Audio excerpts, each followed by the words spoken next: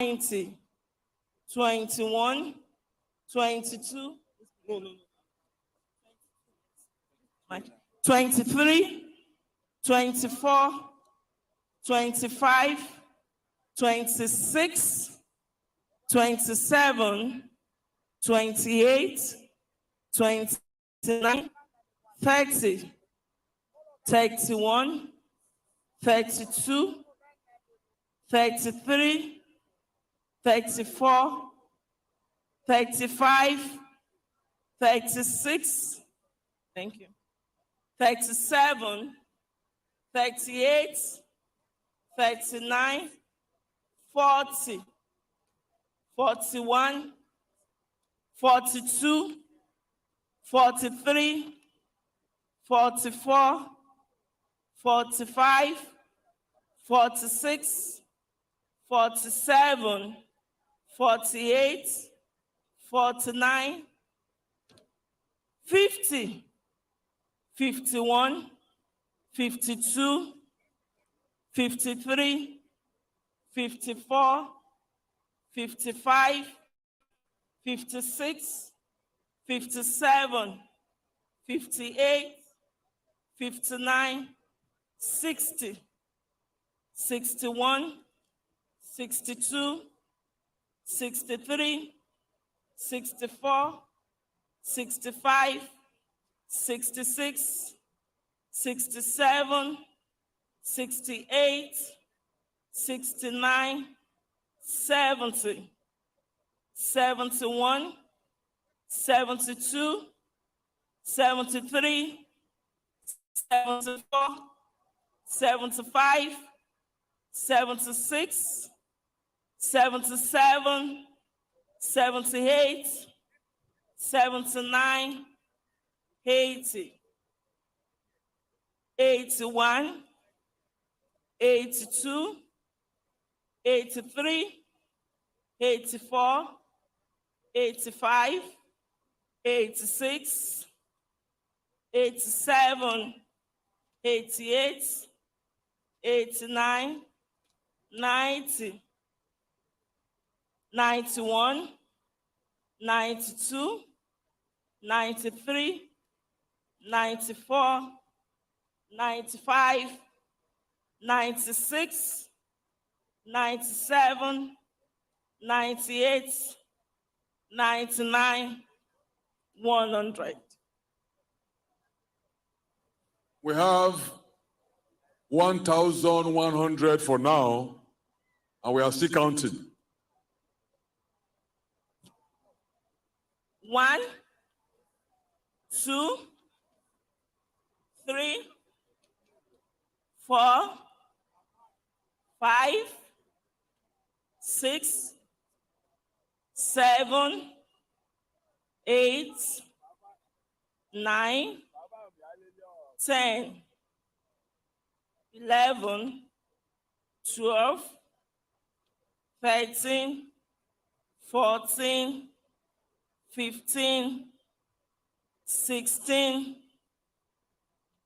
17, 18, 19, 20, 21, 22, 23, 24, 25, 26, 27, 28, 29, 30, 31, 32, 33, 34, 35, 36, 37, 38, 39, 40, 41, 42, 43, 44, 45, 46,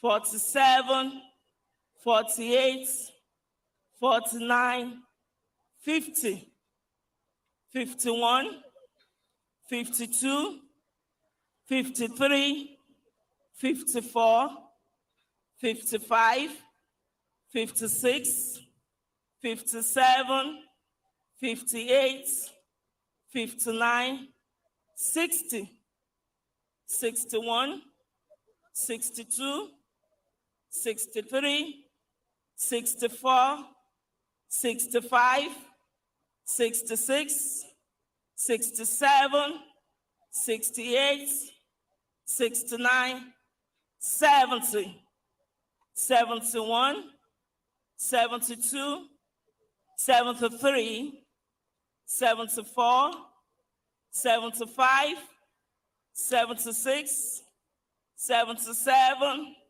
78, 79, 80, 81, 82,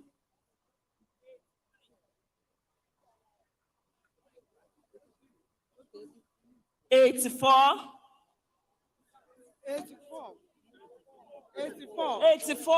85, 86, 87, 88, 89, 90, 91, 92, 93, 94, 95, 96, 97, 98, 99, 100. So far, we have counted 1,200. We want to thank our sisters for a job well done. We don't want to stress their voice, so we would invite our Ajikari to complete the count.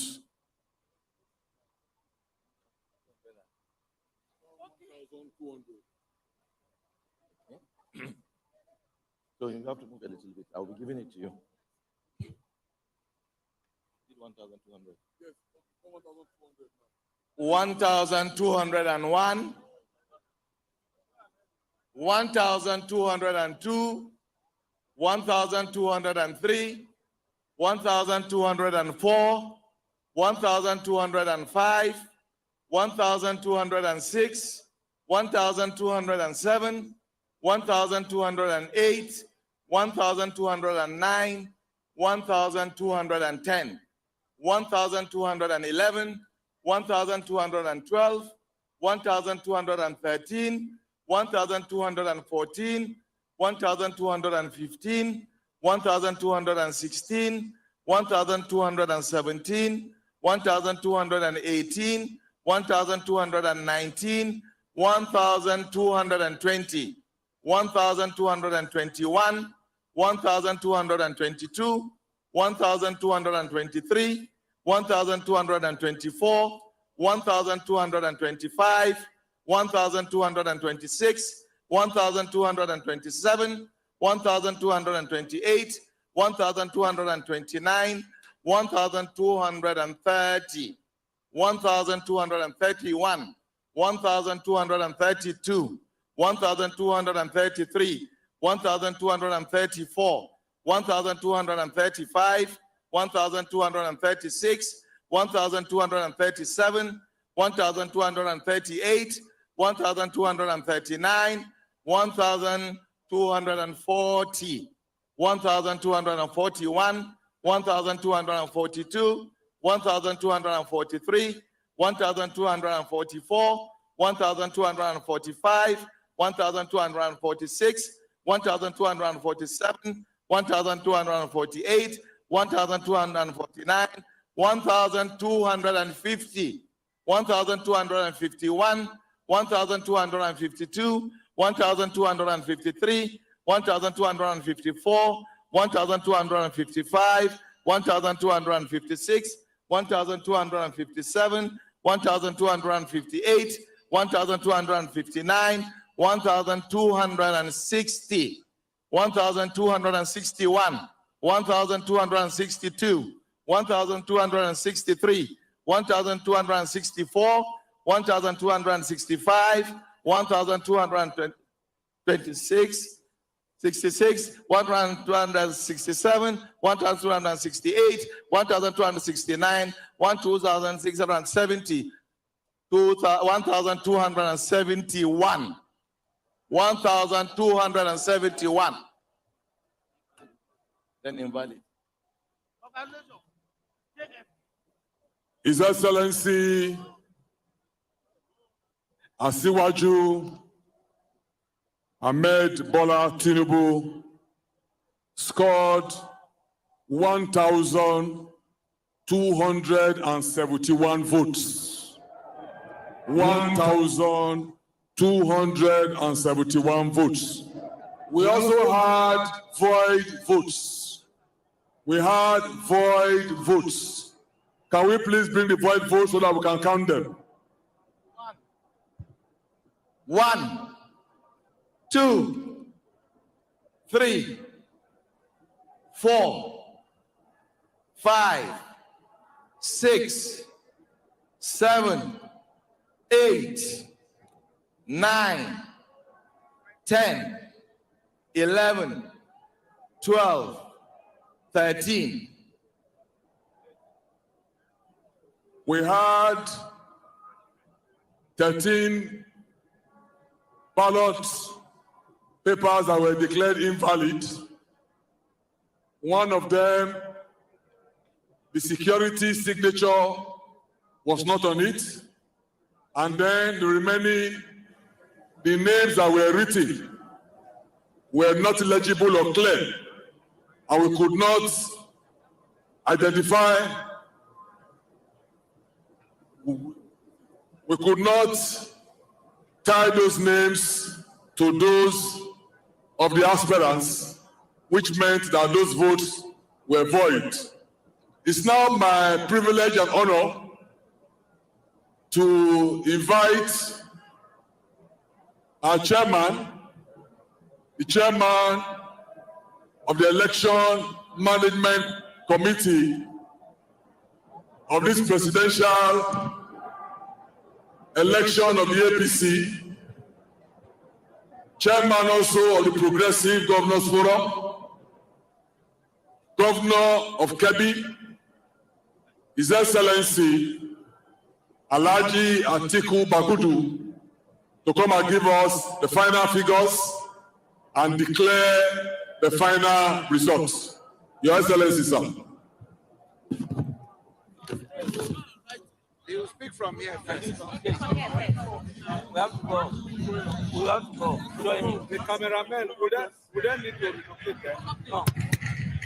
Thank you very much, Your Excellencies, ladies and gentlemen. It's been a long day and a long night, but here we are today. APC setting the standards once more. It's been free, it's been fair, it's been seamless. We really need to appreciate every one of us. So, Your Excellencies, ladies and gentlemen, it's now time for the chairman of the election committee, His Excellency Governor Atiku Bagudu, to now officially tell us the winner of the fairest and fairest presidential convention anywhere in the world. Your Excellency Governor Atiku Bagudu.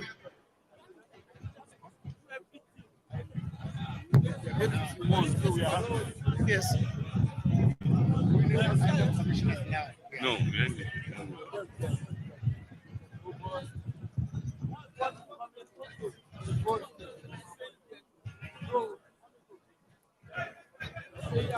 Yeah.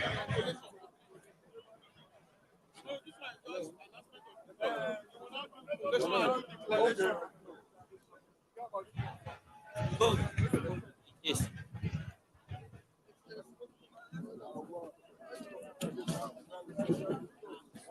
Yes.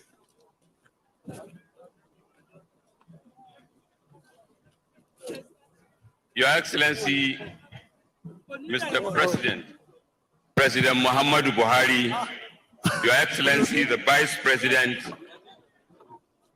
Your Excellency, the Senate President, Right Honorable Speaker, Chairman of our party, the All Progressive Congress, Senator Abdullahi Adamu, and members of the National Working Committee, the Secretary to the Government of the Federation, and Chief of Staff, His Excellency, Their Excellencies, Governors of States, members of the National Assembly, Honorable Ministers, INEC National Commissioners, and Head of Security Agencies that are here, members, Chairman of the Convention Planning June 2022 National Convention Planning Committee, Senator, His Excellency Senator Hope Uzodima, and all members of the subcommittees, aspirants and agents of aspirants, delegates, and all those members of the media and other supporting staff who gathered to make this a success. Good afternoon, everyone. Your Excellency, on behalf of the Election Management Committee that has spent, among other committees, have spent the night here superintending the voting that will usher in our flag bearer for the 2023 presidential election. I want to thank you for the support and thank our party for the confidence they have reposed in us. And after a very transparent voting that was witnessed by the aspirants, representatives, that was supported by security agencies and also members of the security committee chaired by General Dambazau and members of the Benu committee, members of the media committee. Your Excellency, I'm honored to read the results of the 2022 presidential primaries. And there are 14 candidates, having got 9 that voluntarily withdrew. The first person, Honorable Chukwuemeka Nwajuba, scored 1 vote. Secondly, Engineer David N. Umahi, 38 votes. Third, Pastor Bolahan Bakari, 0 votes. Fourth, Asiwaju Bola Ahmed Tinubu, 1,271 votes. Ahmed Rufai Sani, 4 votes.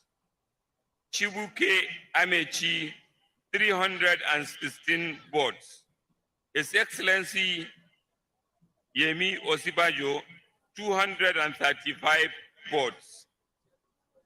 His Excellency Rochas Okorocha, 0 votes. His Excellency Yahya Bello, 47 votes. His Excellency Ten Jack Rich, 0 votes.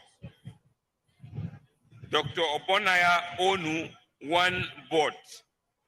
His Excellency Senator Ahmed Lawan, 152 votes. Senator Ben Ayade, 37 votes. Chief Ikiobasi Mokelu, 0 votes. This is to certify that Asiwaju Bola Ahmed Tinubu, having scored the highest number of votes cast, is hereby declared winner. And in line with the provisions of the Constitution of our great party and guidelines for the nomination of candidates, and by the power conferred on me as the returning officer of this special presidential primary convention, I, Senator Abubakar Atiku Bagudu, do hereby declare Asiwaju Bola Ahmed Tinubu as the presidential candidate of our party in the forthcoming 2023 presidential election.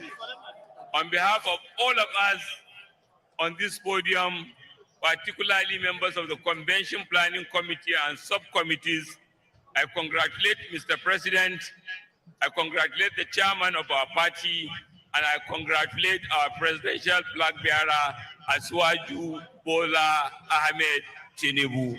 APC. May we welcome the winner, our standard bearer, Asiwaju Bola Ahmed Tinubu. Everybody rise for the champion! Come on!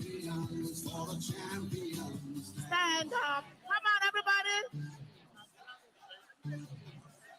We now invite Asiwaju Bola Ahmed Tinubu. A glorious moment for you on this beautiful day. That's how it is, 'cause we have our strengths and weaknesses. Oh, I have vision, can't you see? I'm on the move, make way for me. Stand up for the champions, for the champions. Stand up, stand up, Stand up for the champions. for the champions. Stand up for the champions, for the champions. Stand up, stand up, stand up for the champions, for the champions. Stand up.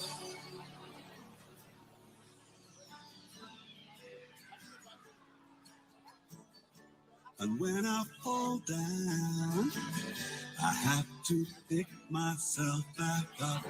And when I fall down, I have to pick myself back up. And when I fall down, I have to pick myself back up. And when I fall down, I have to pick myself up. Tanya Entertainment, baby. What to sing music? What to sing music? I think music is my favorite. YC, OT one street, the bolo one seat. YC, I'm a beast.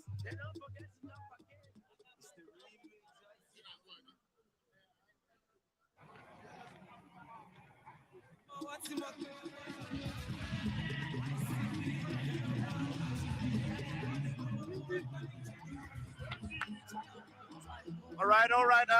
We're live here. The results, finally, we have the result, but I'm going to give it to you in order of how they were called.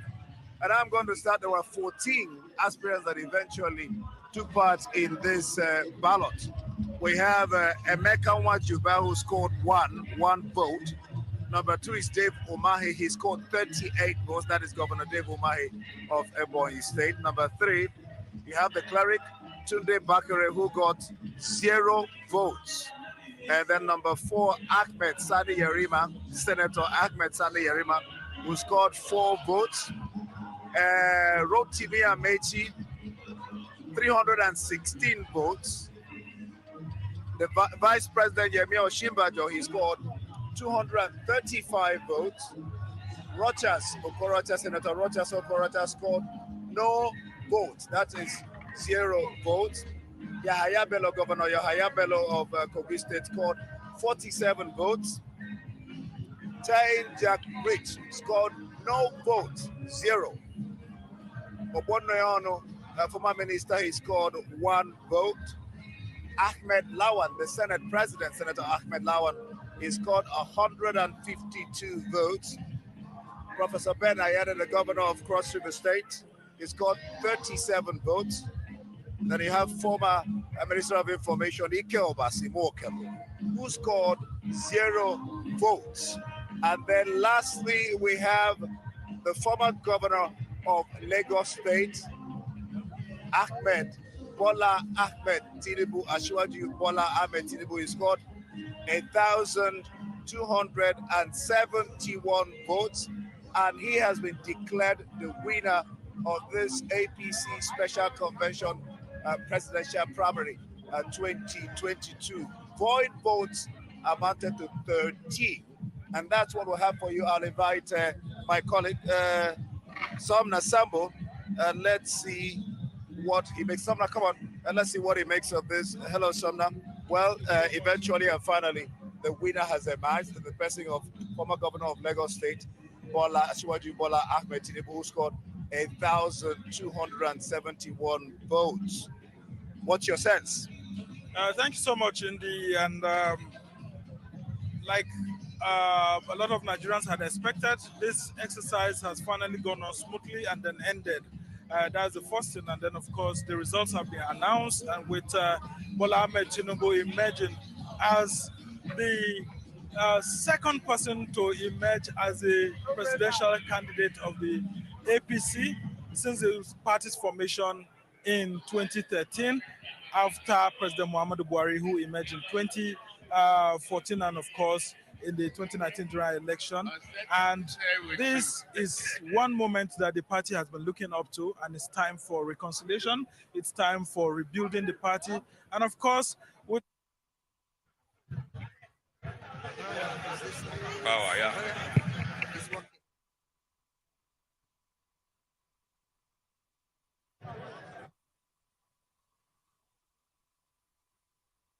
Okay.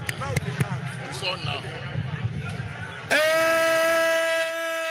APC.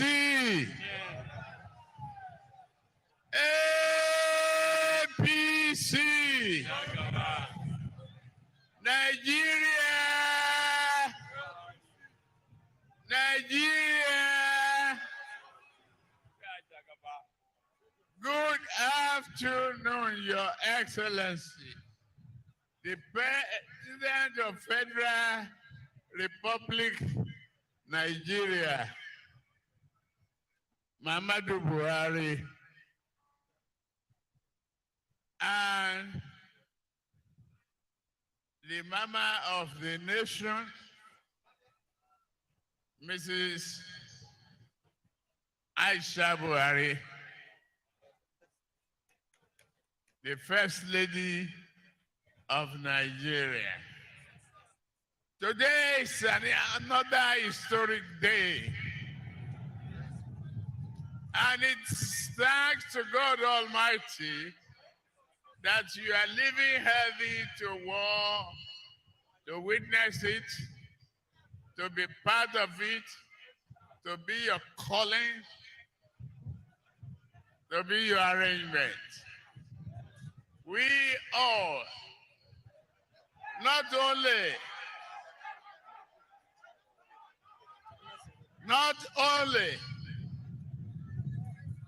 as APC party, it has gone beyond the partition idea now.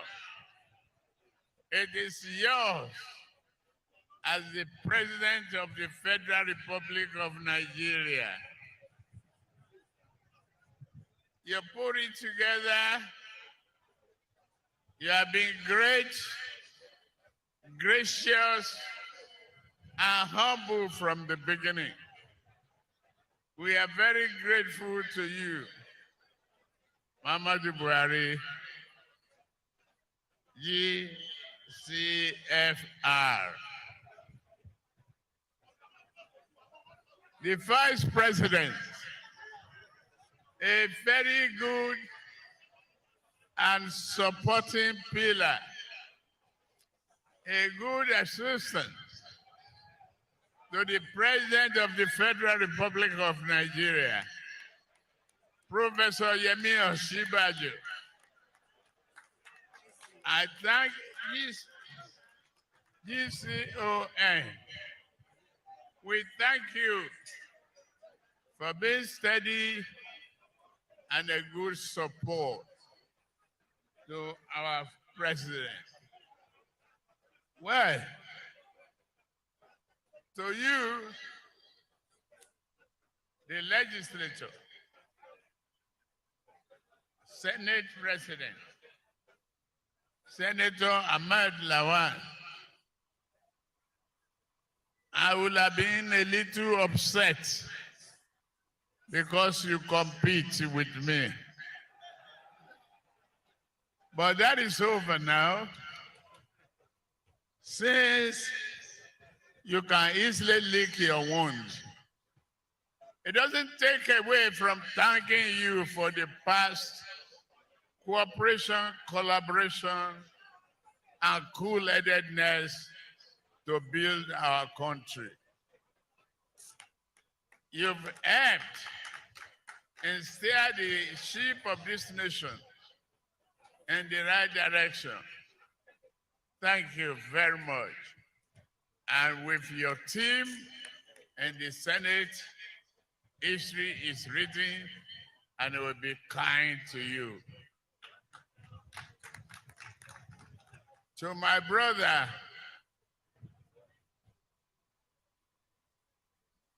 Hakim Gbajabiamila, the sparkling speaker, I credit you. Credit you being an FR ready, not a battery, but a canister charge job, ready to do Nigerians' work and build a nation that you and your grandchildren and rest of us will be able to live in peace and harmony. Thank you very much. The Gbajabiamelas of Lagos has been part of the history of this country, and you will not be forgotten.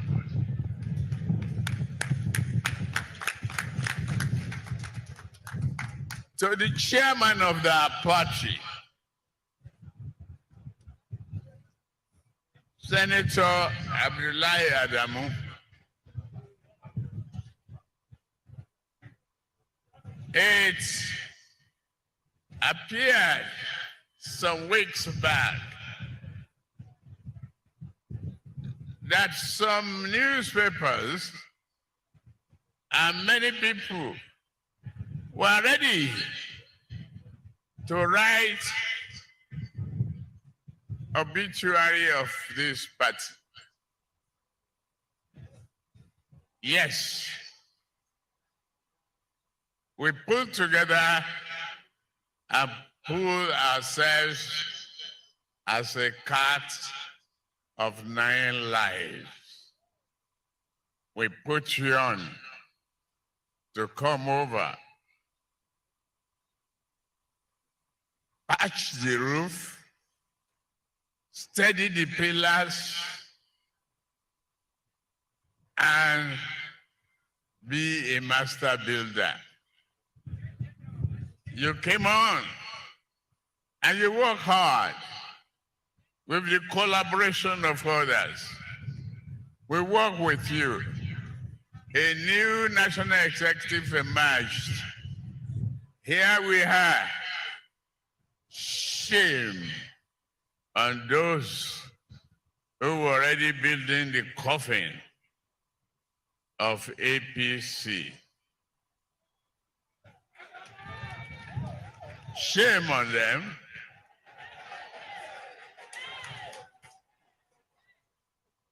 Our party is alive. They won't be able to do the convention. Here we are, the first convention to choose a new executive. We put you there, it was successful. The governors put themselves together as party leaders and many other leaders. We worked hard. We didn't break our back.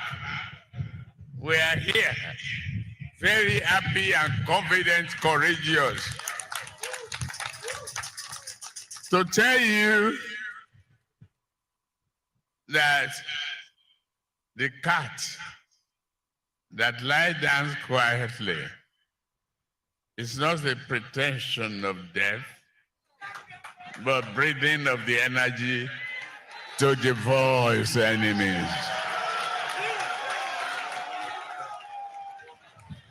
Now we are here. We roar.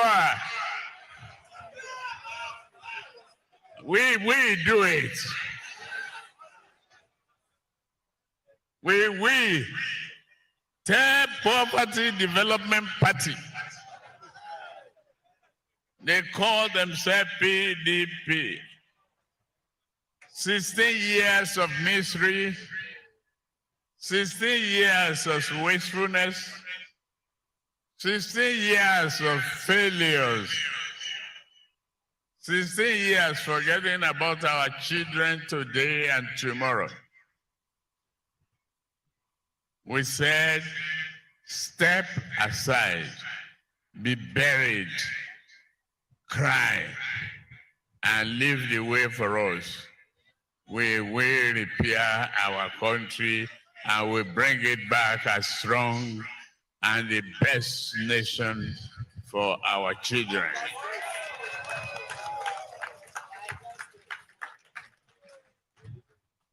We are that people. All the governors, we didn't just coin the name Progressive Governors Forum. We have that appellation. We earn it. It is us. We are progressive. We are a nation builder. We are not destroyers. We are confident, courageous that this nation is back on track. All executive governors here present, it's not my job alone.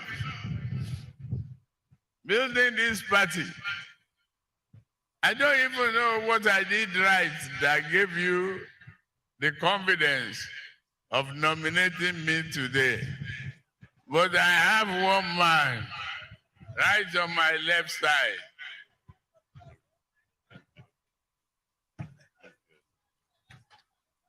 Atiku Bagudu of Kebbi State, a senator experienced in legislation and the administration. And he took over. And ever since, yes, intruders, killers, they have been worrying us. But full circle, we will worry and eliminate them. We are Nigerians. We are sure no animal in the darkness of the night, no intruders, no destroyers can bring Nigeria backwards. Forward, we are moving. I must thank our men and women in uniform, those who make sacrifices of their life, left family behind, and continue to fight for the survival of this country. Be assured, it is the beginning of that time now.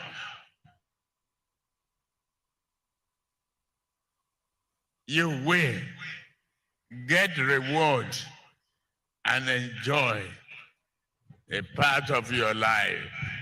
You won't sacrifice for nothing. Today, I have my beautiful wife by my side.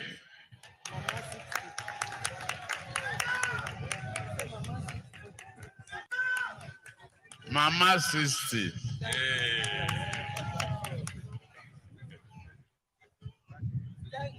I thank her for sleepless nights and the time she had to endure loneliness.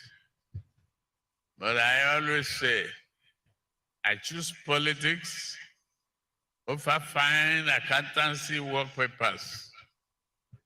And it is only through this channel that can help build a team, unbreakable team, that will make Nigeria great. This is the beginning. First step taken, second step taken, and we are moving on. You are the great people of this country that have built, that must join hands to build and get rid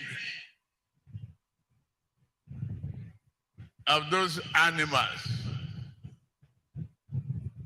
whose head and brain and heart has been possessed by evil.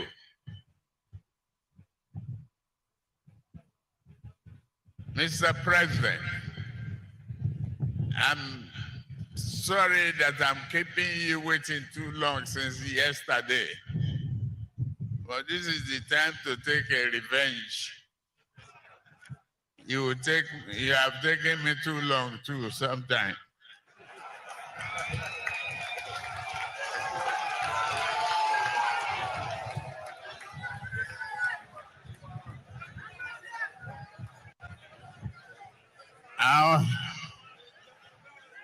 I always sympathize with the mother of the nation. Whatever punishment Mr. President had this afternoon, we ask for it together when we say vote for APC. To you all, take this opportunity to tell Nigerians that we are not the barbaric, blind human beings they think we are. They're setting us against each other. When you were born, you didn't hear from the womb whether you be a male or a female, whether you be a Christian or a Muslim. You were born into your parents and adopted their religion, and you continue. Yes, the faith is in the mind. The Bible taught us to be together, to love your neighbor.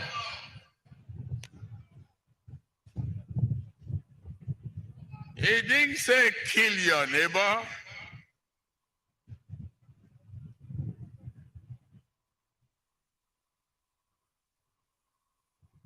Love your neighbor as he died, love yourself.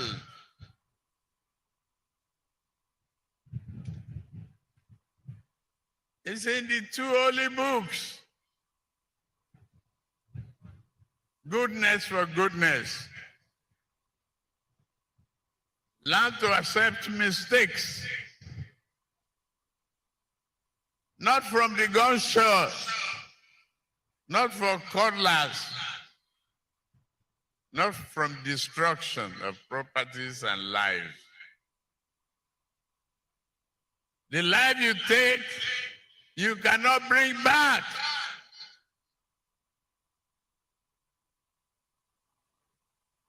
The hate you spew cannot cure your hunger. We just need to love one another, build a new society, learn to teach a new way of life, not digging dead canals. We are all human beings that must live together. No one religion can eliminate the other.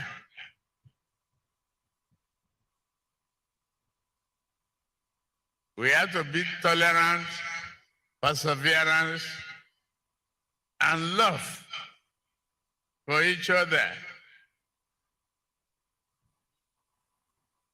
The blood that you cannot replenish, the life you cannot bring back,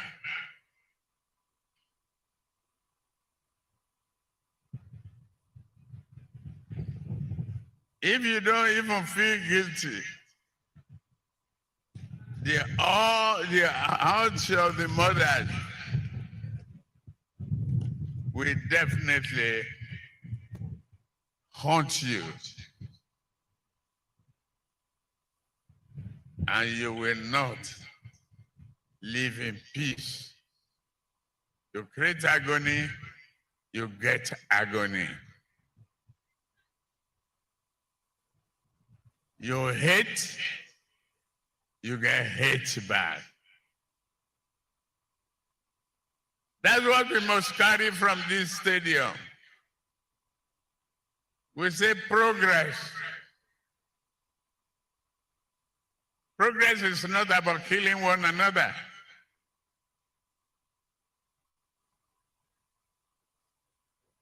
It's not.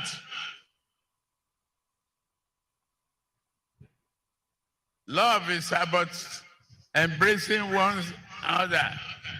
If I disagree with you on one matter today, tomorrow we might agree and build a nation.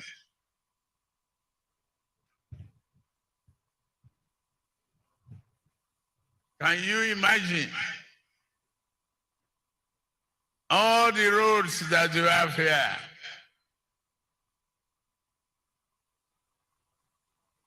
Some of them are running out. Remember, you get out of here now, you see some fine cars, not made in Nigeria. Are you not ashamed? Let us be ashamed of ourselves, our failure. Accept our own failure. We drive the car. We cannot even make the brake pad.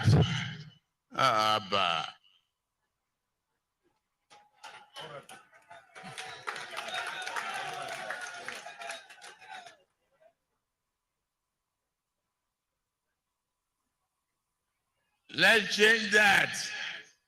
Let's be determined that it is only our hand, our brain, our vision that will build a new nation for us. Before the new nation give the golden egg, you must sweat, and you will sweat.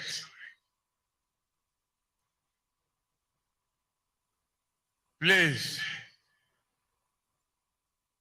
let me shorten the time, and I attempt not to punish the president too long.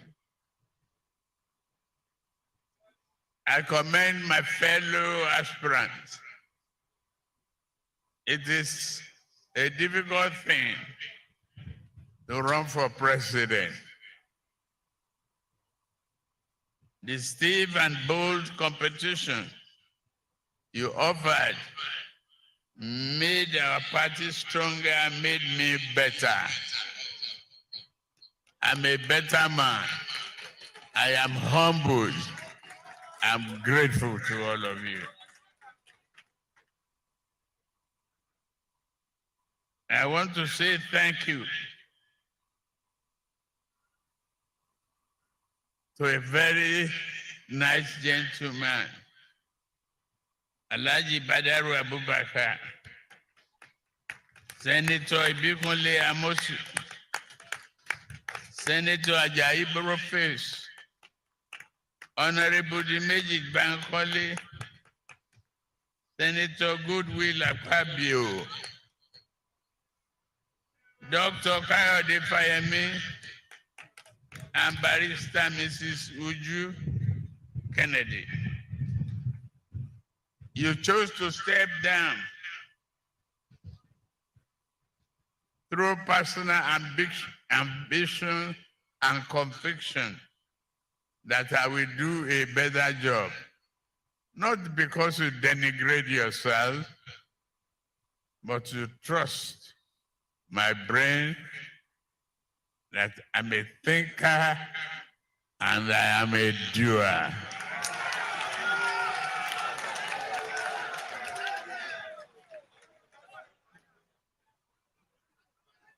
The competition is now over. Those who did not support me, you have nothing to fear.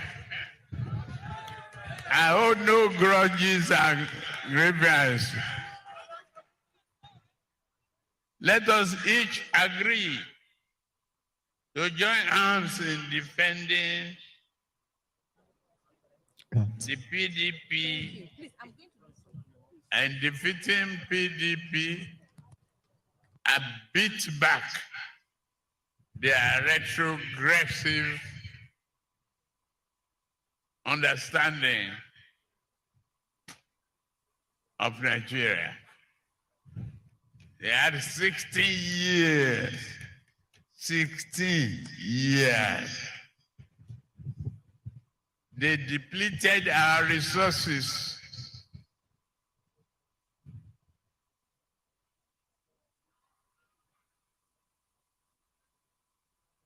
They leave us with the hunger. Let us each agree in defeating PDP during the election, next election, beating our common foe. They are the agents of poverty, terror, violence, and lying.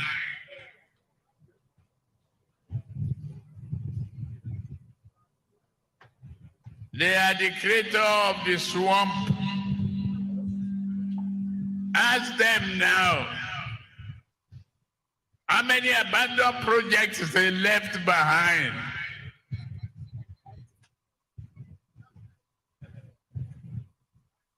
They can't count. They don't even know arithmetic. Not to talk of algebra.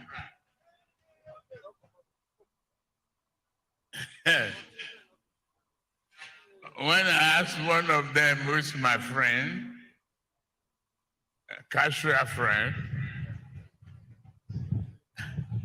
why do you say economy is going down? He said, because containers are not rolling in as before. I say, you are container economy. No, you didn't mess it up. They don't understand that you can create wealth. You can really create wealth. Not because making the container, I tell you, we will dredge Calabar and make it a port that will receive goods and fabrication. We will fabricate engine and brakes and many other parts in our area of expertise, we can do it. We can revive our economy. We can compete well with other nations. We can beat nations like Morocco and others. Yes, we can. And by the grace of God, we will. God bless you. God bless Nigeria.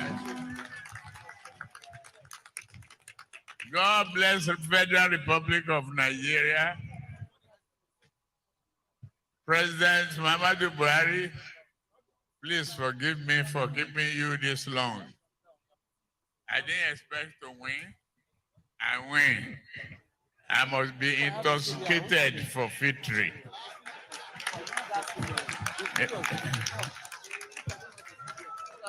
What can I do? Today is the only day I can punish you. Make you sit long. Forgive me, though. No. God bless you. God bless Nigeria. God bless APC. God get rid of all the PDP geckos of Nigeria. They are termites. We will not give them the key to our savings. Enough they've done with our wallet. And that's it. You know, before we finish, they even want to rule this country. Not this country. No. We are no fools anymore. We are too smart. We have young youth that we do things better. Better to many other countries. We can create wealth. We will create wealth. We will turn Nigeria hand. It will be our El Dorado. God bless you. God bless you. All the delegates, you have been here 3 days, 4 days, 5 days.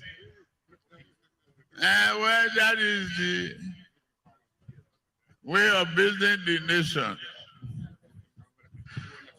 I can't greet you more than I'm greeting you now. All I can offer you prayers as you return to your various destinations. God will guide you, give His protection to you, make you a success, arrive safely. Those who left their children at home, to caretaker and nanny, God will not allow evil to possess them. May God bless you, bless Nigeria, bless APC, and bless our president. Thank you. We've heard from our incoming president here with the incoming first lady. So we're waiting now. We're going to call on the president and those that we are coming the president. So may we ask those on the stage to please leave the stage, except Asiwaju Bola Ahmed Tinubu and his wife, and of course our governor, and the Governor Bagudu, Governor Hope Uzodinma, and Governor Mutawale.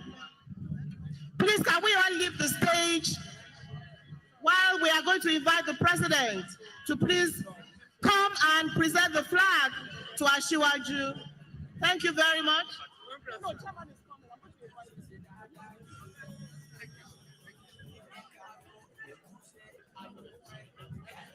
So may we invite the following people to come and join Asiwaju here before we call on Mr. President. The Vice President, Professor Yemi Osinbajo. The Senate President, Senator Ahmed Lawan. Please, can everybody leave the stage except those are announced? Excellency.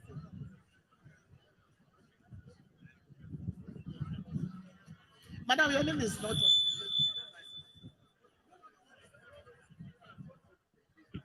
Please, those on the stage only, Ashuraju and his wife, Mrs. Oluremi Tinubu, Governor Mutawali, Governor Bagudu, Governor Hope Uzodima, and our governor are the only ones that have been told to remain on stage, while I call on the others that will accompany the president. There are still people in the stage, please. Can you please leave the stage if you are not supposed to be here, please?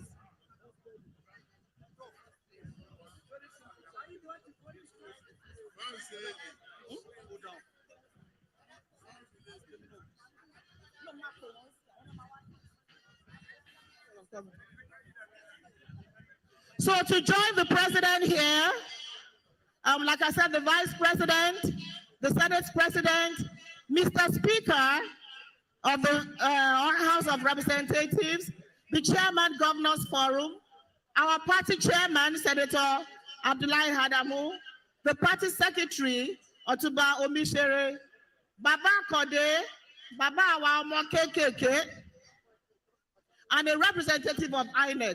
Please join them on stage. Thereafter, after we've settled here, we'll now invite Mr. President and his wife, the First Lady of the Federal Republic of Nigeria, to join them. But let us settle down here first. Two. Check, mic 2. 2, okay, 1, check. And then, okay. And then we have the President and the First Lady. First Lady of the Federal Republic of Nigeria, Aisha Muhammadu Buhari, please join them on stage.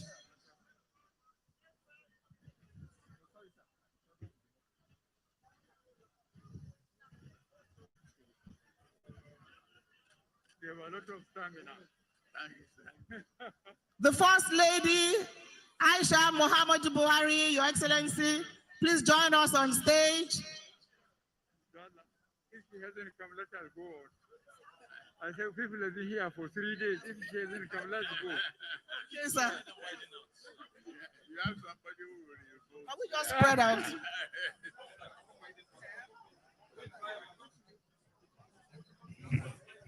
Move.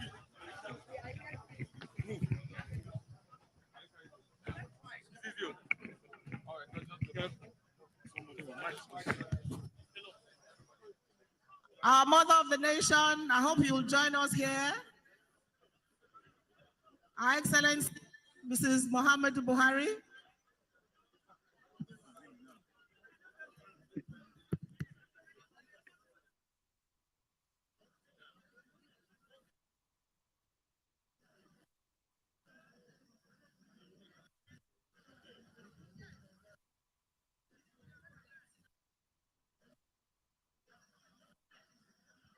May I respectfully invite of our party, who will now conduct the handing over of the flag, who will hand over to the president, who will now hand over our standard flag bearer, Asiwaju Bola Ahmed Tinubu, Your Excellency.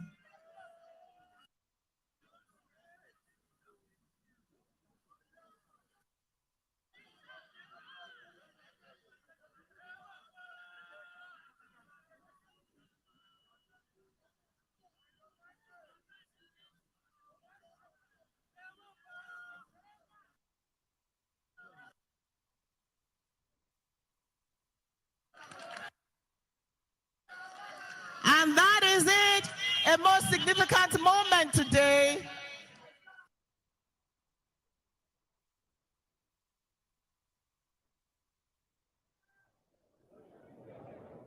First Lady of the Federal Republic of Nigeria.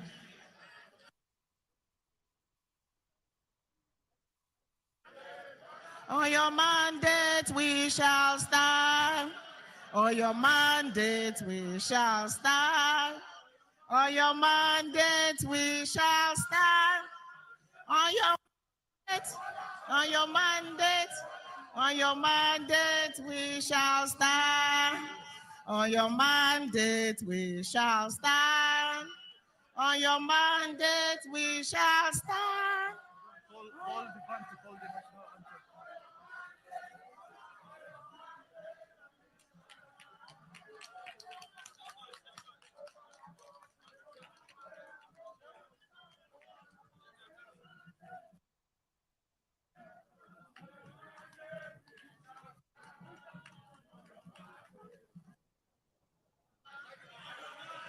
Band.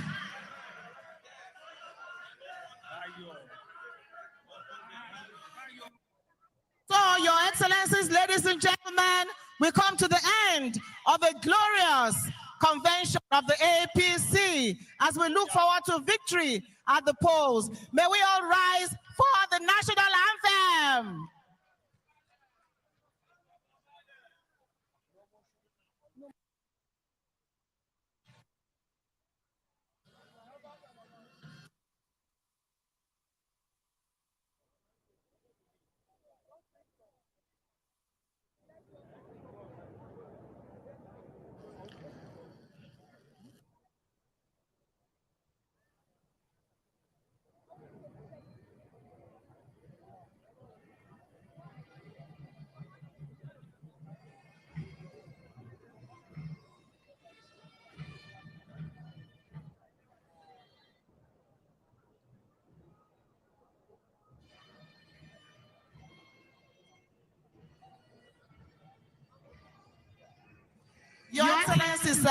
Your Excellency, sir, before we leave, a quick motion of adjournment by Governor Mutawali.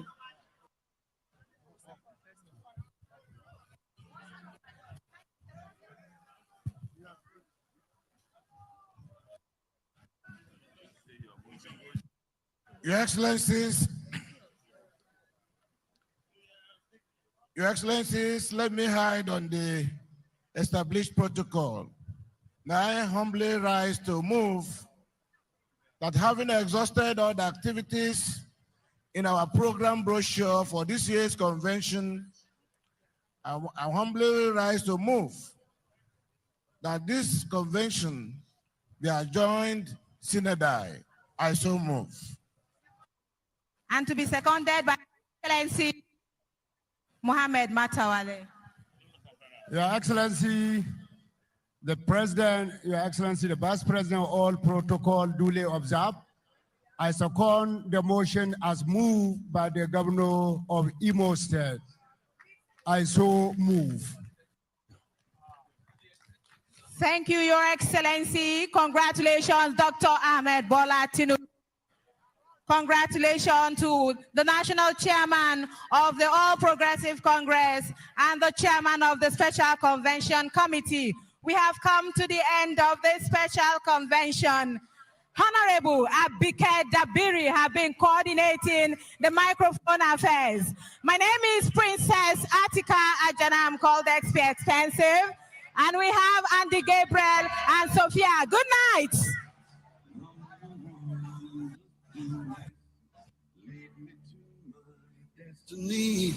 I have waited patiently. I have vision, though I believe.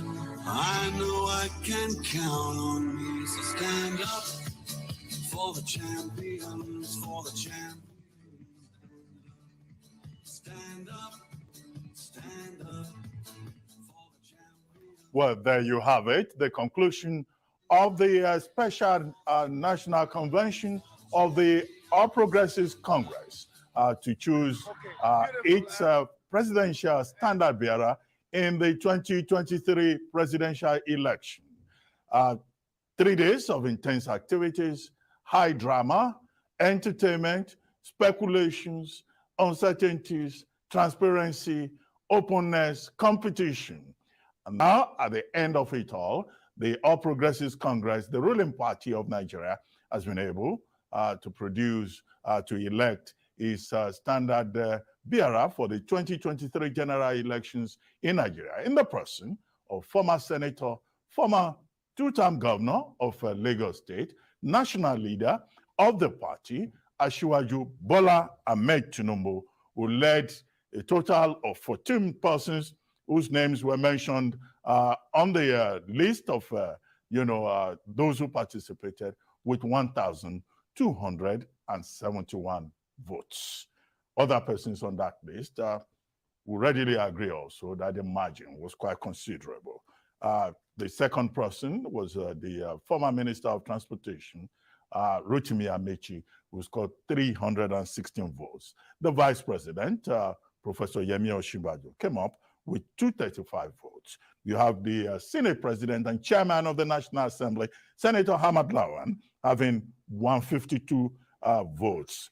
And then, of course, we have it there on the list, on the screen, with Governor Yahaya Bello of Kogi State having a total of 47 votes. And there you have all the other results. David Umahi, 38 votes. Governor Benny Ayade, 37 votes. Former Governor Ahmed Sani Yerima, 4 votes. Emeka Nwajuba, Honorable, 1 vote, although he was not there. He stayed away, but he still got 1 vote. Former Minister Ogbonnaya Ono and former Governor also got 1 vote. And then you have Pastor Tunde Bakare with 0 vote. Honorable Tain Jack Rich, 0 vote. Former Governor of Imo State, Senator Rochas Okorocha, 0 vote. And former Minister Ike Obasi Mokelo, also with 0 votes. And 13 votes in total were voided. 2,322 delegates on the list. At the end of the day, 2,203 voters were accredited. And there on the screen again, you have the top 3. Asiwaju Bola Ahmed Tinubu, former Minister of Transportation, former Governor of Rivers State, Rotimi Amechi, and the Vice President of Nigeria, Professor Yemi Osinbajo, with 235 votes. Well, the general consensus out there is that, well, despite the hitches that was, the hitches experienced between 4 a.m. and 5 a.m. When some other persons who were not part of the delegates or agents showed up at the pavilion, and that was addressed, that this was a very smooth, on the whole, very well organized convention. In the course of the convention, a delegate died. May his soul rest in peace. We commiserate with his family members. And we all listened to Asiwaju Bola Ahmed Tinubu in his acceptance speech, and also the presentation of the flag to him by the chairman of the party and the president of the Federal Republic of Nigeria, President Muhammadu Buhari. Very, historic moment, as Asiwaju Bola Ahmed Tinubu himself acknowledged. Now, it's now for us to do a post-analysis of all that transpired. And we're privileged to have with us in the studio this afternoon 2 very knowledgeable gentlemen who have served, in government also, and who have a very good understanding of politics. Dr. Sam Amadi is here. Dr. Sam Amadi is a Rice News analyst, and there's also Waziri Adio, first-rate journalist and an analyst of the very first rank. Gentlemen, thank you very much for joining me on the show. First, let's start with the numbers. Are you surprised in any way, with the outcome of the entire process, considering the prelude to the convention and all those permutations, all those speculations about a consensus candidate having been chosen and a short list having been prepared? But at the end of the day, the process was left open. Are you surprised, or all of this is just in the nature of how democracy works? Let me start with you, Waziri Adio.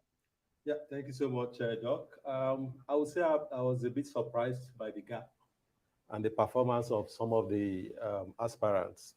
As you said, Asiwaju recorded 1,271 votes.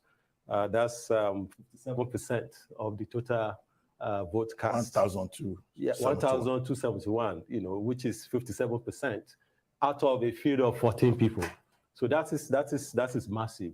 I thought that it would be closer. I thought that some of the other contestants would be able to provide stiffer competition.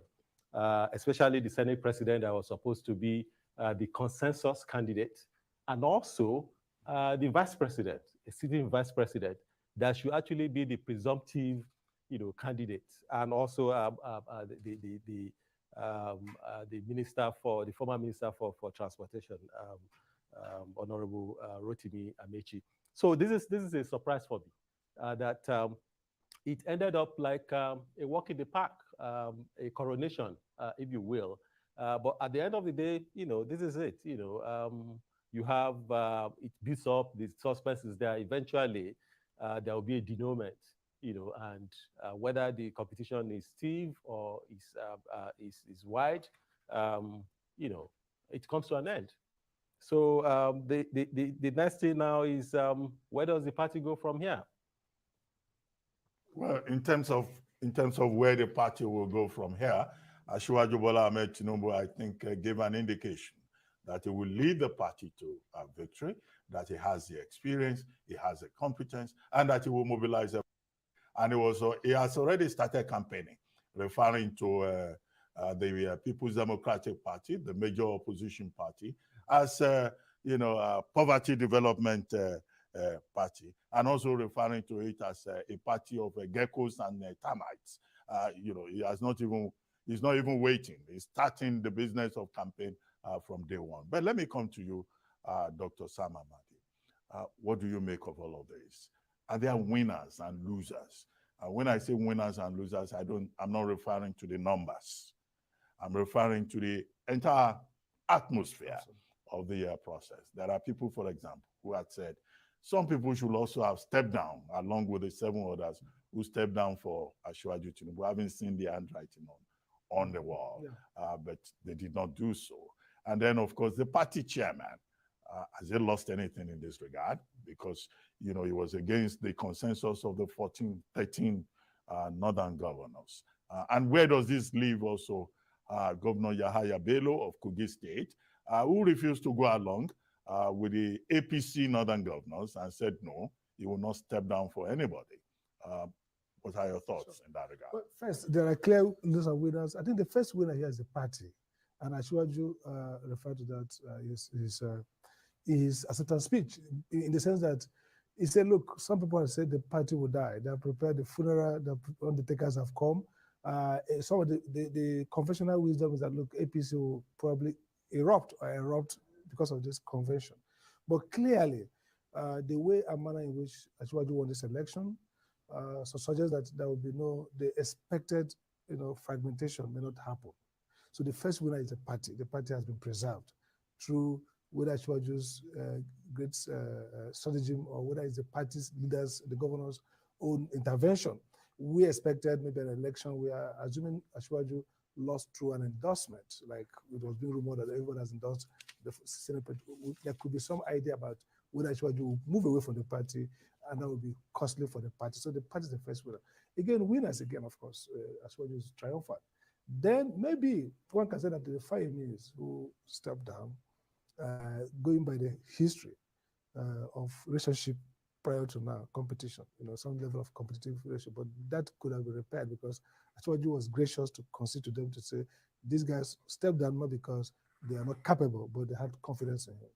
Big losers, if you watch the way the president, Asiwaju spoke about the Senate president, he said, he used to be with us, but even though you're licking the wound of competing against me, I will leave it to that, but I also have to recognize what I've done in the past. So it looks like these are people in his bad book who probably shouldn't have gone against him because of relationship, understanding, but went against him.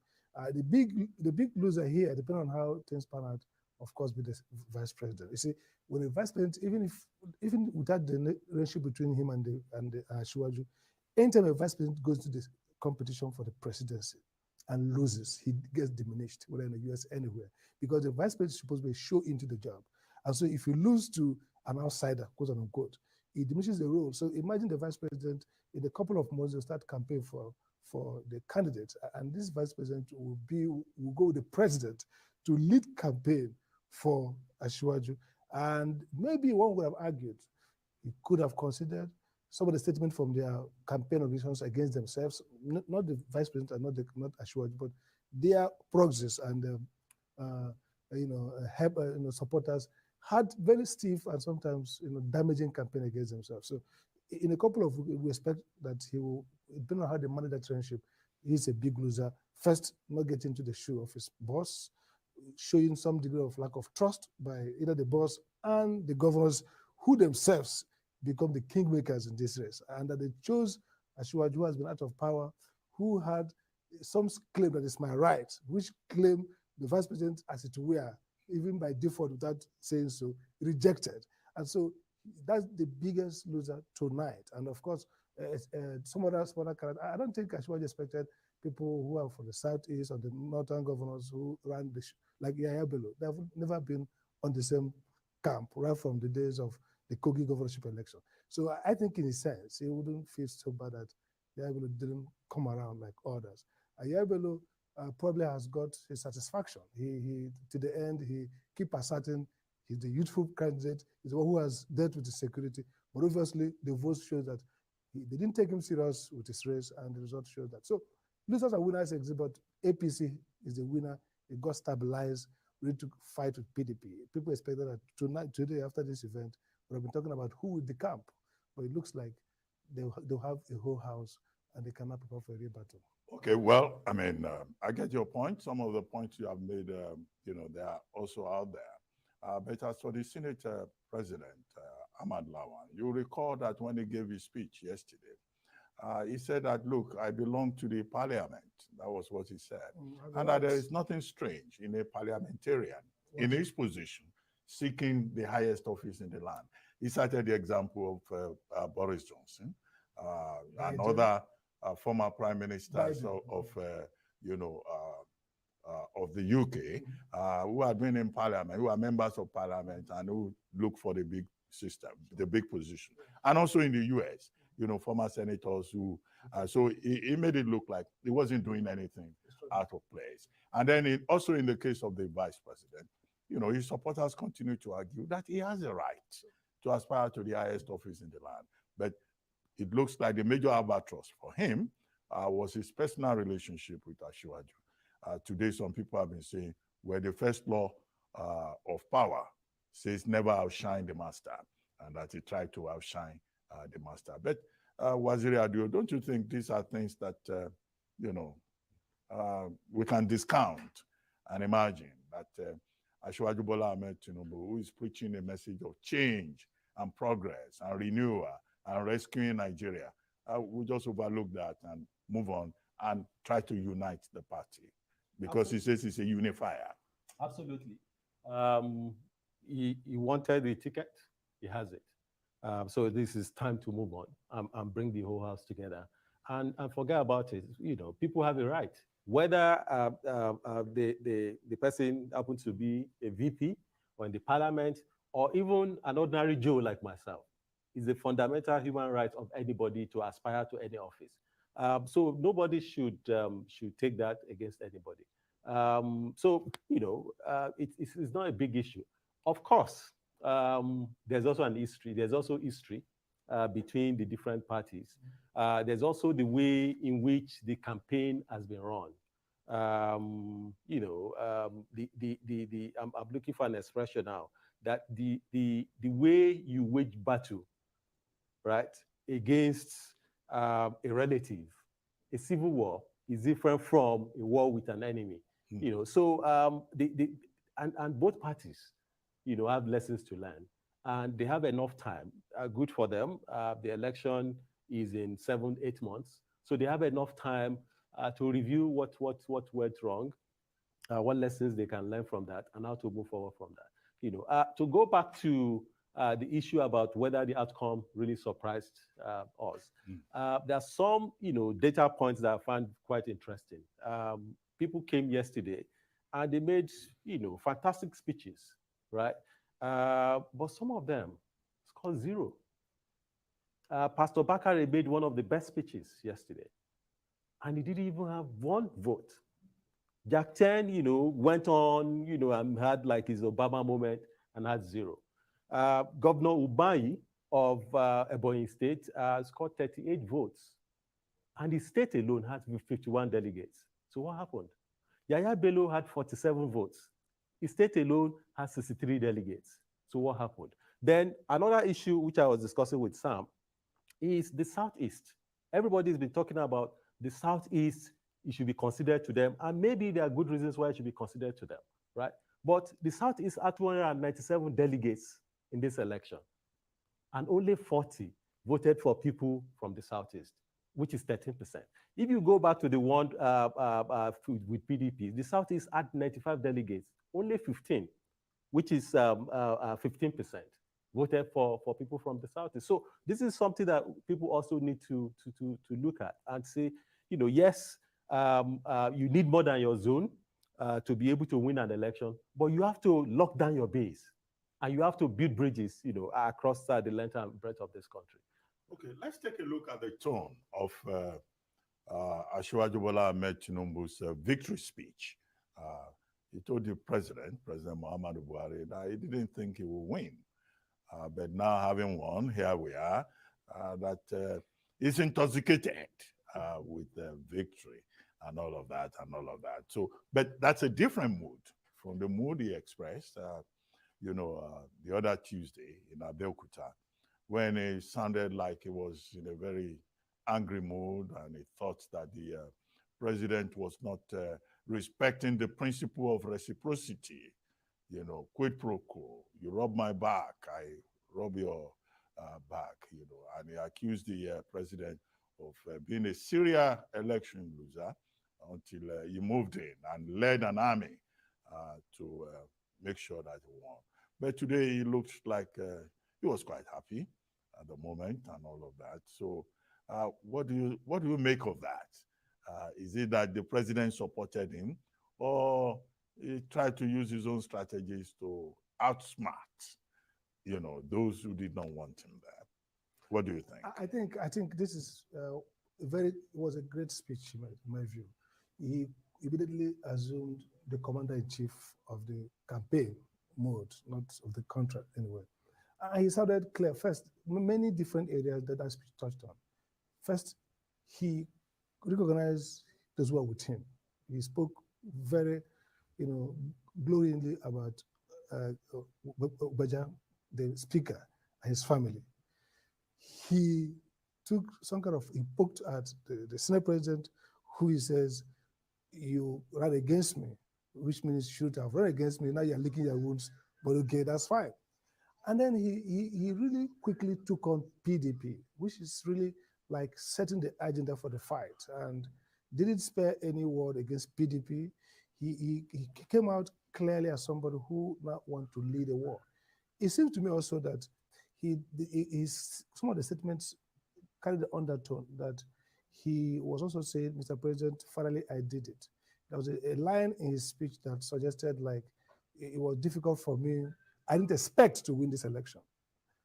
I didn't expect to win, now I win, I'm now intoxicated. So it's a sense, if you're telling the president who had said, please grant me this consensus before the election, and I said, I didn't expect to win the election, and I won.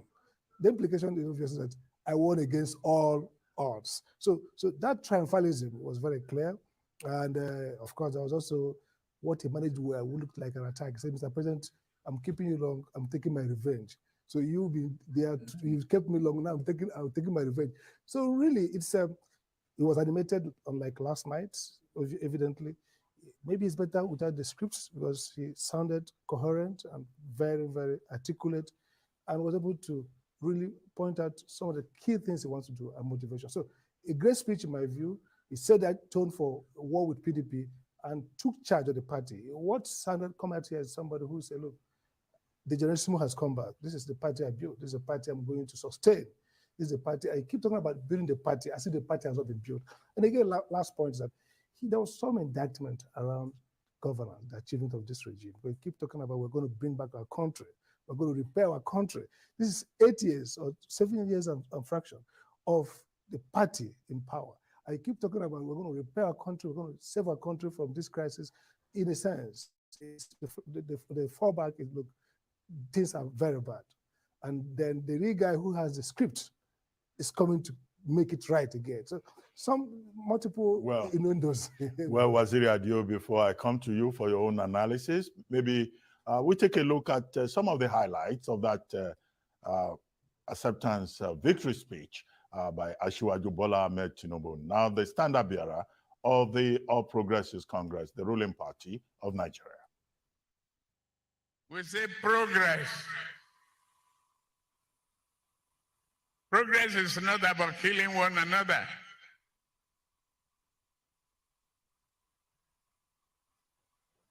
It's not.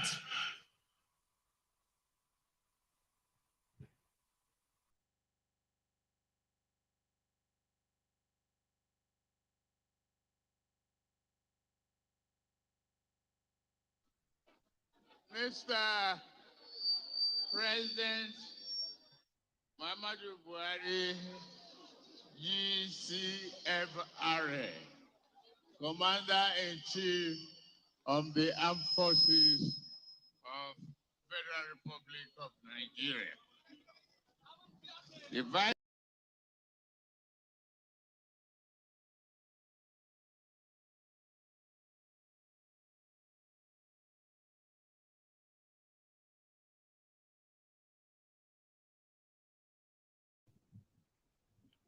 Oh yes, listen, it does, and I'll give you a very quick analogy. An exceptional free kick taker was being interviewed, and he was asked, how does he take his free kick so well that he scores every time in a particular position to score?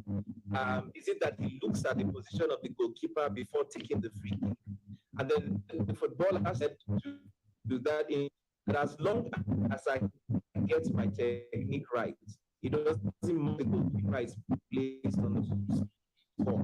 So that's the same thing here for Asiwaju, I would say. Okay.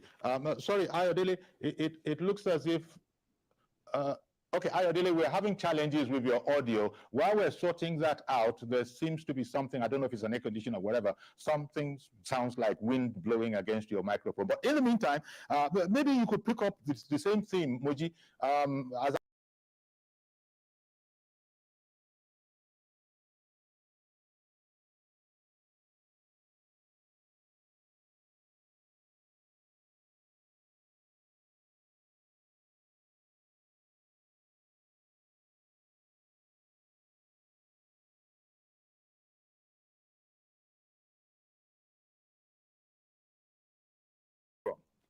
what can you say about that? The assurance of the man in the face of all this opposition and all these booby traps.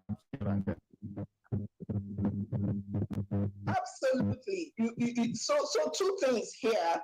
Politics is a game of numbers. And if you have done your planning and permutations well, then you can almost to, the last dot to a T, you can almost, predict what is going to happen. Number two thing that I see with, stance, the confidence, is that people take their cues from leadership. And so it speaks to, it attests to his own personal leadership, that while everybody was, running around, all around him, getting worried, getting jittery, reading the news, putting out the feelers. He was, confident. And I like what he said at the end of his speech, which, I don't want to preempt you, but even though the speech was, at the first instance, but he said something, at the latter end. He said, when he was teasing Mr. President, for keeping him waiting for that long. He said, Moji, I beg your pardon. I beg your pardon, Moji. Moji, I beg your pardon. I've got to cut away for now, but stay with us, please. The Vice President, a very good and supporting pillar, a good assistant to the President of the Federal Republic of Nigeria, Professor Yemi Osinbajo, we thank you for being steady and a good support to our president. The competition is now over. Those who did not support me, you have nothing to fear. I hold no grudges and grievances.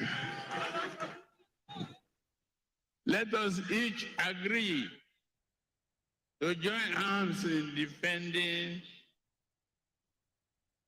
the PDP and defeating PDP and beat back their retrogressive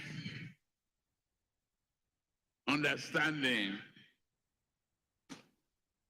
of Nigeria.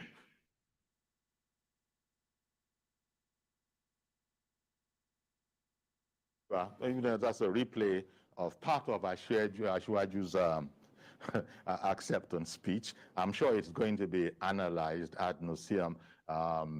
It had everything in it.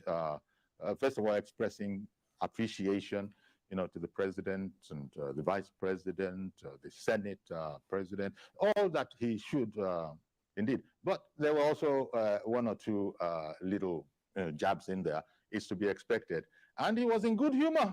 He was in good humor. You remember, he said today was the only day he could deal with His Excellency, the President, in that form of keeping him waiting a bit.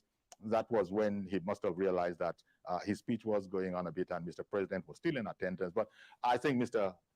President also was in very, very good form and in good cheer. And later on, he came, and as you know, and as you saw, he handed over the flag to him. Just wanted to see if, there you are.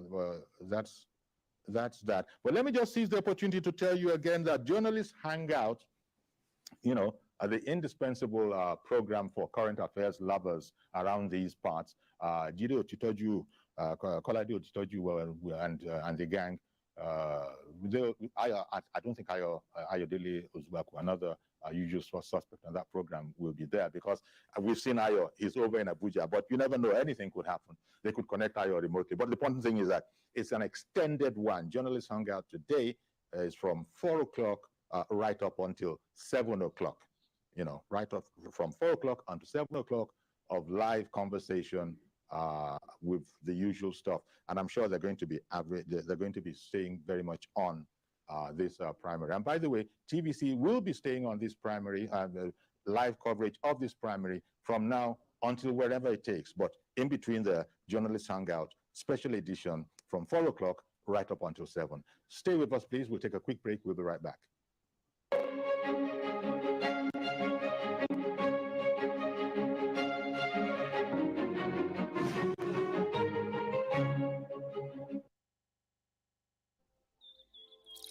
When you think of fruit juice and all the goodness that comes in it, think Chivita, specially made for you. And there is more to choose from. Whatever your preferences are, there is a Chivita for you. Oh, yes. Check out our new Chivita Smart Malt Drink. So, what's your Chivita? In the month of June, on the 3rd of June 2012, a Dana airline plane crashed into a building near the airport, killing 153 persons on board and 6 on the ground. 10 years after, has the pains healed? On the 4th of June, the mother of Kudirat, wife of the recognized winner of the June 12, 1993 presidential election, MKO Abiola, will be remembered. And the 5th will be World Environment Day. On the 7th, food security takes center stage on World Food Day. The 12th is Nigeria's Democracy Day.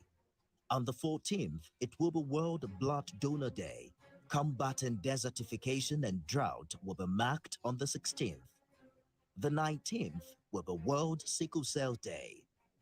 Then the International Day Against Drug Abuse and Illicit Trafficking will be on the 26th. Stay with TVC News.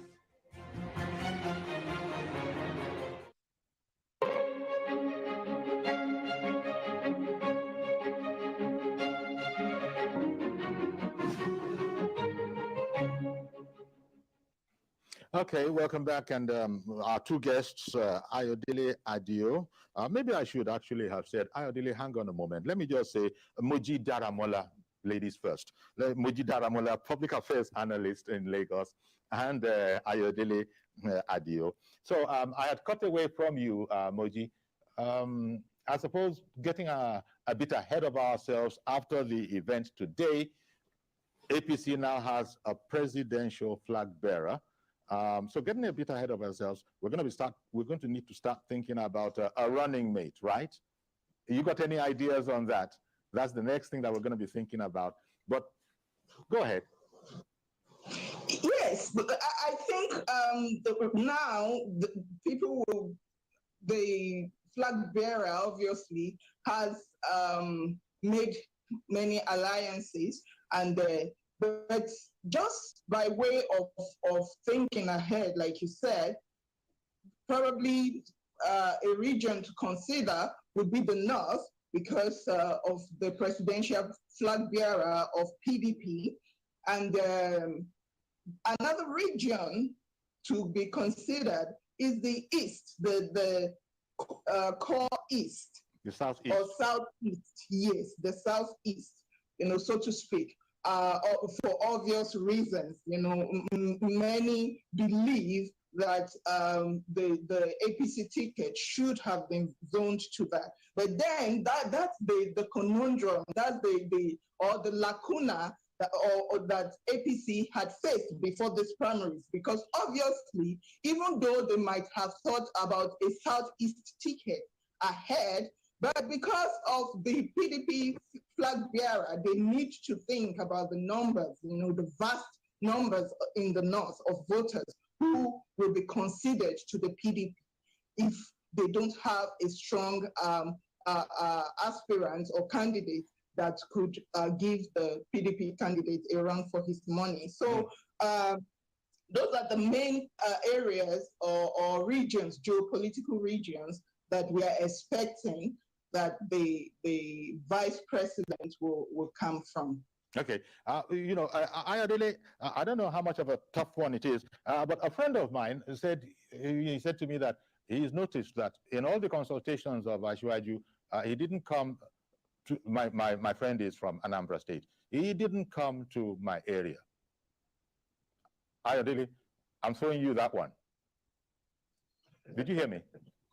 Yeah, I can hear you loud and clear. A friend of mine who's an Anambrian was complaining that Asiwaju didn't come to our zone. He didn't come to our area at all. What do you think? I mean, I can't speak for his campaign, but I would figure that, they couldn't cover, as all of the grounds in such a short period of time. But the truth is, his vice presidential slot will prove a huge conundrum. And I say that because Asiwaju Bola Ahmed is a Muslim from Lagos State.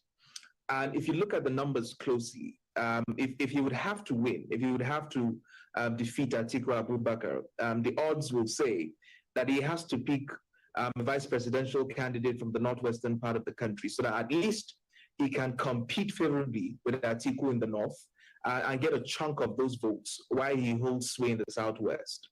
Now, the question he would ask, of course, is, are you going to find a northern Christian, for instance, who is able to hold the cards or hold the region down, as well as the northern Muslims, who some are governors at the moment, and I'm talking El Rufai, Ganduje, Zulum, many of the governors who have supported him.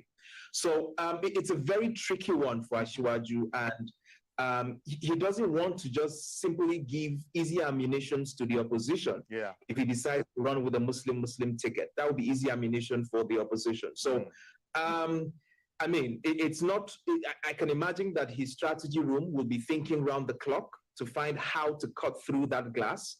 But it's a very, very tricky one for him, because the path to victory is for him to hold down the Southwest, to pick up a few numbers in the middle belt, and of course to have a good amount of votes in the north, and I'm talking about 35% votes across the north, for him to pull up an offset and to defeat Atiku Abubakar. And to get 35% of northern votes, you just have no way around it except having a northern VP on that ticket. And that's where the tricky part comes. Okay. Moji, as we're fast running out of time now, but I'll still be able to ask both of you this question. That of healing within the party. I imagine that, well, right now we can be backslapping and all of that now that it's all over and it has ended. Transparent, something of an exemplar, the kind of exercise that was conducted. But they're going to have to go to healing right now, right? So many things were done, so many things might have been said, or so many things were not done, and so many things were not said, and there's going to have to be healing. So, but then somebody, I think I heard Tunji Bello, a commissioner in Lagos, a former, secretary to the government in Lagos and a commissioner. He was saying that, well, Ashwaju is very much, he's so accommodating. Whatever the disagreement or misunderstanding is today is not the same tomorrow. Are you optimistic that Ashwaju can bring it all back together again into one happy family in spite of what happened? Well, I hope so, for his sake and for the party's sake, because he's got, he's got his task cut for him ahead, with what Ayodele has analyzed, with regards to his VP. And so within the party, healing has to take place. Reconciliation has to take place. People need to forget about their differences if they want to actually come 2023 win the presidential ticket. Having said that, I would hope that Asiwaju would take a cue from even the party, all that transpired this past 2 days or the past 24 hours, so to speak. For me, I see some form of leadership, from the president, in that he didn't force his own preferred candidate on the party, and just for the party to survive. And I think that anybody who is flag bearing now, as Siwaju is, should be looking at that, the larger picture in terms of the party, the well-being of the party and what is good for the party. As a matter of fact, even Vice President Yemi Oshibanjo, Senate President, and all the other, so to speak, defeated candidates should be brought on the table as a party and then re-strategize and find a way to move forward. So I think that's the way to go for APC come 2023 if they want to win. Well, okay, I'm sure, just to touch base with Ayodele, I imagine you're on board with Moji's idea. Reconciliation is indispensable. If there's going to be success, you must have a harmonious party and vehicle with which to, prosecute your objective, right? Absolutely, I completely agree with her. But I really don't think that there's so much work for Ashua to be done, really, because there's not so much of a fracture in the party. You don't win with that kind of margin in the party. I think that he enjoys the mandate of a lot of people within the party. But that being said, of course, the vice president will need to be brought back into the umbrella, same as Ahmed Lawal. But it's about interest now going forward. And it's the collective interest now. The party wants to win an election. Okay. Ashiwaju also wants to win an election. Well, I'm sorry, the audio started playing up again, but nevertheless, we did hear you. I'm so sorry about that. The audio began to play up slightly again, but we did hear you. And I want to use this opportunity to say thank you very much to you, Ayodele Adio, Executive Editor, Avalon Daily, and to you, Moji Daramola, Public Affairs Analyst, who was in Lagos with us. I'll say one more time, journalists hang out has an extended special version today from 4 o'clock. In fact, I'll be handing over to Babajide Kolade Otitoju right now, and it will be running from now until 7. That's our program. As I say in the morning, join us tomorrow for a fresh edition. I'm Yori Fulani. Excuse me for now.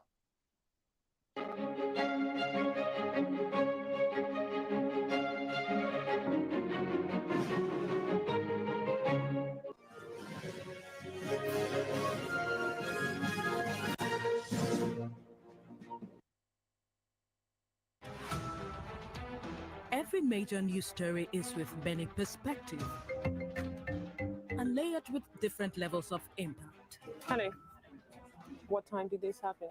We will be right there.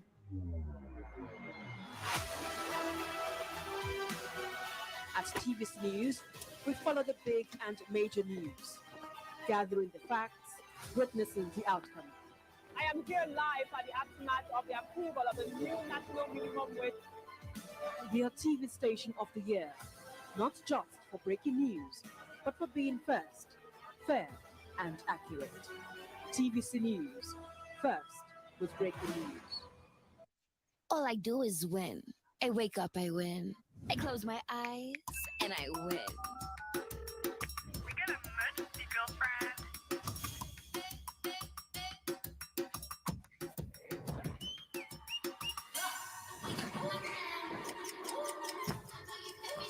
Keep up on me, come on, let's go. I love my curves and the skin I'm in. Switch it up, turn it around, take it up again. Come on, let's go. Keep winning till the world stops spinning. Independent women, come on, now let's get in. I'ma keep winning till the world stops. Wow, you look great. Did you just come from the salon? Darling Superstar, braids that stay salon fresh no matter what. The following is a paid presentation by ShopX TV. Imagine replacing your entire cookware set with a collection of the finest pans designed and made of the highest quality craftsmanship. And imagine your entire cookware set built using Ceramtech, a new generation of healthy ceramic non-stick technology, meaning nothing will stick to your pan. ShopX TV is proud to introduce the Copper Chef XL collection. Each pan in the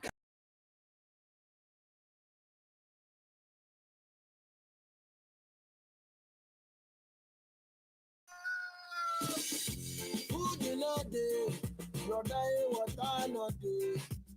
And our country no good though. Every day for tip on day for all night. One man wait it, my drummer, them go show him face for crime fighter. Rich man wait it money, we now they see their face for crime fighter. Tell me something I don't know why. Rich man go they yalla queer. One man go they sound.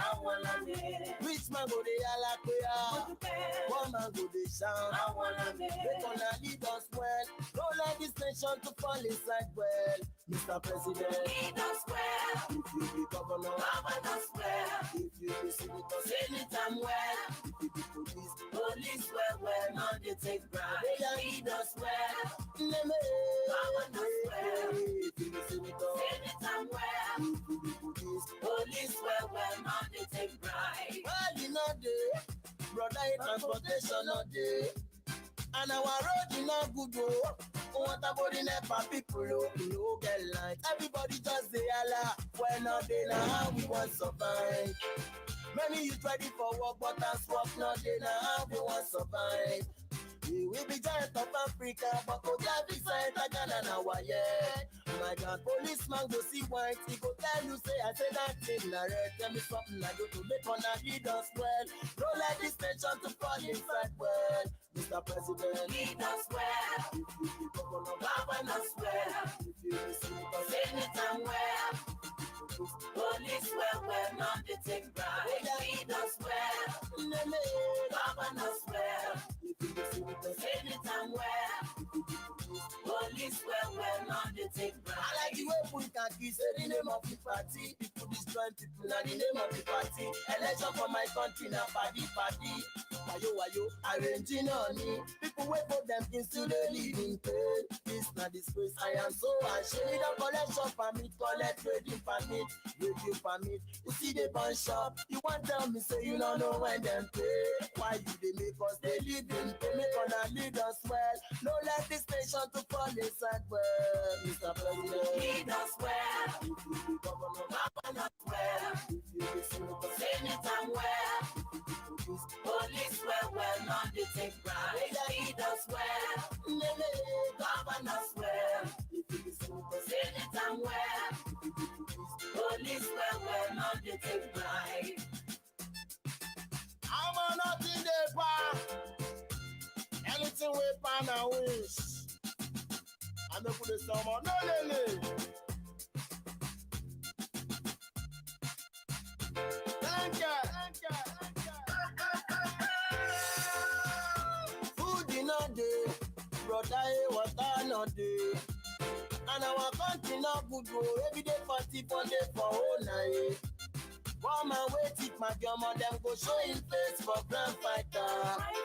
Rich man wait it money, we know they see their face for grand fighter. Tell me something I don't know why. Rich man go they ala one man go they shine. Rich man go they ala one man go they shine. They gonna lead us well. Don't let this nation to fall inside world. Mr. President, lead us well. If you be governor, govern us well. If you be senator, senator well. If you be police well, not they take bribe. Lead us well. Govern us well. Senator well. Lead us well. Police well, not they take bribe. Well, you know they, brother, transportation not there. And our road is not good, bro. What about the NEPA people, oh, get light. Everybody just say, Allah, well, not they now, we want survive. My God, many is ready for work, but that's work, not they now, they want survive. We be giant of Africa, but to get this side, I Ghana now, yeah. My God, policeman go see white. He go tell you, say, I say that in the red. Tell me something I don't know. They gonna lead us well. Don't let this nation to fall inside well. Mr. President, lead us well. If you be governor, govern us well. If you be senator, senator well. If you be police well, not they take bribe. They lead us well. Govern us well.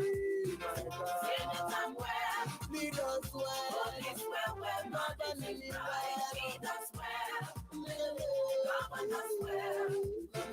Senator well. Lead us well. Police well, not they take bribe. Lead us well. Lead us well. Govern us well. Not they take bribe. Senator well. Lead them well. Police well, not they take bribe. Lead us well. Govern us well. Senator well. Police well, not they take bribe. Lead us well. Govern us well. Senator well. Police well, not they take bribe. Lead us well. Govern us well.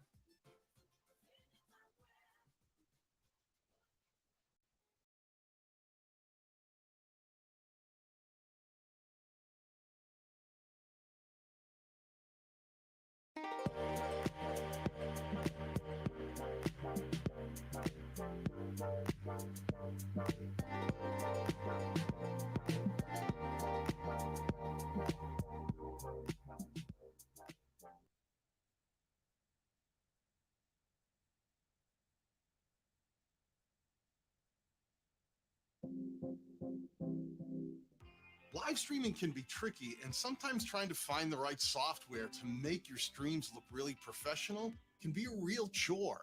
The thing I like about StreamYard is that the user interface is really simple to understand and can give you a professional look without a whole lot of trying to figure out what you're supposed to be doing next.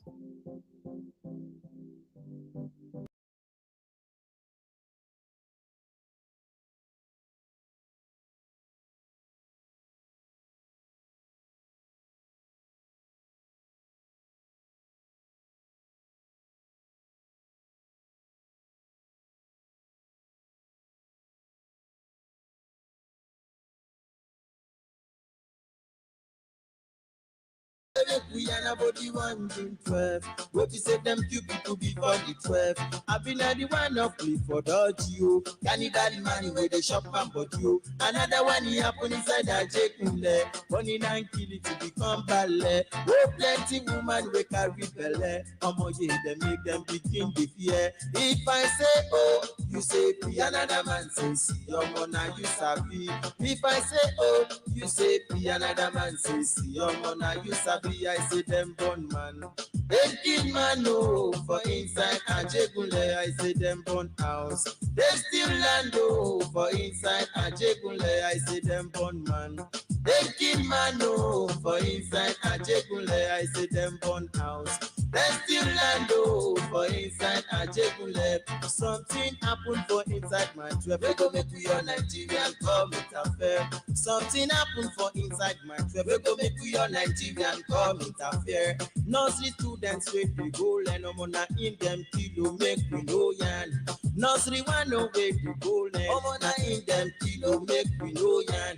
Yeah, we they happy for democracy. Why some useless ones them with them on the grace. Yeah, we they happy for democracy. Why some idiots ones them with them on the grace. My brother, oh, now useless food. Where man go live and man go die go. Where now useless food. Where man go live and man go die go. I say them born man. Them kill man no for inside Ajegunle. I say them born out.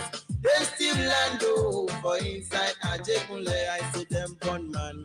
Them kill man no for inside Ajegunle. I say them born house.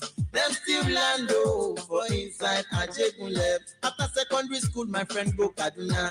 He go Kaduna, he go serve Oga. After 20 years, he done the serve Oga. Take it travel. You go see him, Papa. Tell Papa say he don't become Oga. Tell Mama say I don't become Oga. See Papa finish enter Kaduna. See Mama finish he go Zamfara. As my friend reach you, Ife man. My brother go Ebelebe go. My friend reach you, Ife man. My brother go Ebelebe go. Them carry trailer, them land for our land. Waiting we see human dead body. Waiting China see human dead body. Waiting my brother them see human dead body. When Papa reach you see him picking you. Iyala say Ife man. Iyala say Belebe go. One them go. Ife man I say them born man. Kill man no for inside Ajegunle. I say them born house. Them still land oh for inside Ajegunle. I say them born man. Them kill man no for inside Ajegunle. I say them born house. Them still land oh for inside Ajegunle. As it is a useless food.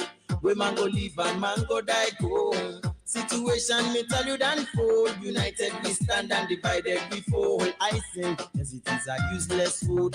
Where man go live and man go die go. Situation me tell you than fold. United we stand and divided we fall. I say oh yeah Shadia no na brand new one. Shadia no me gonna hear this one. Shadia no my God. Oh them say woman man go sleep for one bed. Them say woman man go eat for one plate. Them say the man we not go see woman face. Just say what I go on. Jaja no say we not do them wrong.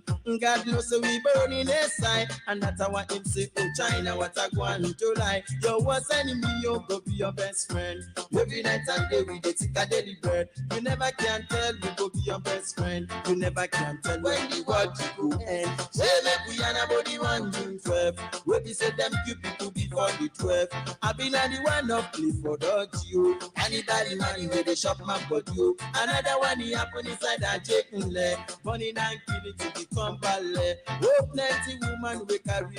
They make them begin to fear. If I say oh, you say P, another man say see your mona you sabi. If I say oh, you say P, another man say see your mona you sabi. I say them born man.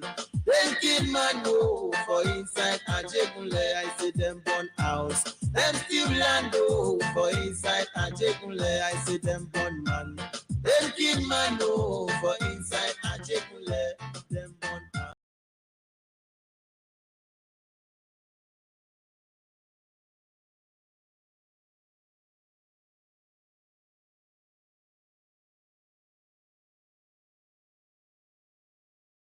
house. I am confident, competent, courageous, and ready to start from day one. God bless you. God bless you. God bless APC. God bless Nigeria.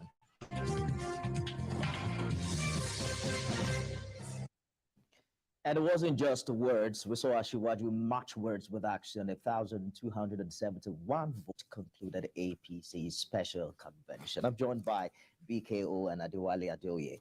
Gentlemen, thank you for finding time to come on the program. Thank you. I'd like us to begin with Asiwaju's speech. It was all about his ability to lead based on his track record and the things that he's done before. Some would call it a little bit of ego, but it wasn't just words.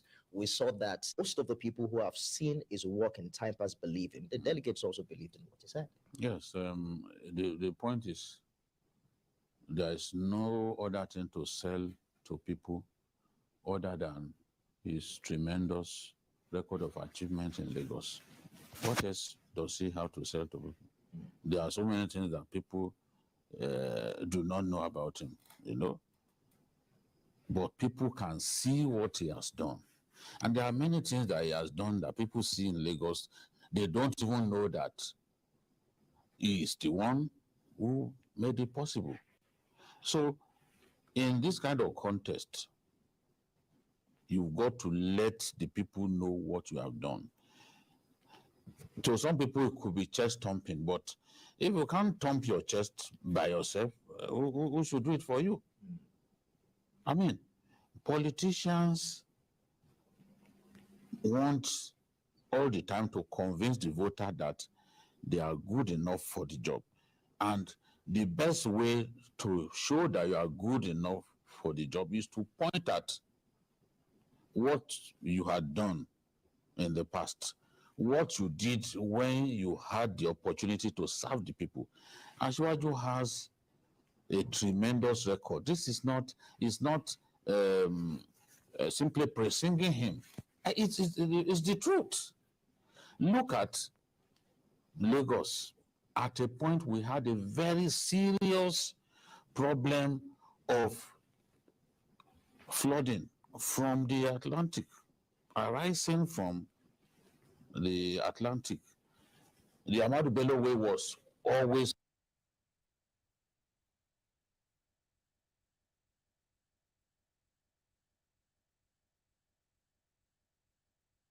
Ever forgotten to charge your phone at night?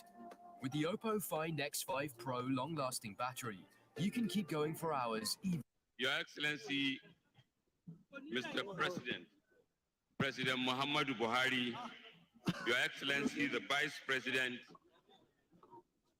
Your Excellency, the Senate President, Right Honorable Speaker, Chairman of our party, the All Progressive Congress, Senator Abdullahi Adamu, and members of the National Working Committee, the Secretary to the Government of the Federation, and Chief of Staff, His Excellency, the Excellencies, Governors of States, members of the National Assembly, Honorable Ministers, INEC National Commissioners, and Head of Security Agencies that are here, members, Chairman of the Convention Planning June 2022 National Convention Planning Committee, Senator, His Excellency Senator Hope Uzodima, and all members of the subcommittees, aspirants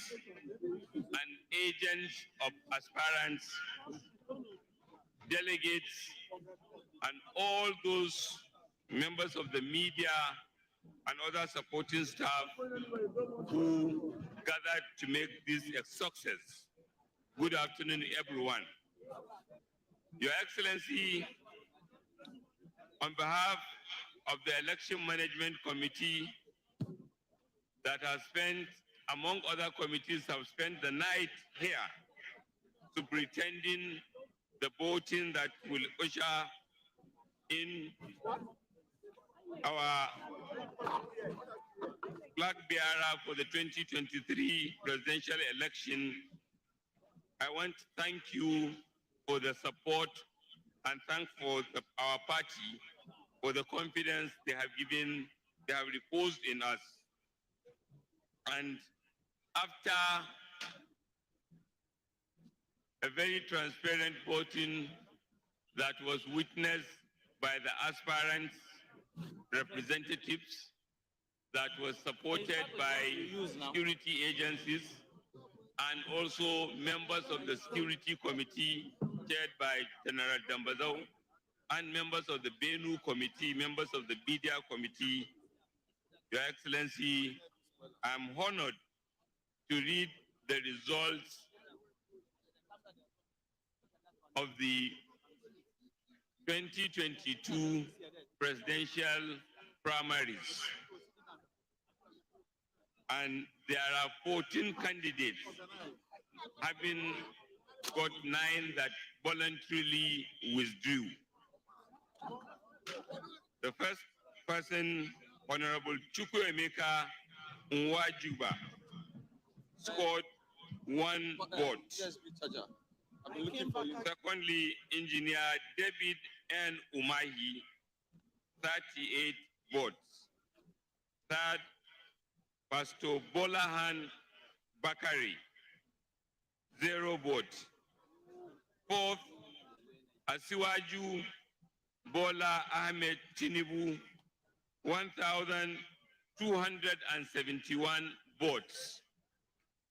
Ahmed Rufai Sani, 4 votes. Chibuke Amechi, 316 votes.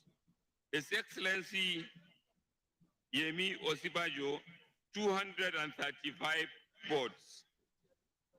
His Excellency Rochas Okorocha, 0 votes. His Excellency Yahya Bello, 47 votes. His Excellency Ten Jack Rich, 0 votes. Dr. Obonaya Onu, 1 vote. His Excellency Senator Ahmed Lawan, 152 votes. Senator Ben Ayade, 37 votes. Chief Ikiobasi Mokelu, 0 votes. This is to certify that Asiwaju Bola Ahmed Tinubu, having scored the highest number of votes cast, is hereby declared winner. And in line with the provisions of the Constitution of our great party and guidelines for the nomination of candidates, and by the power conferred on me as the returning officer of this special presidential primary convention, I, Senator Abubakar Atiku Bagudu, do hereby declare Asiwaju Bola Ahmed Tinubu as the presidential candidate of our party in the forthcoming 2023 presidential election. On behalf of all of us on this podium, particularly members of the Convention Planning Committee and subcommittees, I congratulate Mr. President, I congratulate the chairman of our party, and I congratulate our presidential flag bearer, Asiwaju Bola Ahmed Tinubu. APC!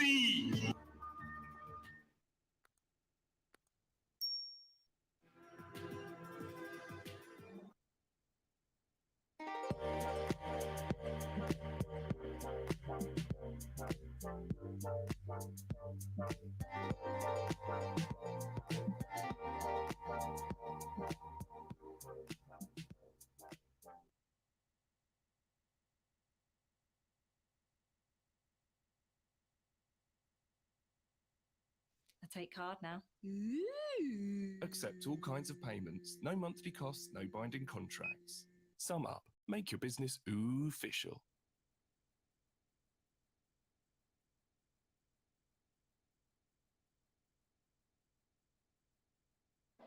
Thank you, thank you. We have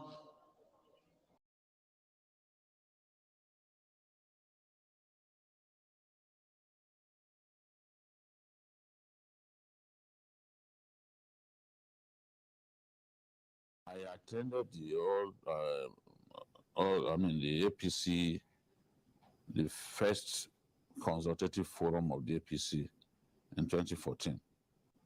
And right there at Sheraton in Abuja, the APC members who had the opportunity to talk kept saying that without Ashwaju, that the APC could never have been formed because he piled the pressure, he spoke to the people that mattered, and he successfully midwifed the APC.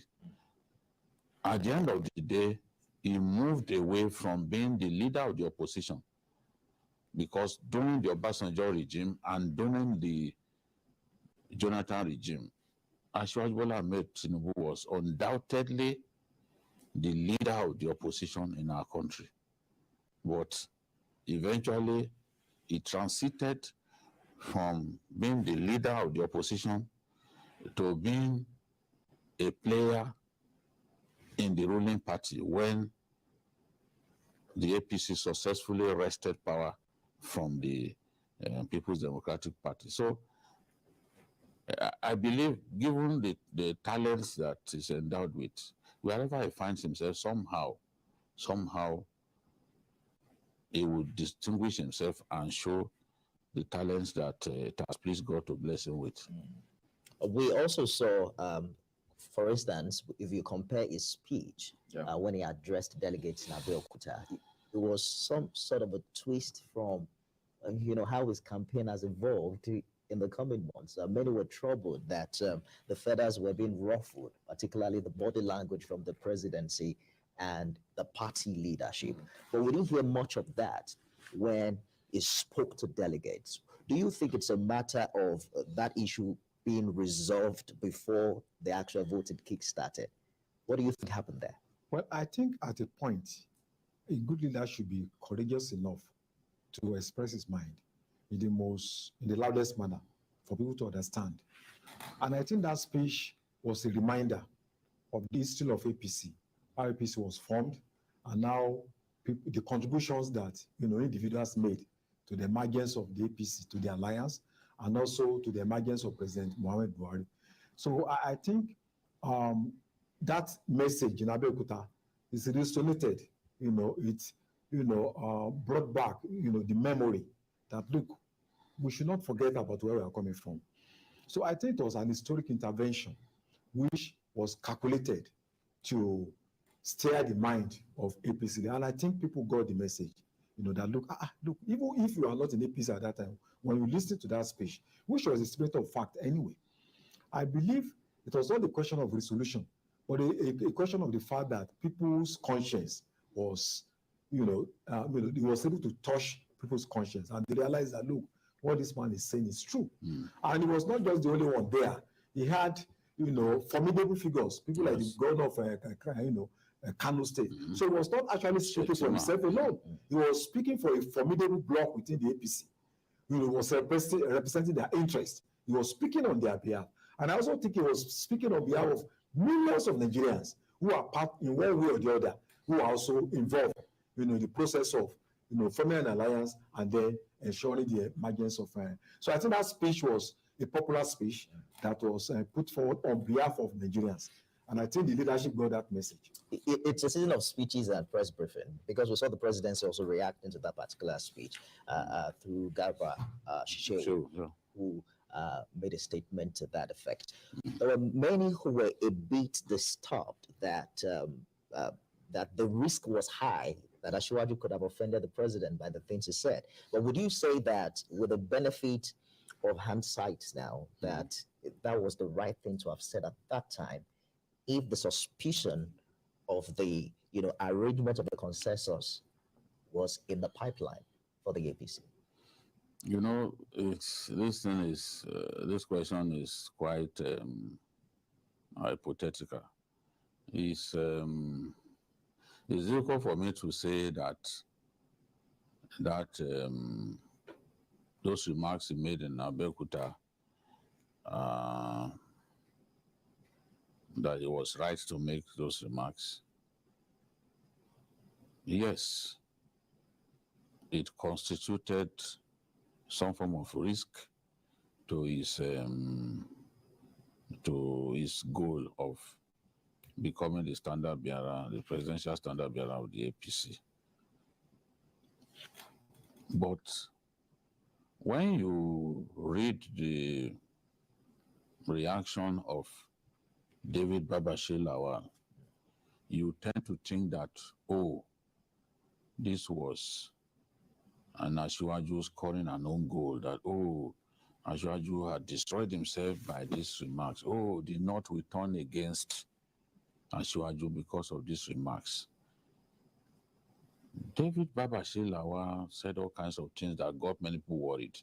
But the truth is, he does not speak for the North.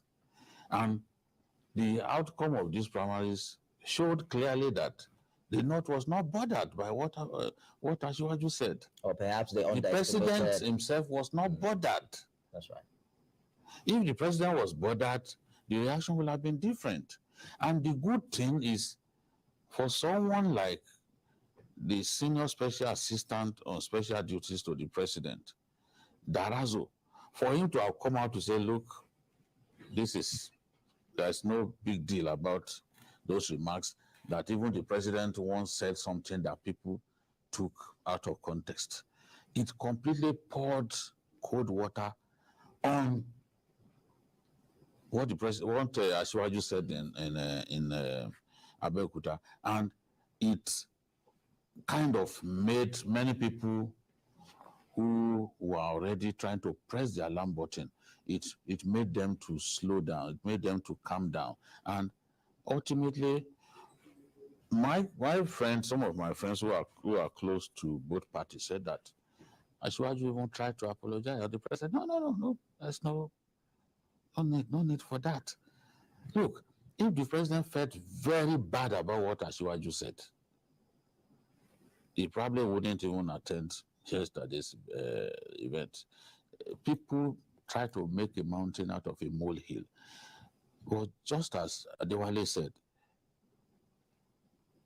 sometimes you will do something and it will turn out like a blessing in disguise. I remember the tweet by Governor El-Rufai's son.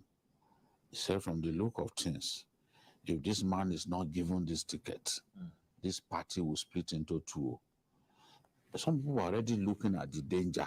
The APC will not be the same again. Yes, because my own argument all along has been, let the people slug it out on the field. Do not impose anyone. Because my suspicion has clearly now even been confirmed. My suspicion all along was that if they came up with a consensus arrangement, one of the most unpopular candidates will be the beneficiary. And that's what we have seen. If an individual could score 1,271 out of just 2,200 plus 2,203 or so that were accredited, that means that whoever you gave the ticket to, outside of that man that scored that huge number, what is scored is higher than what the rest of them put together scored. Absolutely. That means you will have rewarded an unpopular, somebody not even popular with his party. You will have rewarded him with the ticket. That was what some of us didn't want to see, because it's not democracy at the end of the day.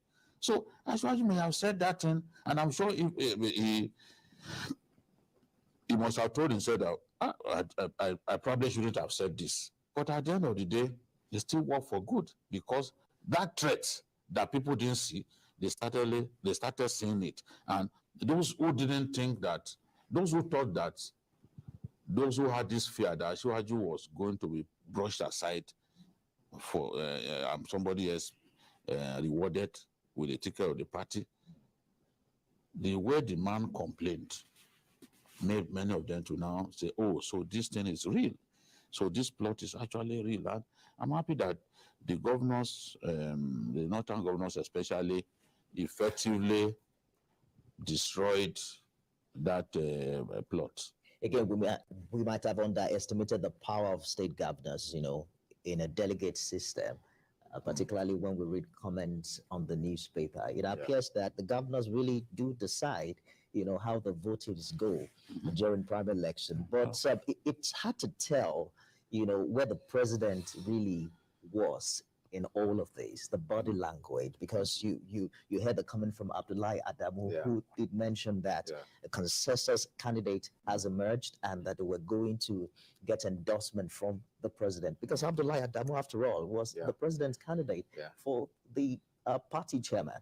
When you marry all of that to the position, the eventual position that we saw the president take, you know, let everyone go to the field. As a matter of fact, the position of the screening committee, which was earlier reported as a disqualification of 10 aspirants, that decision was rescinded upon.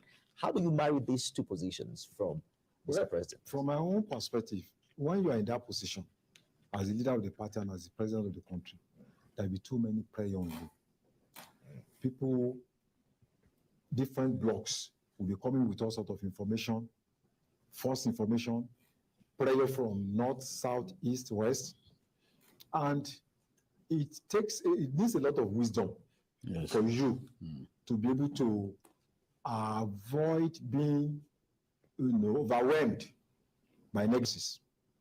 I believe at a point the president was worried about the kind of signals he was getting from different people that were close to him.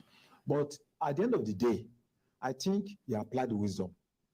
And that wisdom was that, look, this is democracy. Let them go and contest. Let them go to the field. So the ability to withstand prayer and also to take the right decision in the midst of, overwhelming threats, intimidation, and all sort of things. I think the president did well in this case. That at the end of the day, principle of democracy, let them go to the field. Whoever wins, So I think. And at the end of the day, the president is the winner. This voting, because he has succeeded in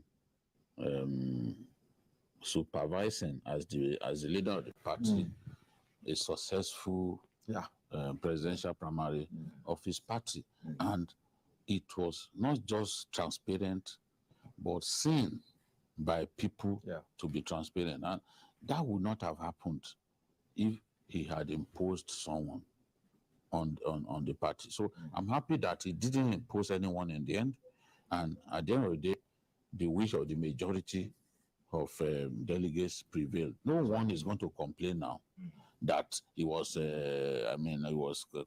election was compromised, this and that. No, this was a transparent election. The president must have been. I saw him smiling at the end of the day. So that showed that he was contented with the way things went. All of them, whether it's Amechi or they've all done well for the president. Amechi was talking extensively about how he led the campaign of the president, but other people too contributed. Somebody went to him to say, look, you can win. With your 12 million votes, we are not even going to spend so much money to win this election. Somebody went to him, convinced him out of retirement, So you cannot wish that away. It's not, people read so much meanings to what Ashwaju said and all that. But we also saw a video of the governor of Ogun State saying that Amosun was ungrateful to him. So these things happen. Anybody can say anything. These things happen. In any case, if indeed you made some contributions and it appeared that people were behaving like they had forgotten, you would want to remind them. I think that's what demanded. Let us turn to Abuja, where we have the former Director General of the National Orientation Agency, Idi Farouk, joining us from our studio in Abuja. Mr. Farouk, you joined us at the time where we're reviewing the opening speeches by aspirants at the just concluded APC Special Convention. Would you agree with the opinion that it wasn't really the opening speeches that won election, because we saw some fantastic speeches last night but with 0 votes, as it were.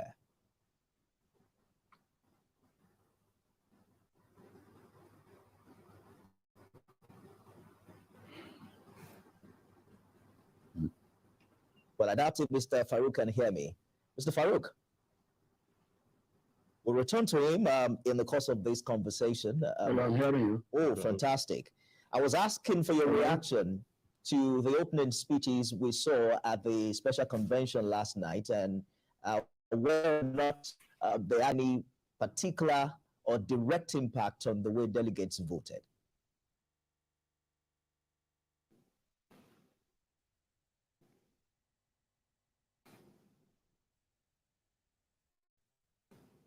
We'll get back to Mr. Farouk in the course of this conversation. Quickly, you want to react to that as to whether or not it was what the aspirants said that made the delegates vote for them? Well, for me, the speeches was an indication that it was a star-studded contest. Experience of different fields, but not newcomers. They shows that each of them has its own strength. Yes. And but I think at the point they were making that speech, delegates have made up their mind. Yeah. Because don't forget, some of the aspirants have gone around the country, they've met them, they've spoken almost the same thing to them. So, and they even calmed them. Yes, even calmed them, and all that. So that speech was just to say, okay, well, let us listen to them. So if that speech had any impact, I don't think it was substantial, but it was a good thing that they introduced that speech, not just for the delegates, but for Nigerians to listen to them and also to appreciate the quality of each of them. But when you see the way the delegates voted, the fact that some 4 aspirants had no vote at all, it makes sense what the committee was saying, that don't let us bother ourselves with this huge number. I mean, there were people who obviously did not even campaign. One of them said he sent text messages to delegates. I wish merely sending text messages without applying the human touch can get people to vote for you. I mean, some of them will even see it as an act of disrespect. Simply saying they want that personal touch. They want to see who wants their vote. They want to see him campaign to them, So if you just felt that, look, by sending them bulk messages that they're going to vote for you, are wasting your time. Other aspirants are offering much more. So at the end of the day, they are going to see you as an unserious aspirant. You see, at this level, it is your popularity within the party that is the difference maker. And Shiwaju had moved around the country. He had been interested in this thing for some time. So he got very close to governors of key states. And as we got closer and closer to election day, he continued to build alliances with those governors. Governors run these parties. Governors determine who wins primary elections of this nature. The more governors you have, the greater your chances of winning. That was why I knew that once the governors from Nigeria told the president that, look, we want this thing to go to the South. I knew that nothing the president could do. They are the ones who control the delegates. The president hasn't got a single delegate. They can't even vote. So how are you going to ignore 13 governors? 13 governors out of 22. Was that the Tinubu factor? Because recall that some years ago, I think about a year ago, this conversation was rife when the southern governors made a subtle threat that indeed the presidency must come to the south, and there was some level of division within northern governors. At what point do you think that they reached a consensus in that regard? They knew in their hearts that the North has not got any candidate who could defeat Atiku. Before their decision we came on this program, we said the same thing. You're saying the emergence of Atiku may have solidified. Yes, we had made it clear to them that, look, there's only one candidate who could possibly defeat this man. And that candidate is the strongest of all the aspirants. That aspirant is the strongest of all the aspirants. So they made up their mind that allowing somebody much weaker in terms of cross-country support, cross-country popularity to contest against Atiku would be like presenting the presidential seat to Atiku on a platter of diamond. So when you talk to most Northerners, they will tell you that looking at that field, it doesn't look like any Northerner could defeat Atiku, because Atiku and the Senate president come from the same northeast zone. So it is much more popular. You're saying it was about the party after all, not about any particular genuine affection or love for the South. No, that's not what I'm saying. Amongst those governors, there were at least 3 who in the past had been saying they should go to the South. Governor Masari, Governor Ganduje, Governor El-Rufai. So let's give it to them. They had said it repeatedly that it was the turn of the South. So perhaps those ones worked on their colleagues and reminded them that, look, if we are to even face it, do we have a candidate from the North among these aspirants? That's right. Who, in all honesty, is this Sani Yerima that would defeat Atiku? How many votes did he even score here? Is it Yabelo that will defeat Atiku? You need somebody that is much more popular than those guys. And that realization was what prompted these governors to say, look, let this thing go to this. Of course, some of the outspoken ones amongst them, like El-Rufai, had always believed that, look, for the sake of equity, this thing should go to the South. So let's turn the chapter over now and look at what we have called the turning point. After the consensus kite muted and some quarters could not fly, the APC had no option than to conduct a primary. And we saw the list of aspirants are quite intimidating, making it very difficult to predict a clear winner. But withdrawal of some aspirants before commencement of voting changed the dynamics. Not many people saw it coming. Let's share some moments where they stepped down with you.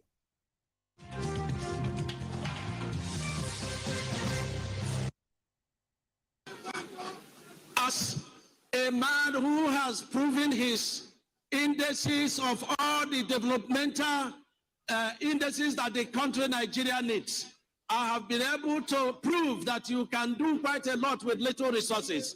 I have been able to bring up on the states to compete with other states of the nation, irrespective of the date and time this state was created. Major items, that of security, that of unity of the country, that of the economy of the country, which involves infrastructure. And as a man who is known as the governor that turned boys into men, I would have said, yes, indeed, I would have done so. But I don't have to do so by being president. I will join the next president.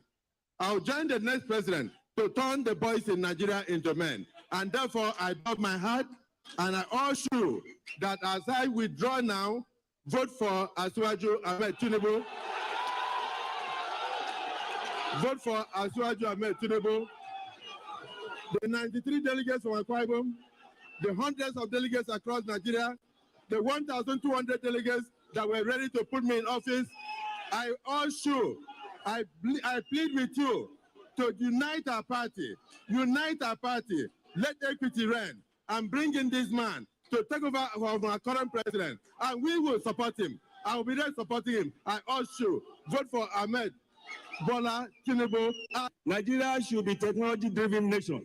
Now let me end this address by saying that our greatest gift, our greatest resource in Nigeria is the human capital.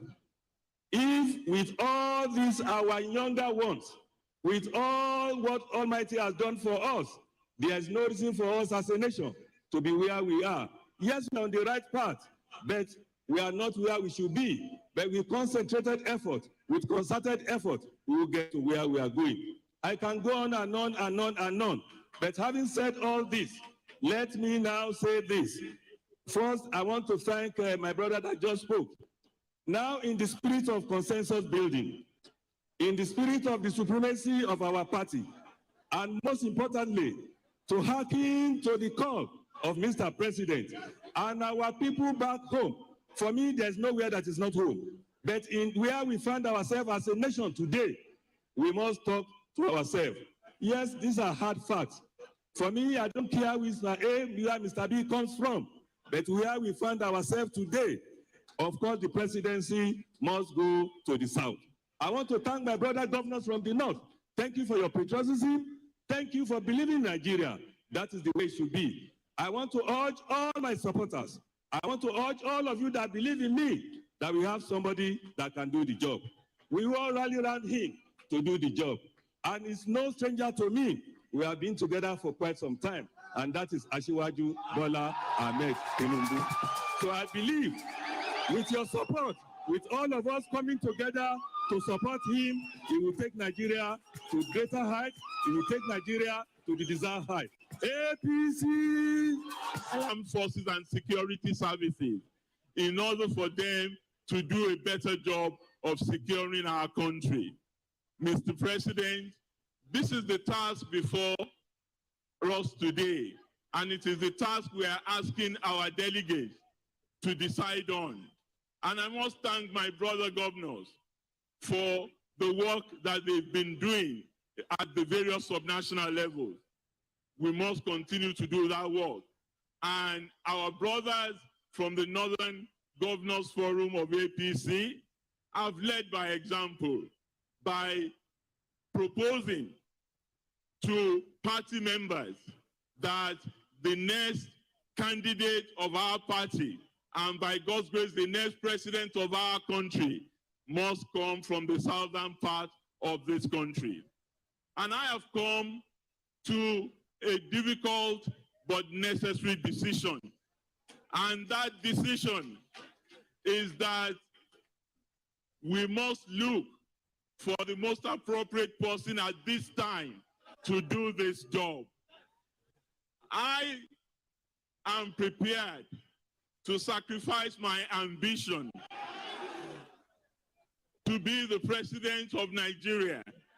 I am a young man. I still have a long time ahead of me. And one person that I have worked with in the trenches of democratic struggle and in the cause of governing Nigeria. To a consensus, we were only able to do election in 12 positions out of the 78. In that spirit, and in the spirit of brotherhood, brought about by the decision of my colleagues, the northern governors, that power must shift to the south. I accepted that position then, and I stand by it now. For that reason, I wish to thank all the delegates here, all my supporters, for the wonderful job they have done throughout our campaign. And to tell them that we are trained to do what is right. We are trained. I thank God for all our northern governors, for what you guys did. I throw a salute for you all. For allowing power to go to the south, I throw a salute. But I must say, apart from the north and the south, Nigerians are divided into two religions. We have East Muslim and Christian. I grew up with Muslim, wonderful people. Many of them are my friends, but we cannot have a Muslim and Muslim ticket in this election. And that's why I have decided to step down and show my full support to His Excellency, the Vice President of the Federal Republic of Nigeria, Professor Yemi Osinbajo. There are so many things I feel that a woman is needed to be done in this country. That is the only thing Nigeria is lacking. Woman expertise, economical and selflessness. That is what major thing that we need in this country right now. The men don't pay for this place, so 40 years. Una don't need mama.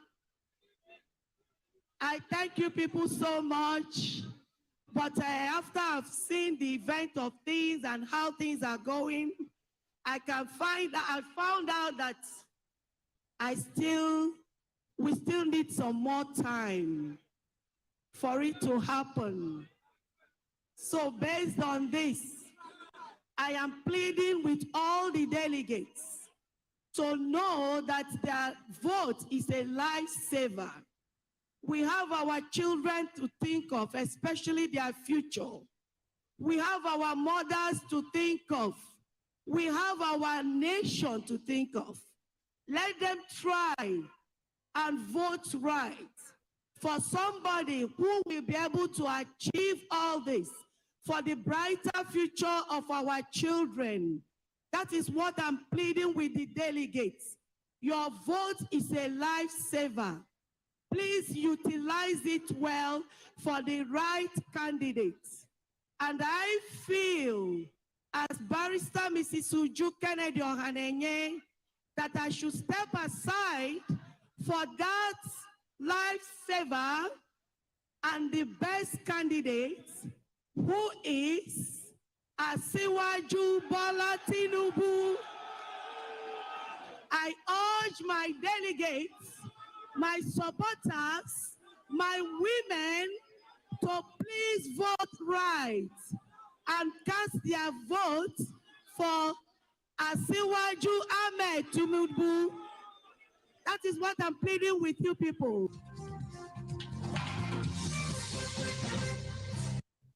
One after the other last night, we saw 8 aspirants step down and sacrifice their ambition for another, 7 for Asiwaju and 1 for the Vice President Yemi Osinbajo. Let's turn our attention to Abuja, where we have Alhaji Farouk standing by.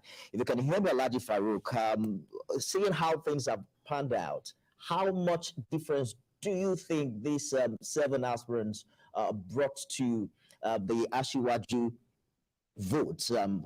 How much do you think those votes turned the tide in favor of Asiwaju Bola Tinubu?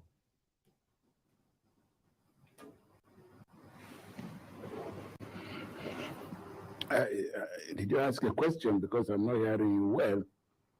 If I got your question right, What impact did the stepping down? What is the question, please? What impact did the stepping down of those aspirants have on the on Asiwaju's votes in the final analysis? No, of course. In truth, Asiwaju, I mean, the PDP, the APC did what is best for the country and what is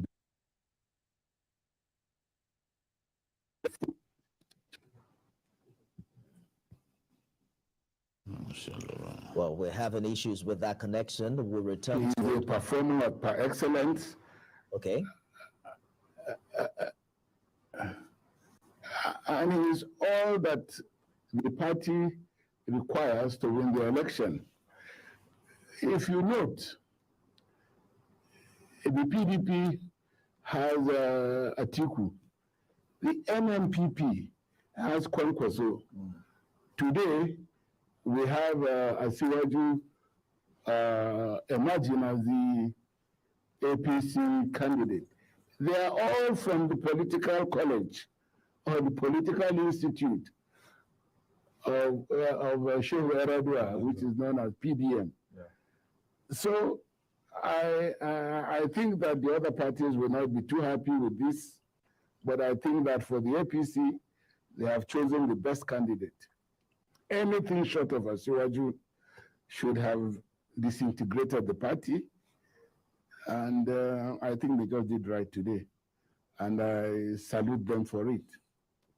Well, some candidates that stepped down, they did what is right, yes, and that is how consensus should be. Unfortunately, in Nigeria, we have rewritten the meaning of consensus. Because consensus today in Nigeria is that 5 of us want a position, but somebody somewhere will go and announce something else.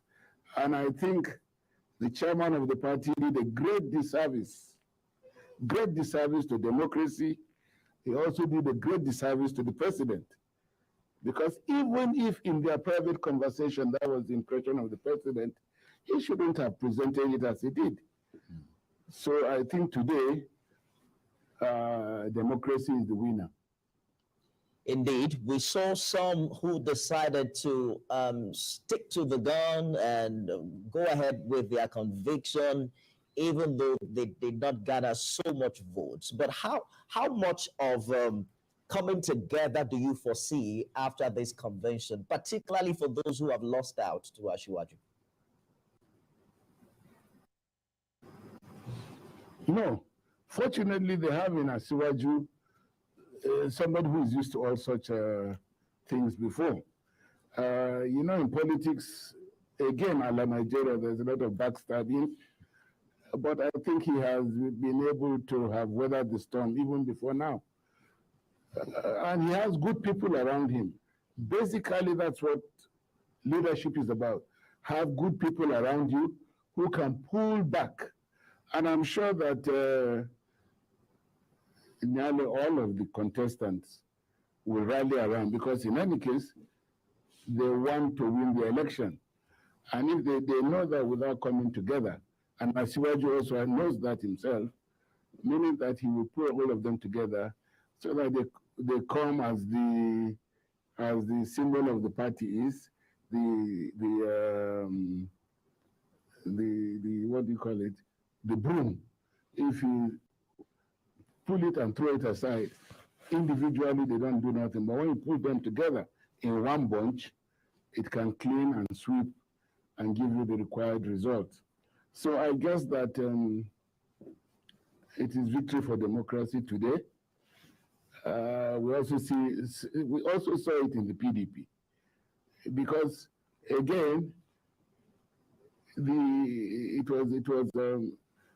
people wanted consensus, but if consensus is not done by all candidates involved, then it's no longer consensus.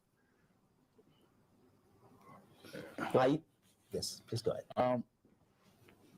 How do you fancy Asiwaju's chances against Vice President Atiku?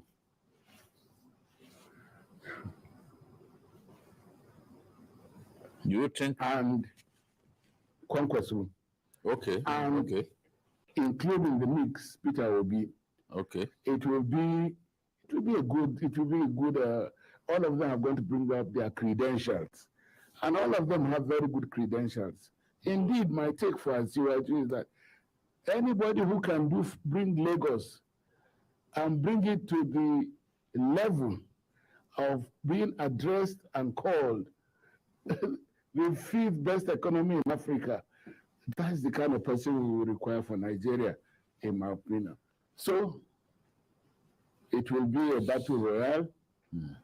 Like I explained earlier on, they all come from the same political institute. So I think the best candidate will emerge. But I see Asiwaju as having an edge moving forward, particularly because of incumbency and the number of generals they have around Nigeria. In this, I mean the number of governments that they have. And I want to give kudos to the Northern Governors Forum of the APC. You see, Babajide, what the North has going for it is justice and fairness. And I came about this during the election of, may his soul rest in peace, MQ Abiola.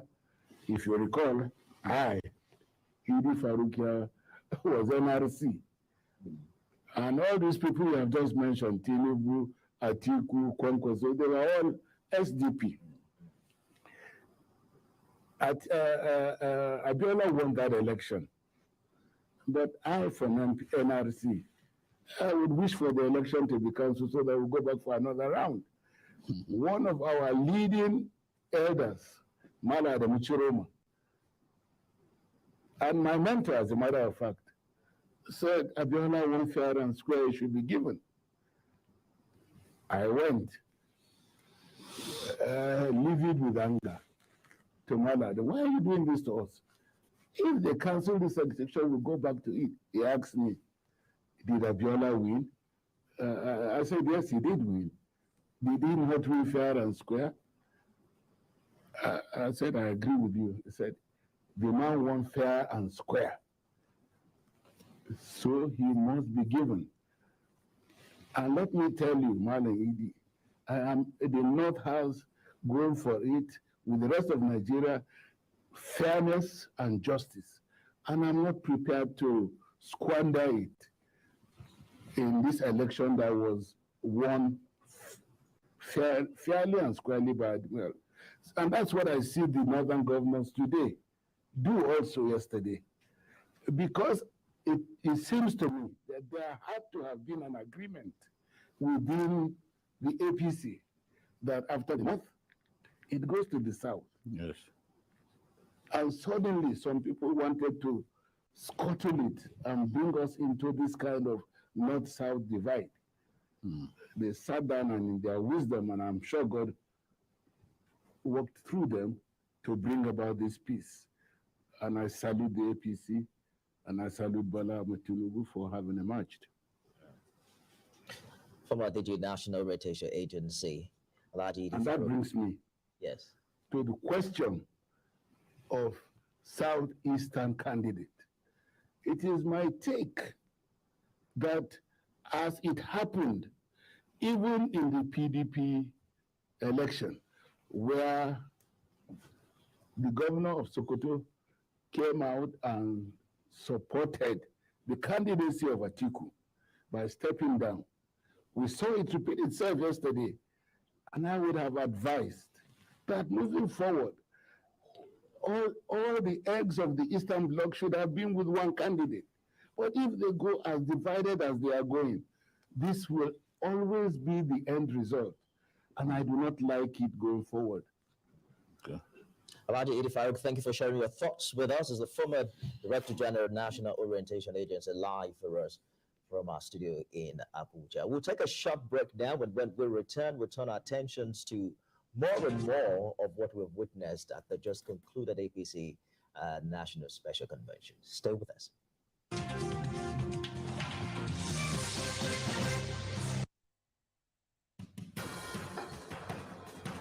Information is power. Information is security. Information is knowledge. Unlabeled to believe that working people around the world have real questions of their own. They want to know how the world of work operates, what it means to the employer of labor, how policies affect workers in the workplace. Unlabeled are ensure we engage effectively the organized labor, organized private sector, and government to get out of them information workers are in need of. I am Sharon Ijason, asking questions that make you get sense of the workplace.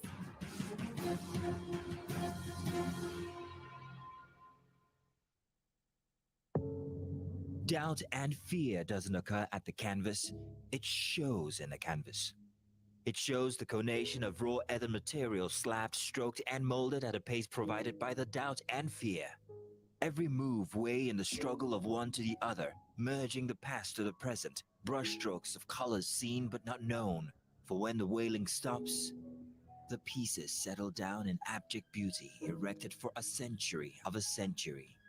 Speaking, advocating, protesting as the arts are meant to be.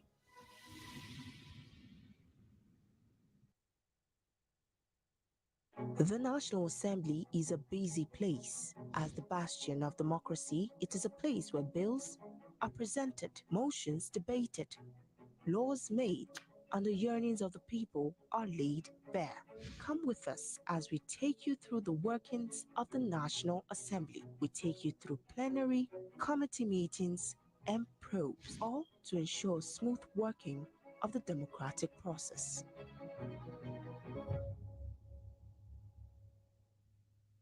Our planet, our home, threatened by man's activities with fears of mass extinction on the rise. On Green Angle, we examine the issues that affect our environment, seek solutions to put us on track to secure and restore a cleaner and greener world for generations to come.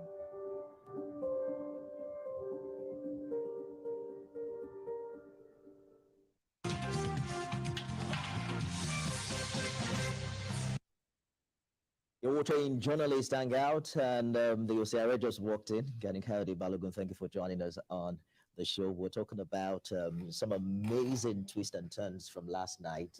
Which would you say, out of the 7 aspirants that stepped down for Asiwaju, was your biggest surprise? Well, I think that would be the governor, the northern governor. Okay. That was the turning point. Until that point, I thought we were going to have a full cast of aspirants going down the wire. But the moment he stepped up and he stepped down, if you don't mind, I know that the game has changed. And when, of course, all my friend Kayode Fayemi came up, I know that Asiwaju was coasting home to victory. Because there are certain points in the game where you know that it is won and lost. That was the point for me. So you knew that Senator Pabio was with Asiwaju all along? No, that's been the biggest. Yes, okay. Of course, the surprises were many, but the most fundamental,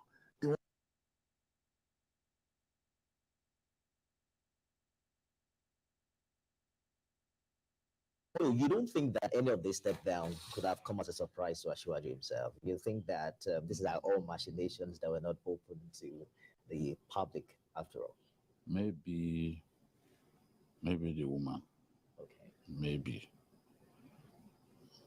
There's no other person that decided to stand down that Asiwaju was not aware. But do you think that there were aspirants that would have gone into this race with the intention of stepping down? Yes. Yes, in this kind of race, there are people who buy forms without any desire to win. They know they can't win. They buy forms just for the purpose of negotiating. You know, Okorocha analyzed this thing very well. He said there are 3 different categories of contestants. The ones who are told that, look, you are the anointed aspirant of Baba, therefore go and contest.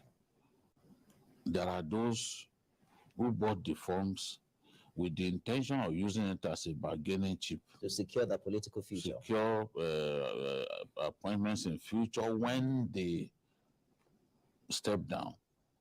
Of course, you consider them among those who helped you to win. So you then be thinking of something that you can give to them in return.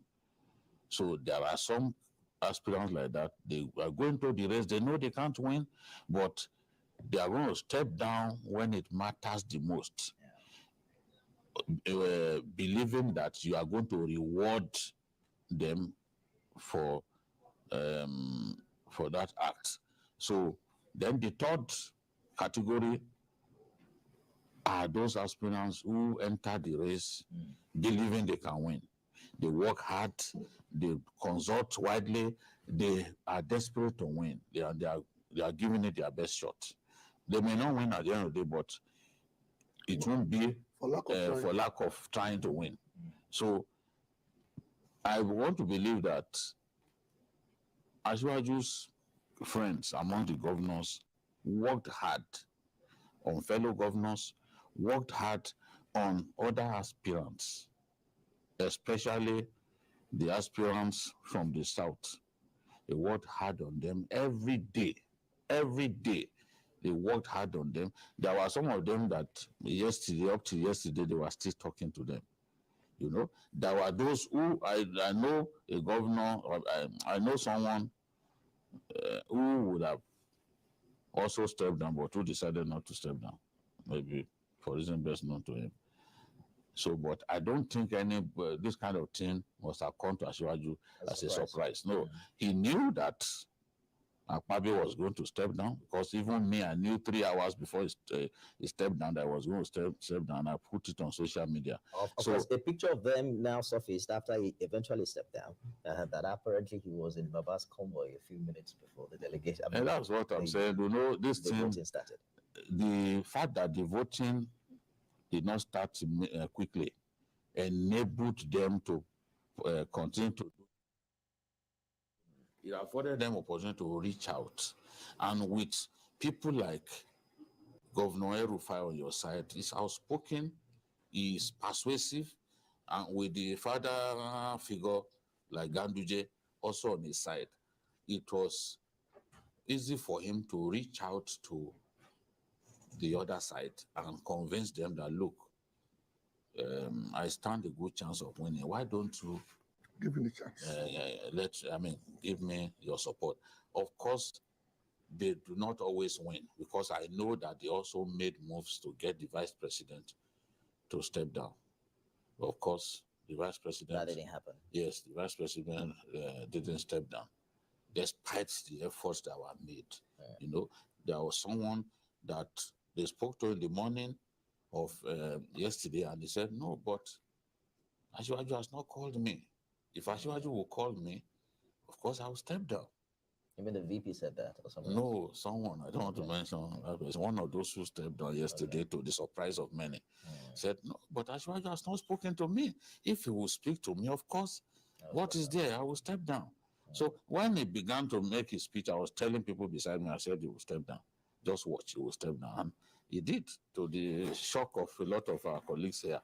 So I don't think, maybe the woman, but all those guys, the other guys, I was aware that negotiations were on. Asiwaju stepping down. Let's attempt a little mathematical calculation here. So Asiwaju garnered 1,271 votes. Yeah. If the other 13 aspirants had stepped down for one, they all had 831 votes. They still wouldn't have been able to overturn Asiwaju's victory in this poll. Amazing lead. Yeah. But I want us to look at the weight that these other 7 aspirants carried, because if you minus 831 from 1,271, you have 440. And you're wondering if that is enough to add to, if all of them had supported someone like Rotimi Amechi, you know, if that would have changed anything really. What we are trying to do now is what I call an exercise, an academic exercise, because that's not the way it works.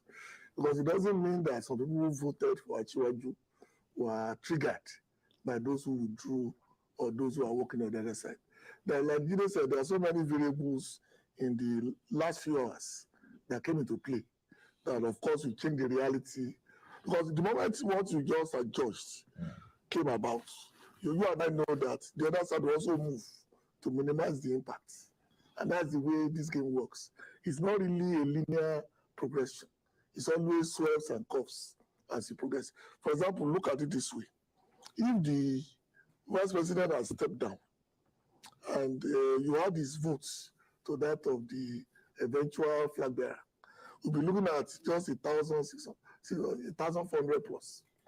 But the lead the Asiwaju was commanding was so massive, what Americans will call showing the others a clean pair of heels, that they are just eating dust. That it makes it irrelevant, whatever we are now working at, to be what role they will play. That's why some people are very happy that some who did not step down did not step down. Because they will have taken the glory away from those who did the actual job. But you agree that the atmosphere changed when there was successive stepping down. Do you think that could have also impacted how some delegates? Again, until the first ballot was cast, they are still talking. You have to understand that. Not like again, I don't know how I'm using America idioms today. It's not over until the fat lady sings. That's how it was. The fat lady started singing at the point where they started casting their votes. Until that point, nothing was cast in stone. Nothing for those who promised to step down. variables will come in at a particular point in time that you don't even know about. It may be on the stage that somebody will nudge somebody, all right, I'm stepping down, I'm going with the flow. And I say, okay, if you are stepping down, then me too, I'll step down. How do you explain, BQ, the dynamics of aspirants who did not step down, who had great speeches? In fact, one of them said, I'm not stepping down, I'm stepping up. I am not going to step down. How do you explain the fact that some of them had no vote at all? Is it a false evaluation of themselves? Or were there people who had promised that they were going to vote for them and who did not vote? Anybody who scored 0 votes must have deserved it. Anybody who scored 0 votes must have deserved it. It must have been because they didn't work hard enough on the delegates. A lot of these people didn't go to see the delegates. They didn't know where the delegates were. They behave like these delegates do not matter. But this kind of election has gone beyond just demonstrating the ability to speak English. No. If you like, be better at speaking English than Wole Soyinka, it will not, the voters, the delegates at this point, will not be impressed. They demand much more than that. If you fail to visit them, if you fail to talk to them, you are sending a clear message to them that they don't matter. You are giving them the impression that you can win in spite of them. And the worst thing, the worst feeling that the voter wants to have is for the aspirant or the candidate to be seen as thinking that he can win in spite of them. The voter has a power that he guards jealously. It is his joy to exercise that power. So when you behave like you don't have to see them, you don't have to talk to them, I mean, you must talk to them. You must reach out to them. Asiwaju had to visit some places like 3 times. It was for a reason. So you can imagine someone visiting some places 3 times, compare him to someone who felt that sending bulk messages would do the trick. A lot of them are not party men. If you ask them, they don't know the names of the award chairman or even the party chairman in their states. I saw them blowing grammar, speaking Queen's English. If you ask them some questions about the party that they desperately wanted is the ticket, they can't answer. Who is they may not even know the name of the award. I can tell you some people live in an area, if you ask them what is the name of your ward, they don't know.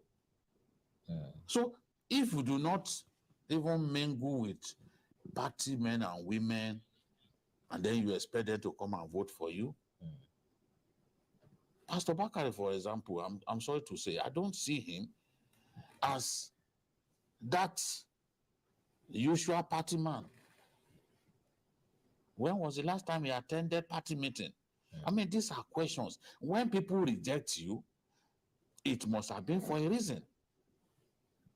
So in order not to repeat your mistake, you need to find out why you are rejected. And I'm telling you that a good number of these guys who scored 0 votes, they had no form of relationship with the voter. They didn't get to see them. They don't have structures, political structures of their own. They behave like they didn't have to speak to the delegates. And the delegates then waited and used the power in their hands to vote for other people. So, as I said earlier, if you score 0 votes, it must have been because you deserved it. Let's turn to Abuja, where we have former Director General, National Broadcasting Commission, Danladi Bako, standing by. I would like to begin by taking your reaction to what appeared to be a landslide victory for Asiwaju Bola Tinubu. He came into this race as a favorite, but did you foresee that he would eventually garner as much as 58%, more than every other aspirant on the ballot? Well, good evening, Nigerians. And I must start by congratulating Asiwaju, Bola Ahmed Tinubu, the Jagaba Borno, and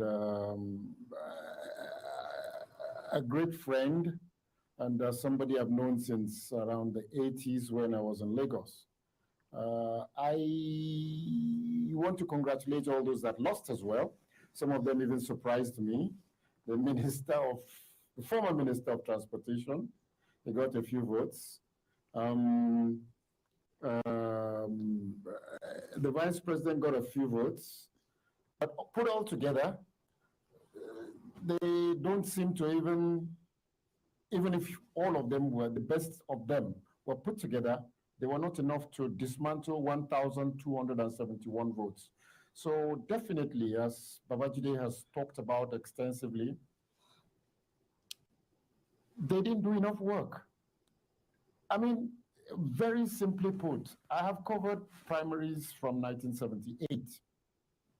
And I know that aside from camping them the night or the eve of the election and giving them the dues, you spend time to connect with their communities. One of the good things that Asiwaju did in the last 2-3 months, he visited Kaduna, he sympathized with a lot of people, he's been to so many places. In fact, there was an occasion where one of them was asking that, why is Asiwaju spending money in Kaduna when Lagos, there are so many poor people in Lagos? And I think somebody had to remind them that in Lasu, Abike Dabiri went to represent him and made a donation of some huge amount in millions for Lagos State University. Now, he has been connecting. I would say that those of us that worked with MKO, I interviewed MKO on Morning Ride in 1989. I've known MKO since 1981. I knew him since 1981. And I saw him build this long before he started campaigning. On 8 different occasions, I flew with MKO to Numan to go and see people. I flew with him to so many places in Hope 93. He was building over those months and years. MKO would send messages every Salah to the Emir of Katsina, the Emir of Kano, the Emir of, he would send to the Obi of Onitsha. He would personally go and see them. He connected with them. Asiwaju has learned to do a lot of that. We were in Sheraton in 2003, Jeddah. We had just finished Hajj, and I was sitting down in the lobby with my wife, and somebody came from my back and just covered my face like this. I said, who can this be? And guess what? My wife mentioned to me that it is your friend. So I turned, and it was Asiwaju, 2003, Hajj. That's the kind of person he is. He would connect with you. He would let you know his relationship with you is not just a plain, simple one. A lot of all the fellows that ran today with 0 votes, with 1 vote, they were not connected. I sit in Sokoto, and I can't remember the last time I saw the leader of the chapel in Sokoto. 1 or 2 governors that still ran up to the last minute. I've not seen them for the past 4 or 5 years. Now you have 23 local governments and 3 person per local government. That's 69 people you have lost by not going to Sokoto or Zamfara or Kebbi. So those kinds of things, as you do know, Babajide and Nifesi, before a production like this, you have pre-production plans, you have production plans and post-production plans. Yeah. Before you get to primaries, you have pre-primary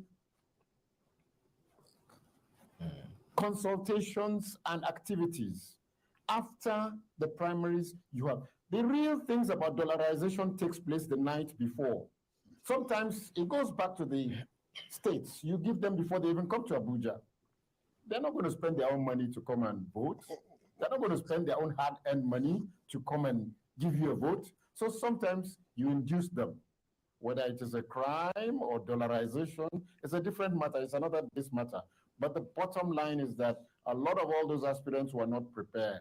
A few were prepared, but a lot of them just thought that you wake up in the morning, you go to the social media, advertise yourself, and that's it. There are no polling booths on the social media. Absolutely. There is no polling booth in the social media at all.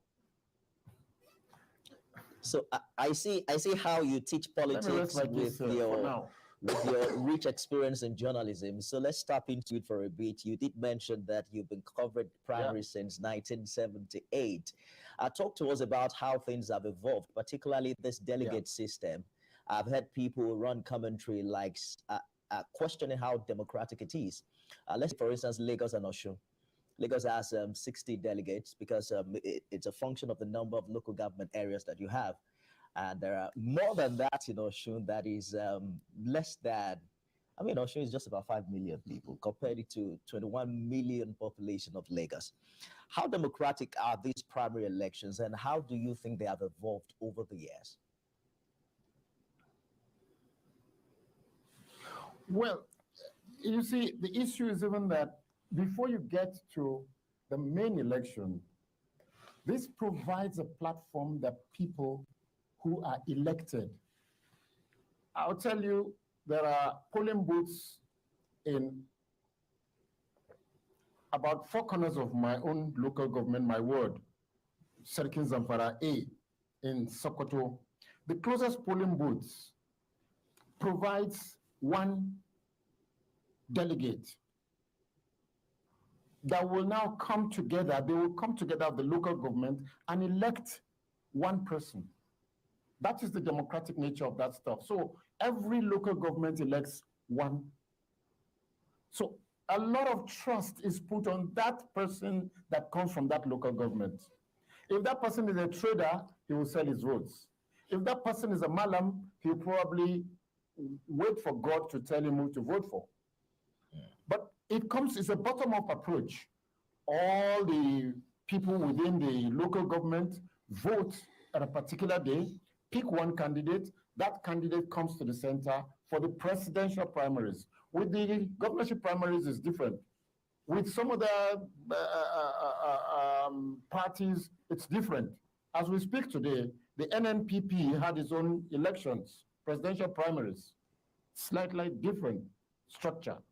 And sometimes 3 delegates per local government, sometimes 1.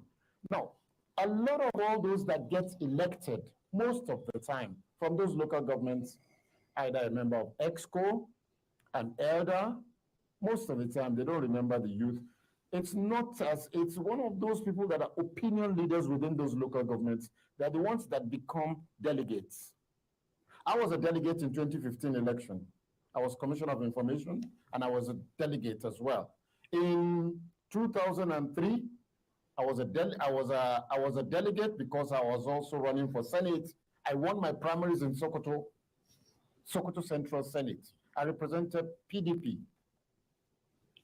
And it was PDP and APP that ran for that senatorial election. The APP candidate that was supposed to have defeated me was my in-law. So the other party brought my in-law to contest against me.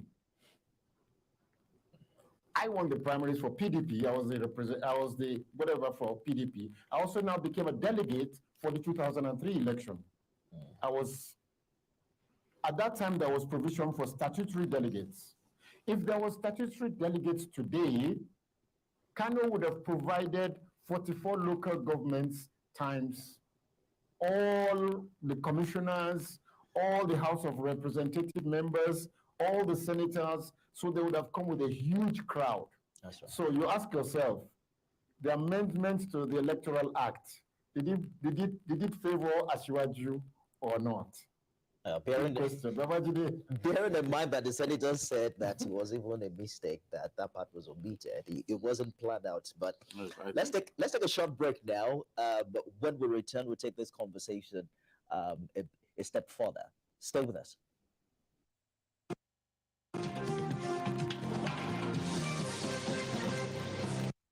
Good afternoon, Oga. Now you be the landlord. Yes, Nami. Oga landlord, me go need 1 room for this your house, so. Okay, sure you get work where you dey do. Yes, I be nurse. You know go dey owe me be that now. Now how much be your rent, Sef? Not just 90,000 naira. Wait, this guy, where you come from, Sef? Oga, I come from Akamata. Akamata, no talk am again. My spirit and Akamata people no dey ever join. Oga, wetin happen now? Come on for my compound. Na so baba thing na people sabi do for that Akamata. Come on for here. Haba, Papa, wetin this innocent girl do you now? Now people like you, they spoil Nigeria, Papa. I think you don't see am now. My people they talk say jollof rice wey dey for bottom pot today go dey top of cooler tomorrow.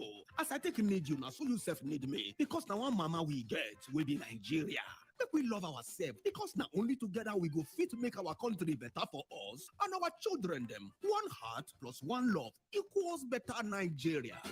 Now the Center for Democracy and Development CDD with support from the UK government they bring in this message. Showing up in style inspires great confidence. IVM G5T appeals to class.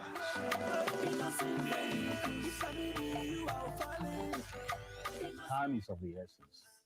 With IBM Kappa, business and meetings are always on the go. Fun time with the family. Thank you to IBM Kingdom.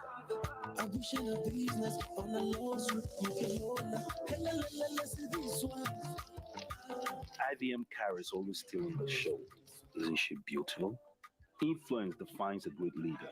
IBM Seriki is Africa's commute king. Strong, reliable, and durable. With the concept of regionalization, Innocent Vehicle is committed to satisfying its customers with producing their everyday dream cars. IVM, pride of African roots.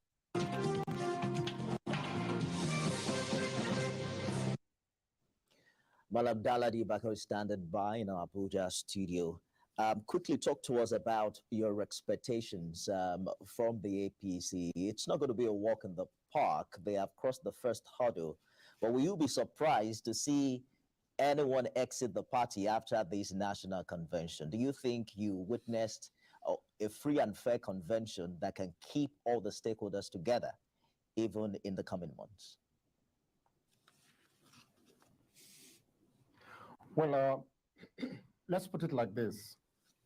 The only other thing that would have happened if Asiwaju had not been declared winner or won would probably have been some of his lieutenants would have exited, maybe. But as we speak, the mere fact that Asiwaju won means that it's his responsibility. He's now like within the context of a party, a president in waiting. So he has to go out of his way now to speak with all those contestants. He must get them. I wasn't too sure what to make of his speech, but you know, it is for him to now pull them together, one after the other. Quite clearly, before you get to primaries, you would have asked yourself, how and what do I decide my close kitchen cabinet would look like? A vice president, chief of staff? Do I have anybody in mind? If you do, then you now begin to say, okay, I've given out all these positions because I discussed them and we discussed them before the primaries. So some of the governors that were rooting for some other candidates, all of a sudden,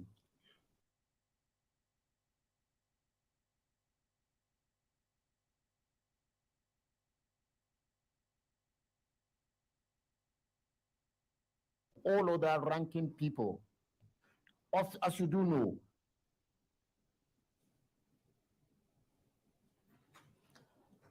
at this, you get this. Some of them, minister, some of them are specific, Minister of Defense, Minister of FCT, whatever the money is. Some of them are that,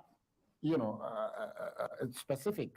No, it's Asiwaju's skill, sagacity, competence, and capacity to be able to solve and unravel political quandaries like this that would make him the kind of person that really should be able to decide what to give everybody down the line. Now, remember that even all these years, he brought up a lot of people in Lagos, so many commissioners, so many people in the federal level. So he has to look for, but government is huge. Government is huge. Some of them, whatever you give them is just okay. Some are not even there to get the money, to get the position. Some of the work we did in 2015, I don't think anybody has paid me up till today. The work we did in 2019, let's not even talk about the work we did for APC in 2019. I mean, I don't know whether whatever they've given me, but that's not the idea of why I'm in politics. I'm not in politics for things like that. I expect that Asiwaju will build a culture where even if you don't get anything, keep working for the party. Even if you don't get anything, believe in Asiwaju. Even if you don't get anything, continue to hope that one day your time will come. Now, within that context, I expect that he will heal a lot of wounds. I expect him to be able to put a call through to Pastor Bakari. I expect him to ignore whatever all the others that he felt angry with, ignore whatever they've said. Already, I've seen Senator Ojikalu write, congratulating him, and despite the fierce argument. In the whole of all of this context, there are Southeast and Northeast zones that have not produced a president for this country since 1966. How does Asiwaju address them, and what would he offer to them? Would he look for a space for like an SGF to give somebody from the Southeast? Would he look, of course, his vice president will come from the North. And even before the governors began to rally around him, he had his own ideas. In fact, he has a director general that is from Northeast. He has to be able to now sit back and say, these are the things I'm going to do so that you guys don't exit the party. If somebody comes with another offer from a place that might be looking good, they might leave. But I think as we speak now, everybody thought there was going to be crisis, APC was going to implode, APC was going to overwhelm, and all times we spoke with Babajide in the last 1 month, we were all very certain that the momentum was for particular candidates, in this case particularly Asiwaju. But was there enough resistance to stop the train from moving to destination? And we today, the answers are very clear. Very basic things. The gap with which he beat all the other contestants shows that, as I said, he's widely popular. He did a lot of work. He connected with a lot of people. And going forward, now you'll ask yourself, what does he need to do to win the presidency? So and let me just put it now to you. Ifesi, Babajide, and Ladi. We wanted to ask you Koguna, sir. We wanted to ask you to help us assess his chances, looking at the Kwankwaso challenge, looking at someone like Obi for Labour, looking at Atiku, for example. So we wanted you to assess his chances against these other gladiators.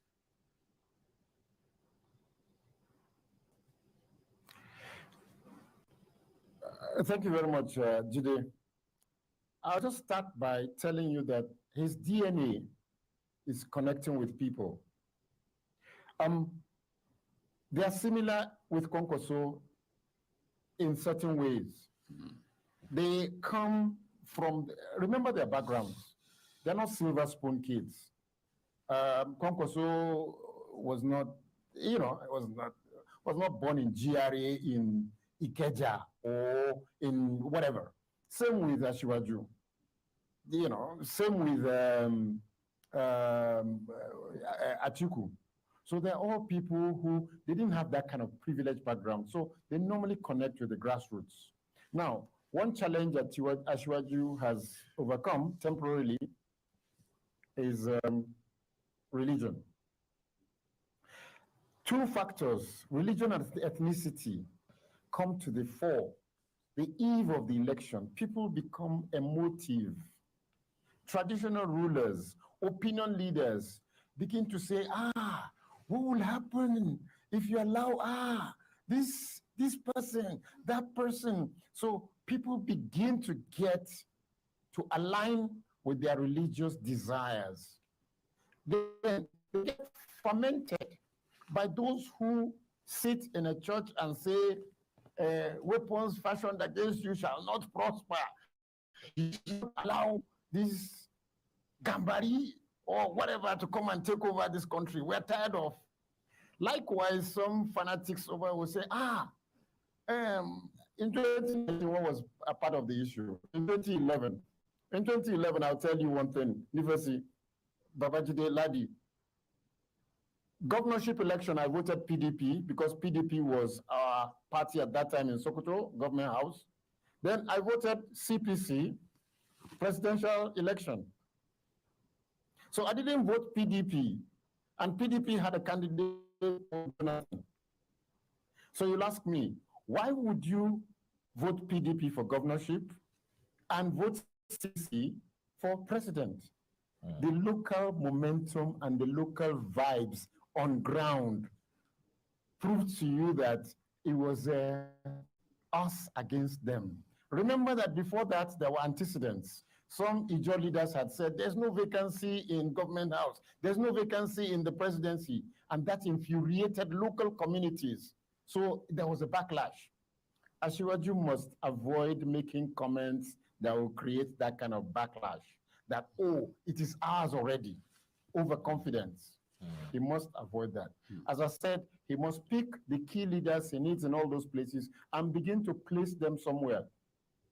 As I said the other day, for me, I'm an APC person, I campaigned the day President Shagari welcomed President Buhari to his house on the 90th birthday. I was one of the 15 people in that room. I went on campaign. I was the leader of people I was commissioner on information, so I had to campaign for Buhari. Now, as we speak, if you look at the dynamics of what happened at that time and what is happening today, they're very similar. I thought that after the Secretary to Government of Federation was vacant at a particular time, I had hoped the president was going to look for somebody from the Southeast, Ogbonnaya Onu, or somebody, and make SGF. That would have eased a lot of tension in the Southeast. That vacant position after Babachir Lawal, put an Igbo man there. Asiwaju must learn to be able to plot his route along those lines to avoid people distrusting him and getting disinterested in his position. So he must begin from now to begin to create a platform that will unify everybody. Remember, the PDP has a candidate that they say is a unifier. Both of them are Lagos people. Atiku Abubakar was in customs. In fact, I met him in Murtala Muhammad Airport. I was on grade level 12. I went to cover an assignment, and he was the one in charge of the airport, 1984. The same with Asiwaju. When I was in the University of Lagos, 1980-81, I came across Asiwaju, Dele Alake and myself. So we've been together. So both of them are Lagos people. And they understand how Lagos is a microcosm of Nigeria. That people from Southeast and South-South are winning elections in Alimosho, the huge and largest local government in Nigeria. That there are Hausa people in Shangisha, that there are Yoruba people in Kafinsoli in Katsina, that there are people in Akitakos in Zamfara that come from Lagos, that some of the Hausa people and Kanuris that are in Lagos live around the Legushi and the Onipanu and the Sango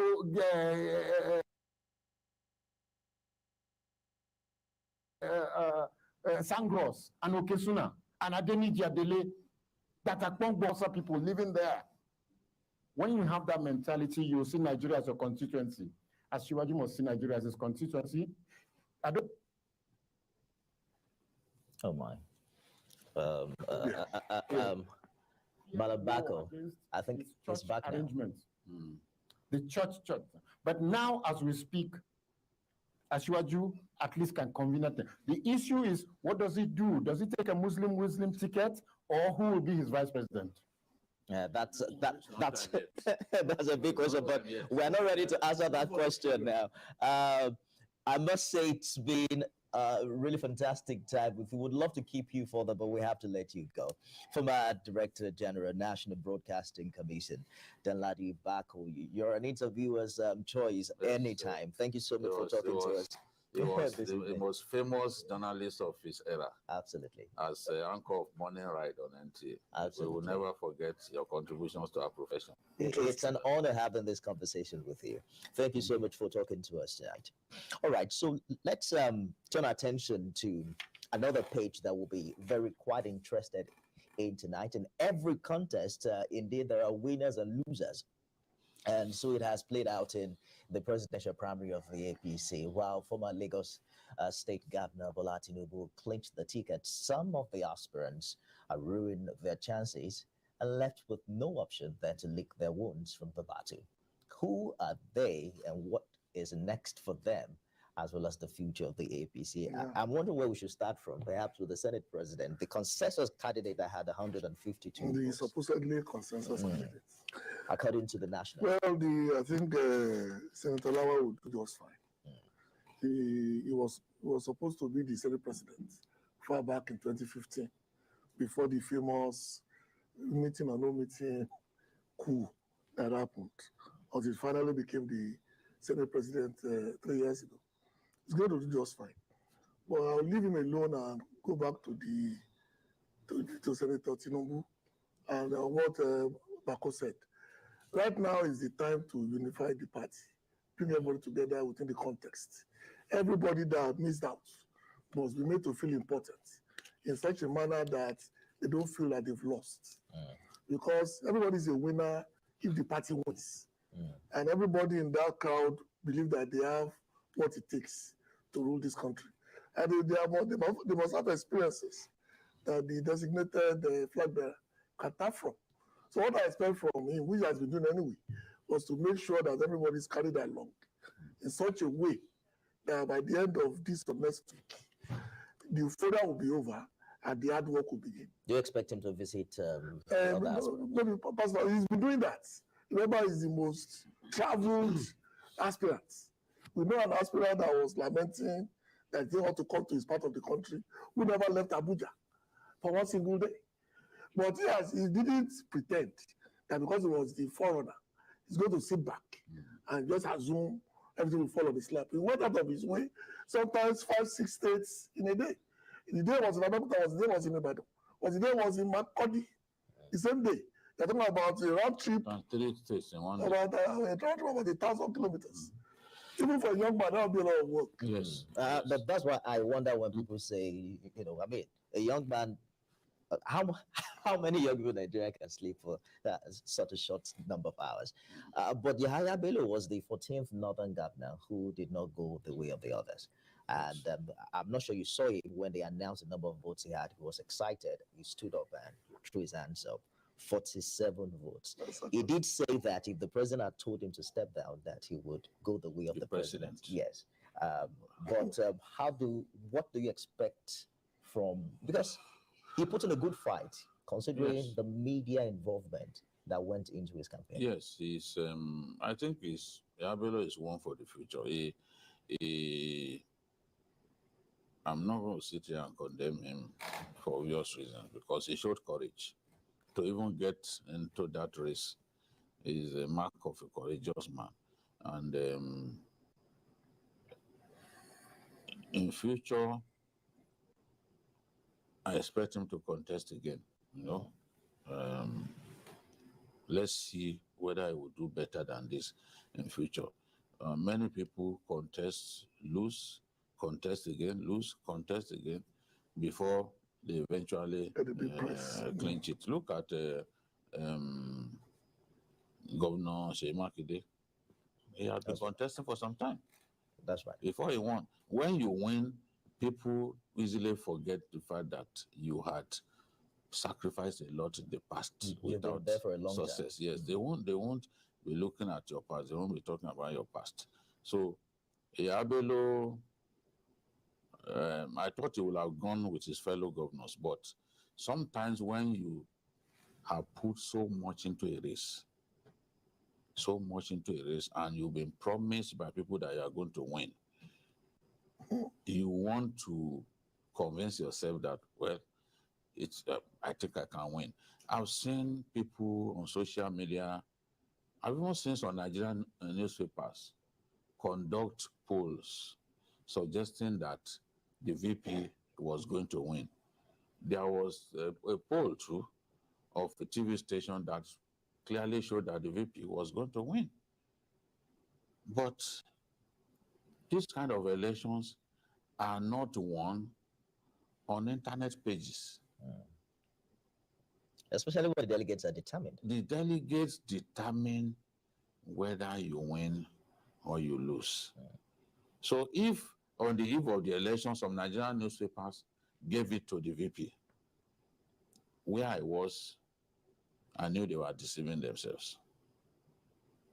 I don't know the parameters that they used, but the outcome of this election, the audacious margin that Asiwaju used to defeat them, and the fact that the VP didn't even come second, should tell you that. But I've heard people say that those surveys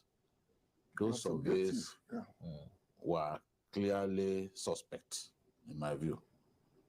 I mean, if a survey gives someone the win and that person doesn't even come second. No, but you have said it now, because the people doing the survey are not the people voting. Yeah, so then how do you do the social media users? The way to do this kind of survey, look, I'm not boasting, but here at TVC, by the grace of God, I told people who will come first, second, and third. And by the grace of God, I got it right. There is a staff of Obasanjo Foundation that we met in Abuja the last time I traveled to Abuja last month. And he was asking me, he said, Jide, what do you think will happen in this primaries? And I told him, the person will come first, the one who will come second, and the one who will come third. Early this morning, he called me too, and he put the phone on speaker for the staff of Obasanjo Foundation to hear. And he said, you told us that this is the people who come first, second, third, and it has happened. How are you able to do it? The way to do it is to find out how well the aspirants were doing with delegates. It's not to simply read what's published in the newspapers. No. You can't do a survey that does not bear in mind the actual voters. If you are conducting a survey for this kind of election, the people who vote are the people that your survey should sample. Yeah, your sample size. Yes. So if you are sampling opinion on social media, they will not vote. They won't vote. After all, one of the aides of the president with huge following on social media contested election, primary election. I'm not going to talk about how many votes he secured. I mean, these are two different areas. This politics is not universes. So this is the thing. And for me, some people felt the VP will step down. I wanted him to step down. I badly wanted him to step down. Not because if he didn't step down, Asiwaju would not win. But I love the VP so much, and I love the people around him so much. I mean, I'm on good terms with the people who work with him. And I'll be happy to see him and his boss, I still see Asiwaju as his boss, become chummy again. Because whether we like it or not, this kind of election and the way it went, the way the campaigns went, must have damaged their relationship. I want to see them come together. You understand? I want to see them come together again. I thought that there was an opportunity yesterday. But that opportunity, the VP didn't take that opportunity. But it is not yet over, just like what Malam talked about, that this is what Asiwaju should do. Yeah, he should bring it. We have to reconcile. I don't think it's not that's the first No, thing. what the point, what I was saying was that I thought there was an opportunity yesterday. And if he had taken the opportunity, honestly, he's standing amongst his own people. Politics is local. Let's not kid ourselves. That's right. His standing would have been a lot, yes, but he didn't take the opportunity and he still came second. I mean, he came third, not even second. A distant third. 235. When he was given a speech, his fans came, and in fact, they did not allow him to talk for a while. Yes, and, yes, you know, it was a very telling moment. Yes, but it appears that because they were even screaming, "We love you," that love did not translate into real votes. Are we even sure those ones that were screaming were delegates? So I think just people that were brought in for just that purpose. We have to go on the break now, but I'd like to talk about Amechi, Rotimi Amechi, who seemed to be a real contender in this contest, even though he's a long distance away from the winner. But we had the speech where he was mentioning that I am capable. If you don't think I'm capable, don't vote for me. Do you think people took him for his word? Well, the results prove otherwise, but I do know that Rotimi Amechi is a policy wonk. He's one of the 4 technocrats that Buhari brought into office that I thought would make a difference. The other 3, of course, Raji Fashola, Kayode Fayemi, and Adamu Adamu. I thought these 4 people were young, vibrant, and they make a difference. And he did, as Minister for Transportation. He did extremely well. But as you know, sometimes, I don't know how to say it in English. I think it's even, there's no doubt that he's capable, but placed alongside someone with Asiwaju's experience, it was not difficult for the people to make a choice between the two. It's like putting Sugare in the same fight with Muhammad Ali. They are both boxers, but they are not the same different weight categories. It will be a mismatch. DKB, thank you for joining us. Always a pleasure. Himself on the show. What can I say? We'll take a short break and we'll return with more. Don't go away.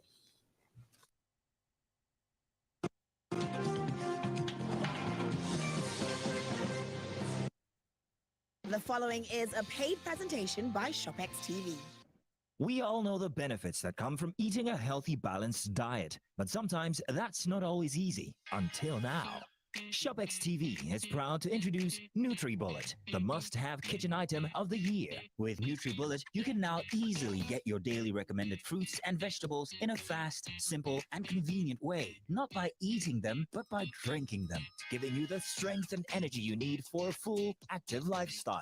And it takes just seconds to use and seconds to clean. Here's how it works. First, add spinach for fiber, berries for antioxidants, and some banana for potassium.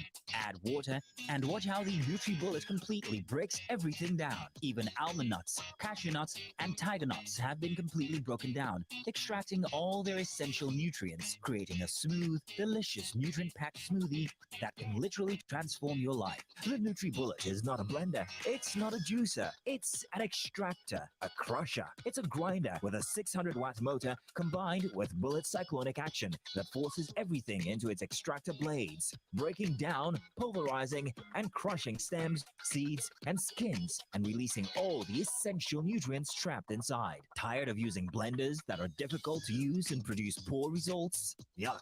Watch this as we compare a normal blender with the NutriBullet.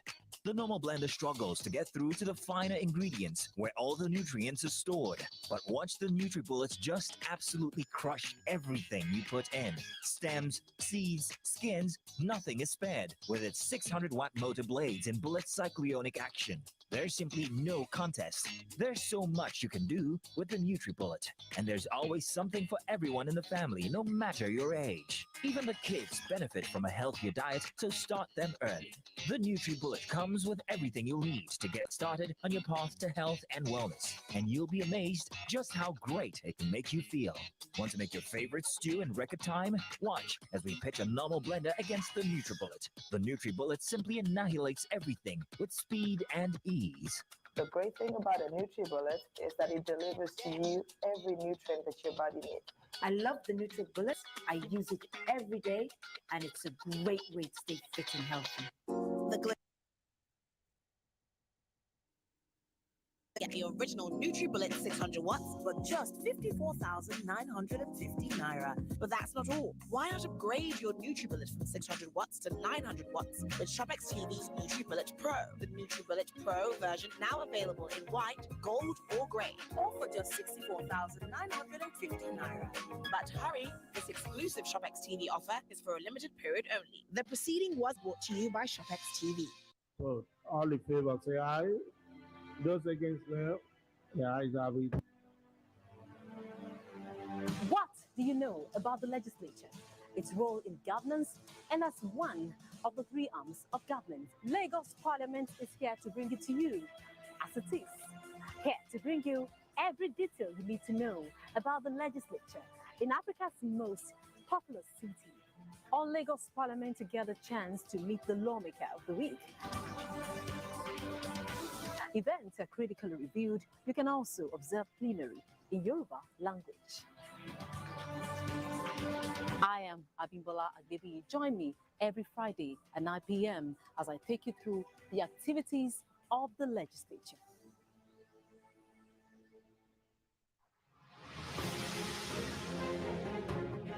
TVC News first with breaking news. We cover the big political stories in Nigeria, but people want more than just politics. Business news, sports, naturally, but you need news to live by also. Stories about education, health, personal finance, and hey, even lifestyle news. Newspaper reviews, travel news, and much more. Nigeria, it's more than just politics. It's life. Start your day with us every weekday. TVC News Breakfast. First, fast, balanced, and accurate. TVC News first with breaking news.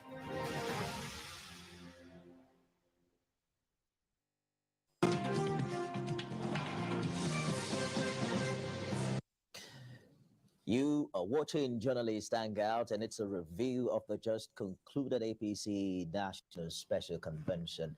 A winner has emerged, and it's a landslide victory for Asiwaju Bola Ahmed Tinubu. Joaquin Pelu has joined us on this segment of the program. Thank you for finding time to come. Thank you. We're just talking about the losers, the heroes, and the winners from this election. Babajide did mention earlier that one of the biggest winners is the president himself, who seems to have overseen what is now being adjudged as a primary election that is free, fair, and that also reflects the true intent of the delegates. What are your thoughts about it? Yes, I think I'll pick the first winner as Asiwaju Bola Ahmed Tinubu, and the reason being that there was a lot of odds against him. And at the time, it looked as if it was impossible for him to win because he was against almost everybody. If you remember, he has not this idea to be president for a long time. But unfortunately, for whatever reason, I didn't know, the cabal in the villa at that time didn't want him to be president. The cabal then, led by the former chief of staff, Abakari, and his Ismaila Funtua, didn't really want him. So they had an alternate plan. That was why they were the ones responsible for propping up Fayemi. Fayemi left as minister then to go and be governor in Ekiti, and that was their choice. But as fate will have it, Abakari died, Funtua died, and the game changed. After that, there was problem about another set of new cabals that emerged, some governors, because now they've done very well. So I won't mention that list, but there are some governors who do not, for one reason or the other, who do not really want Asiwaju, and they now started bringing their own obstacle. You know, if you know that the chairman, that the last chairman, the governor of the former governor of Edo State, Oshomole, who was supposed to be his ally, was removed as chairman, and there was interim extraordinary committee to oversee the party, and they were putting different obstacles in front of him. In fact, that committee wanted to organize this presidency themselves. They didn't want to do convention for a long time, and it became a major issue. Then after that, you hear the rumor of whether the Goodluck Jonathan was going to come, then Lawan came on board, and then the chairman of the party saying that Lawan was a consensus candidate, which was not using the name of the president. So for him to have surmounted all those orders, and it's a great victory for him. The second person, like I agree with you, is the president. You see, the president of Nigeria is a very powerful man, probably one of the most powerful presidents in the world, because the way we went after we took after the American system of government, just like American president being very powerful, Nigerian president is extremely powerful. So if you have a president who wanted to sabotage the system and insisted that he wants to determine who his successors will be, he has the powers to do that. Not legally, but because of the instrument of the office, he can muzzle his way through and nothing will happen. It will become a fait accompli for the party. You understand? So for the years, the president at the interview with Ines mentioned that he had a candidate, but I was not going to share it. But it was fair to all concerned. He allowed the process to play through. When the chairman of the party, who is a very important officer of the party, mentioned to the National Working Committee that Lawan is the consensus candidate, you understand, and the governors didn't agree. So the northern governors desired to meet with him to be able to confirm from him, because it is expected that for the chairman of a party to say, oh, this is the consensus candidate, he must have run it through the president. Though it's not impossible that didn't happen, because when you have a president that is taciturn, that is slow in taking decisions, or sometimes doesn't even take decisions at all, people will use his name. They will exercise power using his name. So it's possible that the chairman of the party and some tendencies or elements within the party prefer Lawan, and the chairman told the National Working Committee that, that I've discussed with the president and that this is his consensus. Because the president never publicly. Yes, because they didn't say anything. So it could have, if the National Working Committee, for example, didn't say, that's not, we didn't discuss that. Or if the northern governors did not insist that no, power should shift to the south and that is our position, everybody will just accept it. That is what the president wanted. Nobody will go to the president to go and ask that, is this your decision? And the chairman will have just gone away with it. But for the president to allow the process that allowed the man that was wanted by members, the rank and file of the party, to emerge, is a good victory for But it appears, Bikil, that we might never get to know who the president's candidate is after all, because if you look back, he mentioned the interview he had where he said, I have a candidate, but I'm not going to share it because his life will be at stake.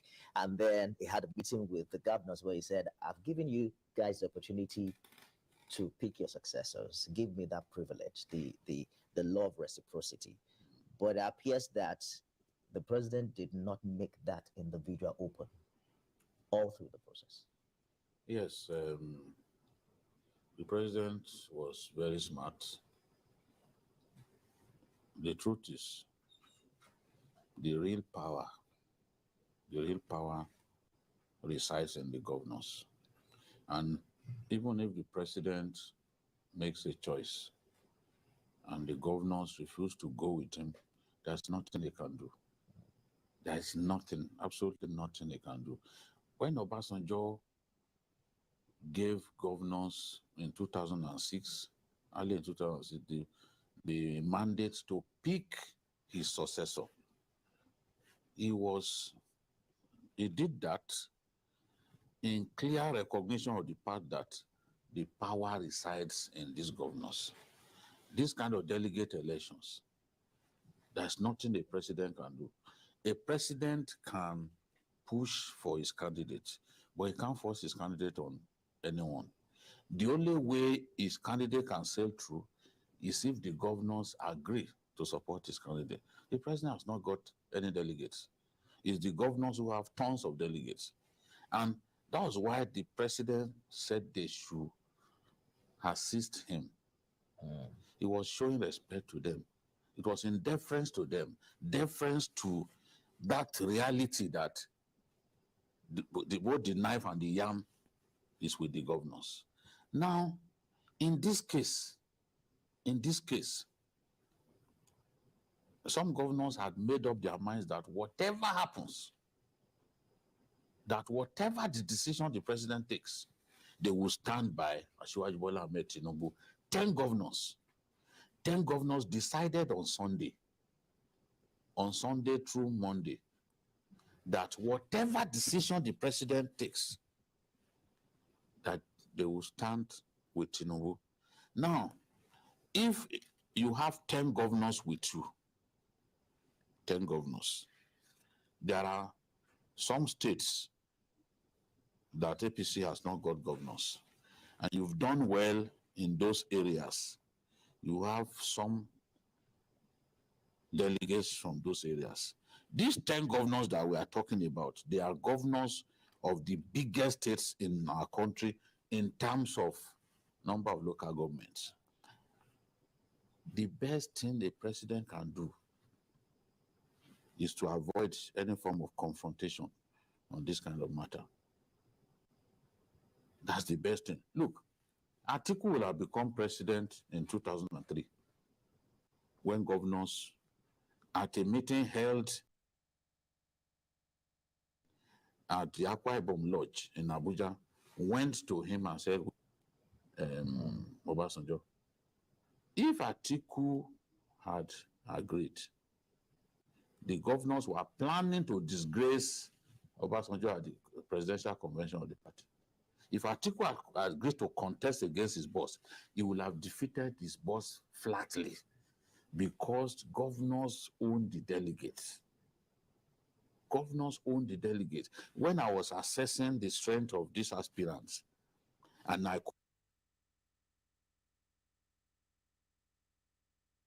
had to do with the number of governors on your side. So a person that has, by Monday morning, Asiwaju had about 14 governors. 14 governors. On the floor of the convention, he added two more. That's the governor of Jigawa and Kaode Fayemi, whom they worked on the morning of yesterday. They worked hard on him, and they said, well, he's prepared to step down. So by the close of the day, Asiwaju had 16 governors out of 22. How can you defeat such a person?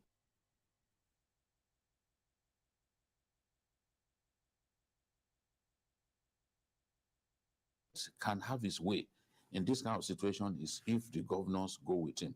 What Obasanjo was doing, Obasanjo was not forcing anyone on anybody.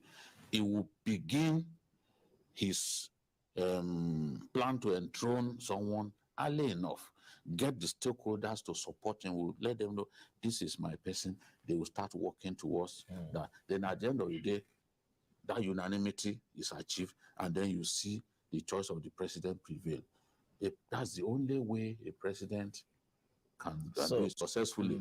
If a president brings someone that the governors don't like, they are going to tell him, no, we don't want this person. So it was strategic for Mr. President, after all, to have aligned with the governors in this regard. But it didn't, as far as I'm concerned, it didn't have a choice.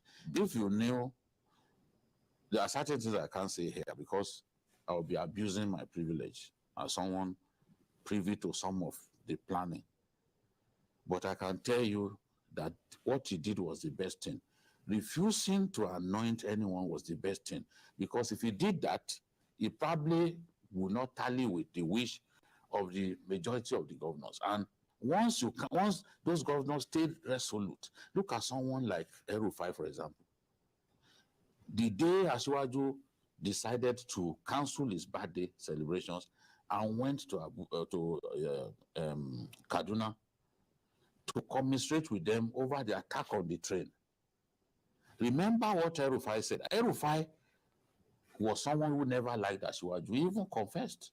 He came to Lagos and said, I can teach you how to dethrone kingmakers. I mean, godfathers. But by that gesture of Asiwaju, what did he say? So that I will not forget. He said, you canceled your birthday celebration to come and commiserate with us. When you need help, we will be available. I'm a man with an eye for the spoken word. The moment I heard that from him, I said, this man will support the Asiwaju. And he did something also significant. He got up from his own official seat and asked Asiwaju to sit there. If you know the role that El-Rufai played in mobilizing other governors for Asiwaju, you will be shocked, because you will not believe that it could go that far. All right. Perhaps the president is more gentle than we thought after all, because we saw aspirants in this contest who, irrespective of where the tide was going, they decided to, stay on their mandate. I think the problem has to do with the nature of the president. I agree that the governors own the delegates, and they are very powerful. The story of the 2003 is true. That's why Ojus Okalu and James Ebori and Alamasea, that's why they were punished by Obasanjo for their role in that 2003 coup that failed, because Obasanjo had to appeal to Vice President Atiku to allow them to emulate him. But what I'm saying is that it is because of the nature of the president. That's why he didn't have his way. If you have a president that was ready to use the power invested in his office, he will have his way. And that was what we saw in 2015. Let me explain how he will have his way. Let me explain how he has his way. For example, during the time of Obasanjo has governors. It was Fayose that was the chairman of that governors committee to look for a successor. They did it. They came up with a name. He didn't accept their name. He went to bring Yaradua. He just used that one as a small screen to try to convince them that, look, I accept you guys should do it. But because he knows how to use the power of his office. And I agree that, because I've said it earlier, that why the president could not have his way is because his style of doing things is touched on, he delays decision making. Most decision making, it takes a lot of time for him to take that decision. So he has allowed it to drag for too long that there's no way he can pull it through, because the northern governors have decided that, look, for equity and for us to be able to have a better country, power must shift to the south. Okay. So the president cannot come up with anything contrary to that, except maybe, for example, if when the governors decided that power should come to the south, for example, very early, before we started the convention, and the president decides that he wants another southerner, for example, as president, he will have enough time to muzzle the governors to agree to his candidate. And he will have gotten away with it. You understand? You see, Mayor, they can't muzzle governors. Let me also tell you, under this, I can agree that he did not decide on time. I want to ask questions. I know you have answers. Who decided to chase away Oshomole? Governors. Governors, yes. Who brought their own colleague as interim chairman? Governors. Who extended the tenure of Mai Mala Buni? Governors. Who then said, okay, Mai Mala Buni, it's time to go? Governors. Governors run the party. Yes, I agree, cannot, because that's the most powerful. Using the word that he will muzzle his way. No, honestly, because the president, that's what I'm saying, because the president, his way, how? No, because the president refused to use the instrument of his office. Because during the time you can't use it. No, I've already explained how Obasanjo does it. You can't force them. No force. If you start, you use the word. Let me give you an example. Yes, you can muzzle your way through. If you use the office, let me tell you something.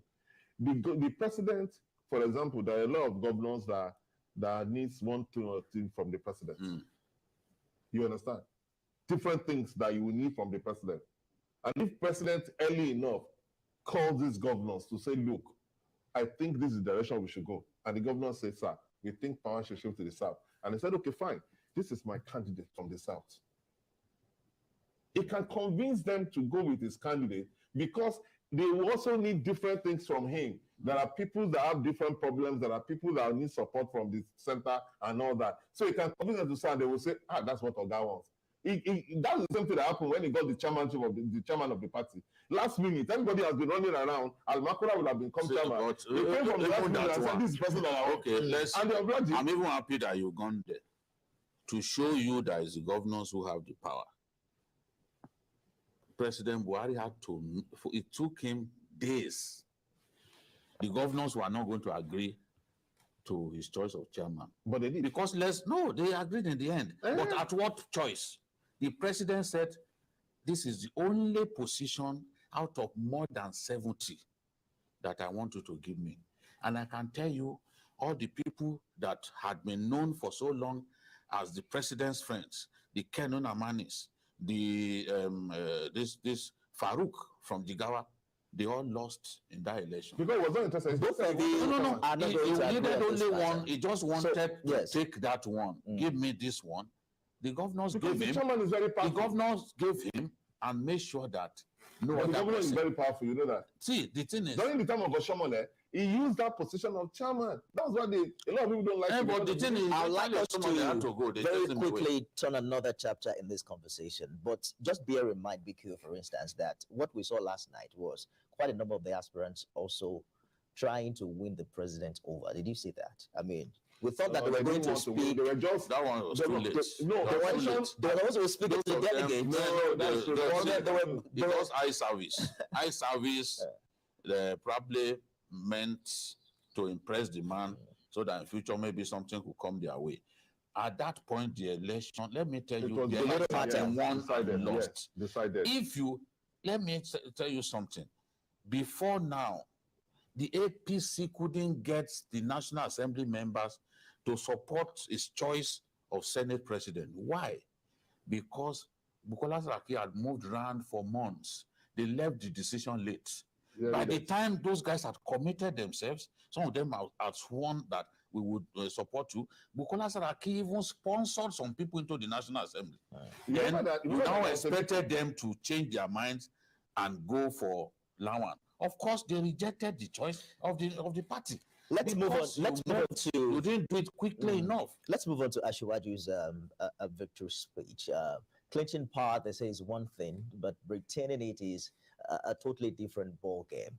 And I haven't been at the helm of affairs in Nigeria since 2015. The APC now faces the daunting task of retaining power in the coming year.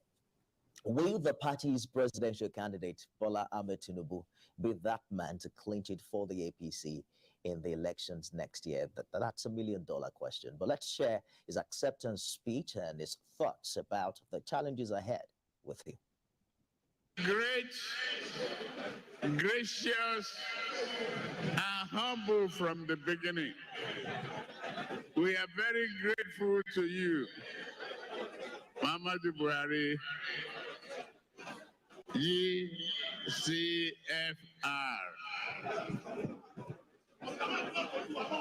The Vice President, a very good and supporting pillar, a good assistant to the President of the Federal Republic of Nigeria, Professor Yemi Osinbajo. I thank GCON. We thank you for being steady and a good support to our president. Well,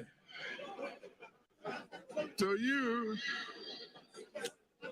the legislature, Senate President, Senator Ahmed Lawan, I would have been a little upset because you compete with me. But that is over now. Since you can easily lick your wounds, It doesn't take away from thanking you for the past cooperation, collaboration, and cool-headedness to build our country. You've helped and steer the ship of this nation in the right direction. Thank you very much. And with your team in the Senate, history is written and it will be kind to you. To my brother,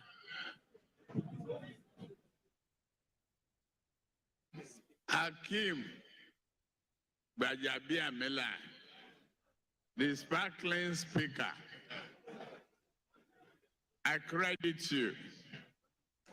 Credit you being an FR ready, not a battery, but a canister charge job, ready to do Nigerians' work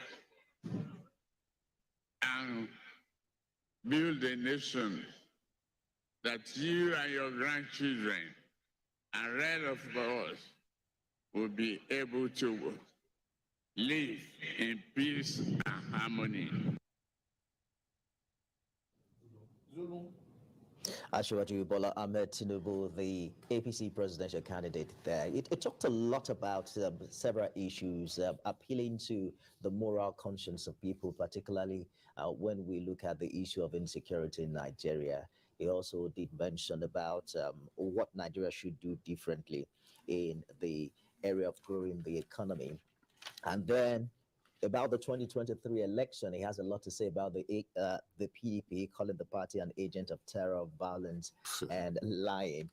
There's a lot that Ashwadi did mention in that speech. One of the issues we've also discussed prior to this time is his relationship with other aspirants going forward. And he did say that you have nothing to fear if you did not support me. I take no grudges, and we'll see how all of that play out in the coming days. But let us begin to see the relationship between the conduct and the organization, or rather the difference between the conduct and organization of the APC primary and that of the PDP. Before midnight, we already knew who the PDP candidate was going to be. We knew that it was going to be different with the APC given the higher number of delegates. And of course, no, because the difference is that in case of PDP, it's one per local government. In case of it's three. APC, it's three. Then secondly, because of the huge number of and all that, they did not start early enough, which contributed to it. So they did not start early enough. And there was not, the number of contestants that you have, the number of that you have in a PDP and not as will be unwieldy as you have in APC. But looking at the speech, I think that one thing that I noticed is that going forward, those who work with Ashwaju must find a way of managing it. Because there are some leaders who it is always good for them to keep to the script. You understand? You keep to the message. There are leaders like that. Trump is like that. Biden is like that. When they must reduce off the cuff remarks. Off the cuff remarks, yes. They have to reduce it because they may get carried away. If you look at Ashwaju's speech, it's quite too long. You understand? It's quite too long because it got excited and was talking about so many things. He mentioned that even towards the end that I didn't expect to win. Now that I have won, I'm quite excited. I don't know if that was a joke or something. It was a joke. But what I'm saying is that it is important that it must be properly managed so that they will reduce the off-the-cuff remarks and they stick to, so that the message will not be lost in the course of discussing other things. But I think that going forward, Ashwaju stands a very, very good chance because he has one quality as a politician that I think I've not seen from any other person. Ashwaju operates like a adherence. You must accept that you must accept that he's a boss. If you cross his path, he will show you who the boss is.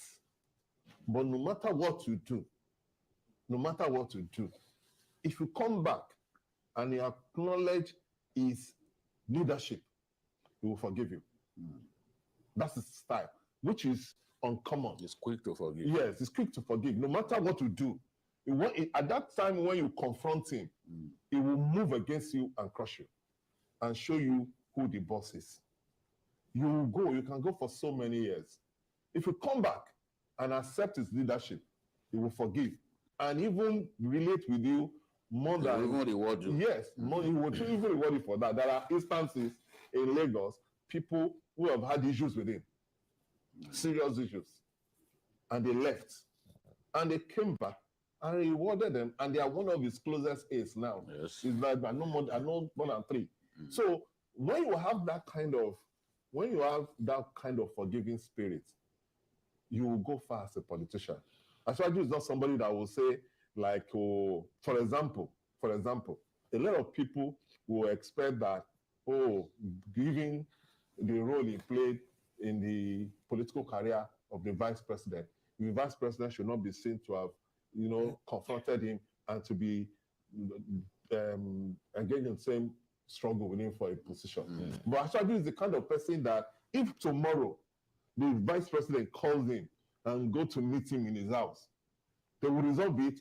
As far as it's concerned, that is in the past.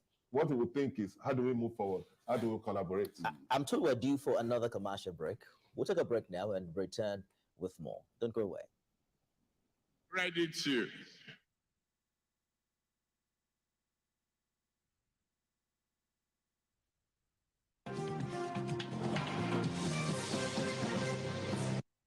The following is a paid presentation by ShopX TV. We love fried food, tasty fried chicken, seasoned fried fish, French fries. But cooking fried food sometimes feels like going to war. Different cooking pans, hot oil spills, lots and lots of oil, meaning added calories. And cleaning is a disaster. Scraping, what a chore. But not anymore.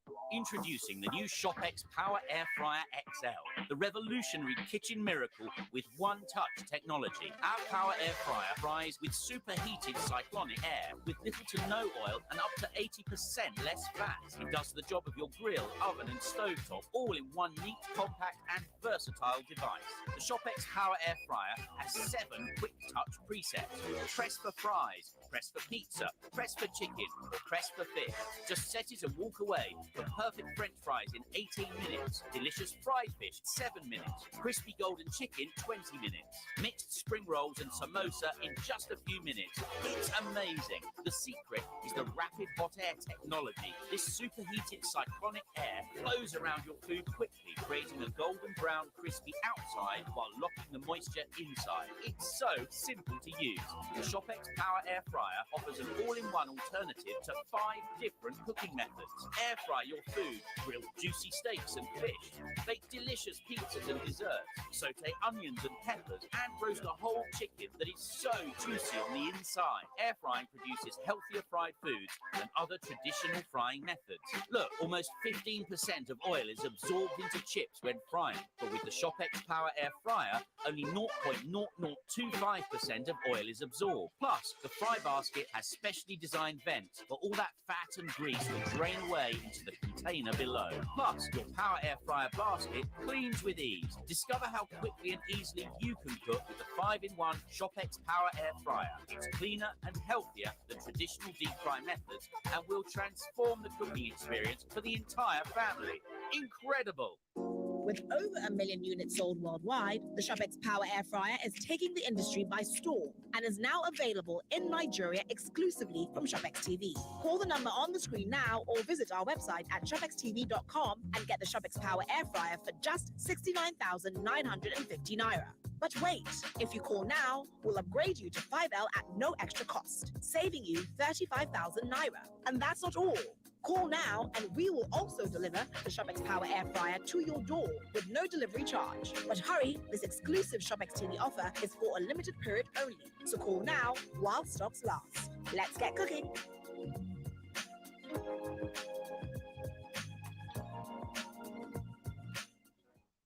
The proceeding was a paid presentation brought to you by ShopX TV.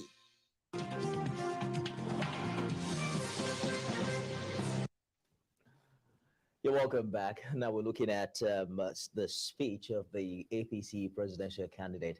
Indeed, you notice that it talked about quite a number of people. He mentioned the vice president, the Senate president, and all of the aspirants that stepped down for him.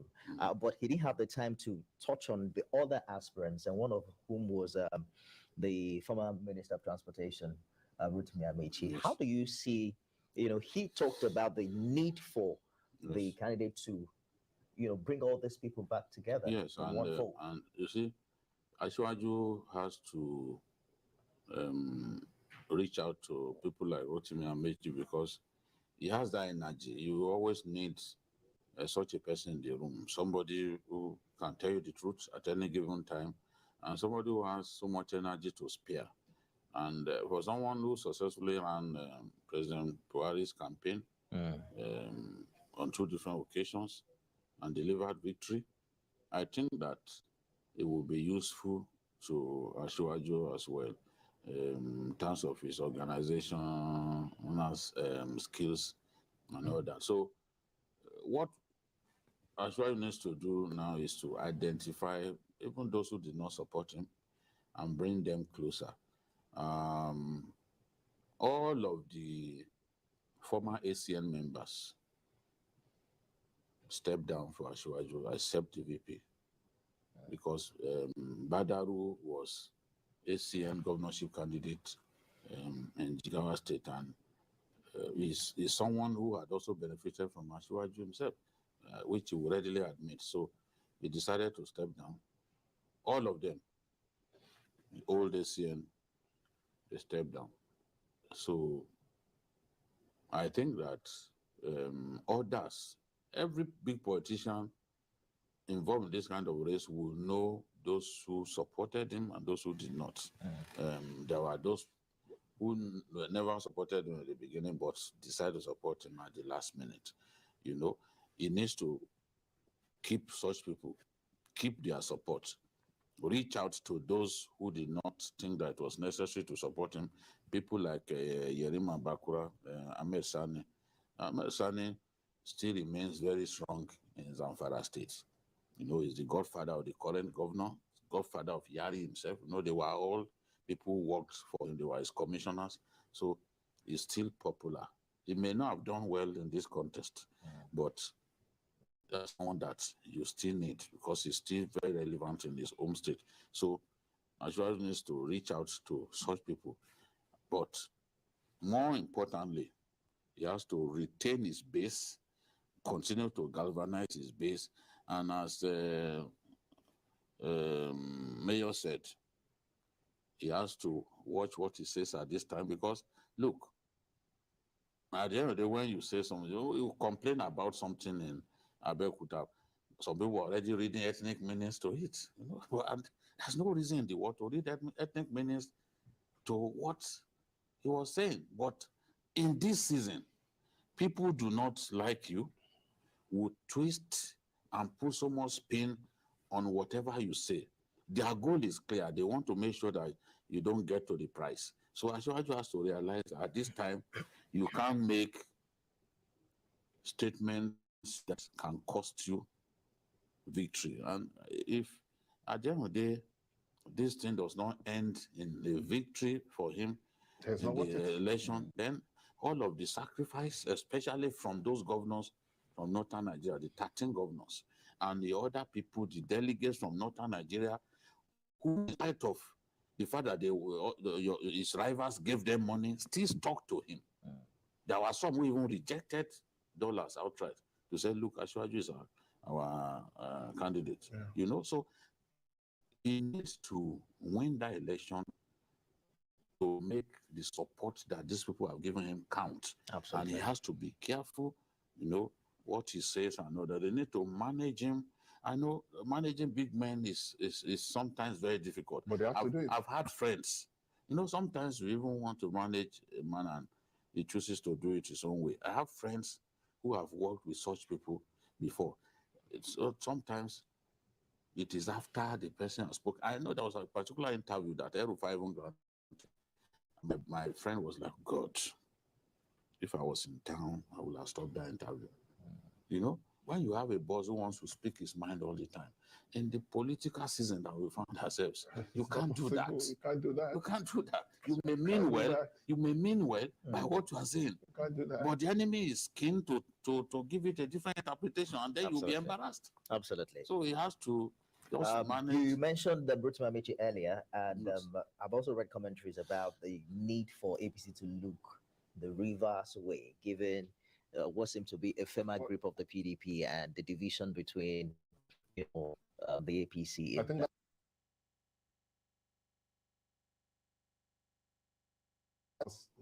Senator Agnes Abe is a very strong supporter of Ashwaju. Yes. And I think Ashwaju will do that because, like I said, he seems to have this. He likes reconciliation. He doesn't forgive easily. Then he should try to make sure that he solves the problem between Amici and Abe. You know, in this season, because Atiku Abubakar is a formidable opponent. Just hold on for a minute. I'm told we have a call. Can we take the call very quickly, and then we'll continue with this conversation? Hello, good evening.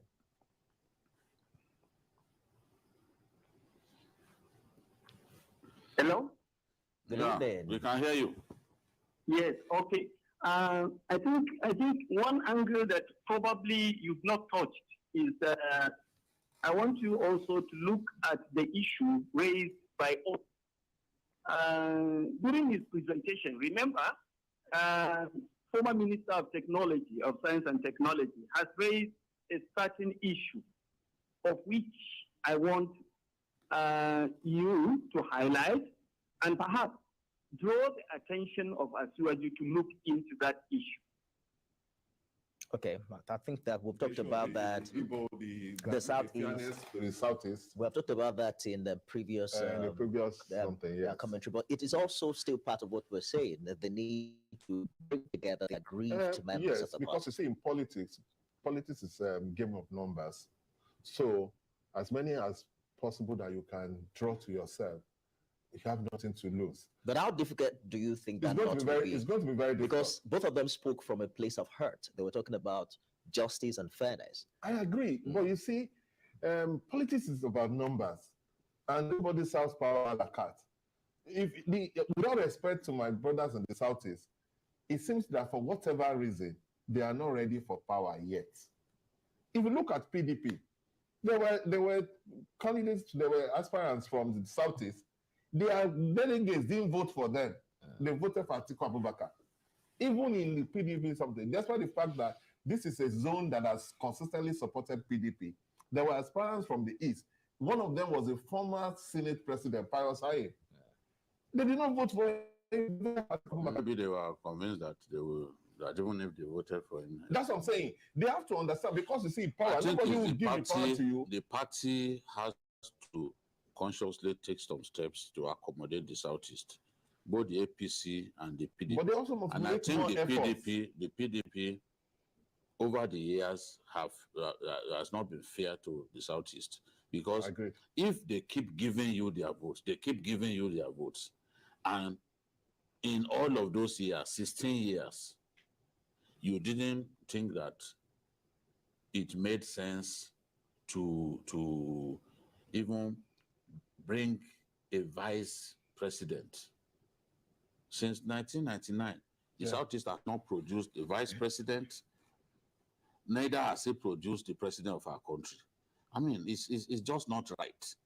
I agree. We've lost some years, but I think that the parties can consciously make that happen. Because if a party decides that this is what it wants, and they galvanize the voter to support the party, definitely it will happen. After all, had the Senate South-South. presidency for... After all, when the PDP decided to take power to the South-South, nobody will imagine that a South-South candidate can win an election in our country. So it's not all about especially one from numbers. Bayelsa. Yes, someone from Bayelsa, the smallest by way of population, I know that the smallest in the country. with just 8 local governments. But they produced the president, and he won a national election. He won with a huge landslide, defeated Buhari with a huge landslide. So if it was possible, why not? I still think that if it was possible at that time to galvanize support for that candidate and he won, how did he win? He won in North Central, won in all of the southern regions. So the southern states generally was dominated by Goodluck Jonathan. In 2019, the Southeast has had the vice presidency slot for the PDP, I believe, and it might also even be going there. Atiku didn't win. He didn't win, and the way it is now with the Atiku candidacy, they might also be looking at the Southeast. They don't have an option. Yes, I've even had is between the Southeast and the South.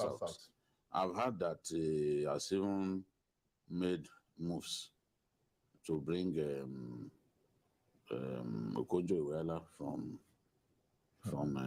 World Trade. World Trade Organization. I don't know whether the woman.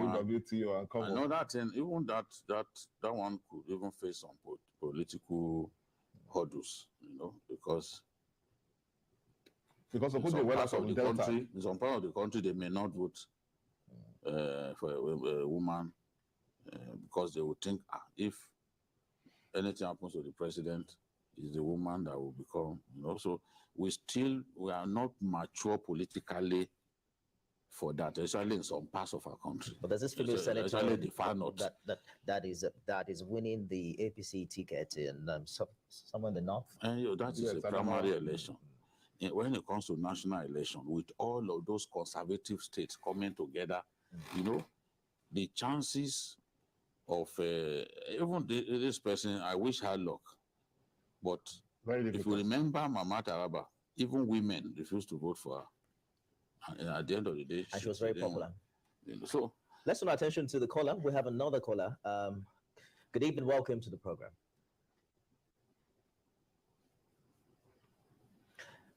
Hello, good evening. Are you there? We'll get back to the call segment in a short while. I think it's the parties are thinking of winning. They are thinking of winning. The rivalry between the APC and the PDP now is fiercer than it has ever been. If PDP went into a contest in 2019 with the APC and won 17 states, took some states off the APC. If we add Abuja to it, then you could be saying that PDP won 18 states to APC's 19. So this is what happened. And given the perception, given the fact that the president won't be on the ballot, you sense that APC will not want to take chances at all this time, because Buhari, the usual juggernaut, is not going to be on the ballot. That's right. So you want to believe that Atiku may have a good chance this time around. So the way to deny him is to make sure that you do your calculations very well. Where your deputy comes from is very crucial. It's very, very crucial. So for me, parties are just looking to win. They want to win. And I guess this is one of the reasons the Southeast keeps getting overlooked. But I still believe that if we could go the way of the South-South in 2011, it can happen. Because it was the PDP and it was the biggest party at the time. But let's look at Asiwaju versus Atiku. Now, Asiwaju did mention the PDP during his speech.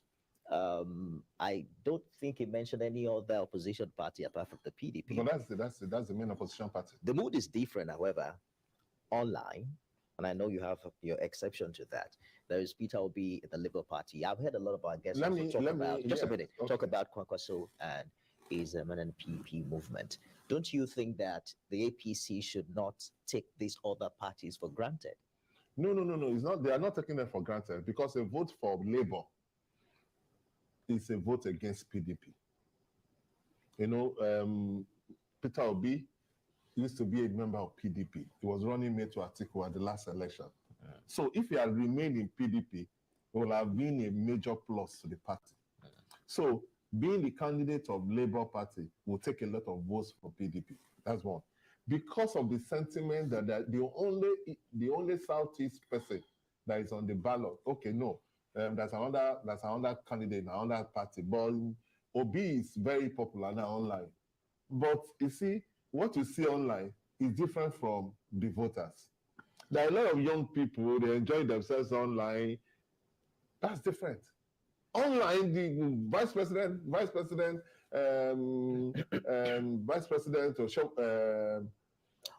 Oshibajo was trending online. And some people just assumed that they even did one lousy vox post, and they said, "Oh, it was one that was going to win with something percent." Only to lose by a wide margin. We talked about that earlier. Don't you think the difference between that and this is that in that case, there was a delegate that was voting. In 2014, this was the same perception that there was no way an opposition party could have won. The difference I'm telling you is different. I mean, could have won. The circumstances are different. If you look at, for example, now, if you look at Atiku is going to be a very formidable opponent.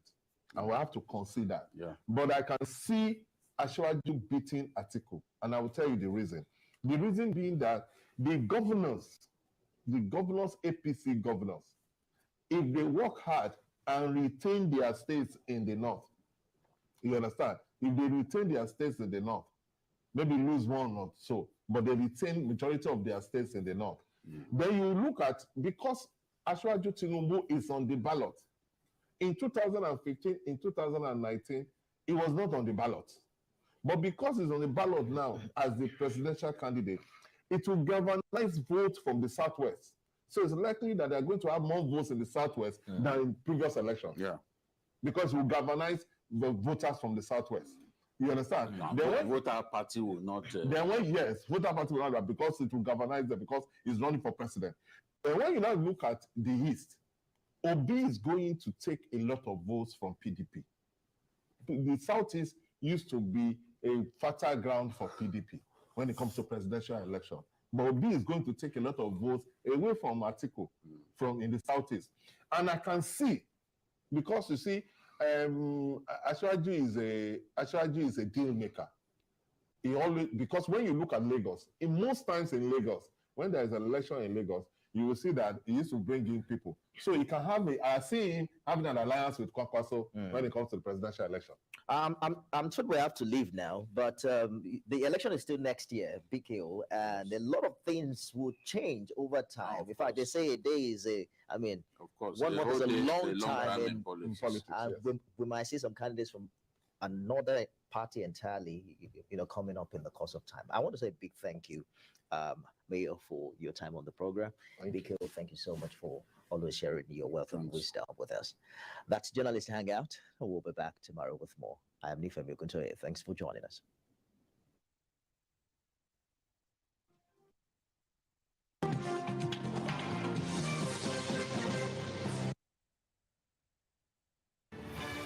TVC News Adedoja Salamadini emerged winner of Lagos Reporting category at the 30th Diamond Awards for Media Excellence. As the isolation centers filled up and many Nigerians living in denial, Adedoja dared the odds to bring the dreaded COVID-19.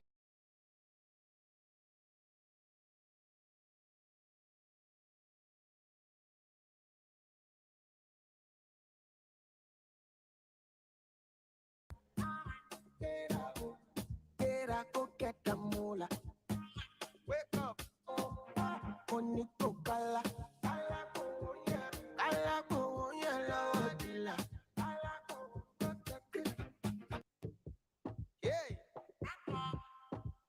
don't sleep, wake up, collect your money, wake up, collect your money, wake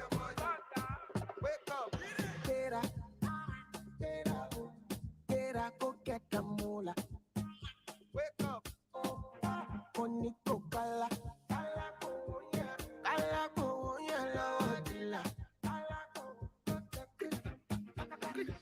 don't walk, you don't try, you supposed to be jai jai.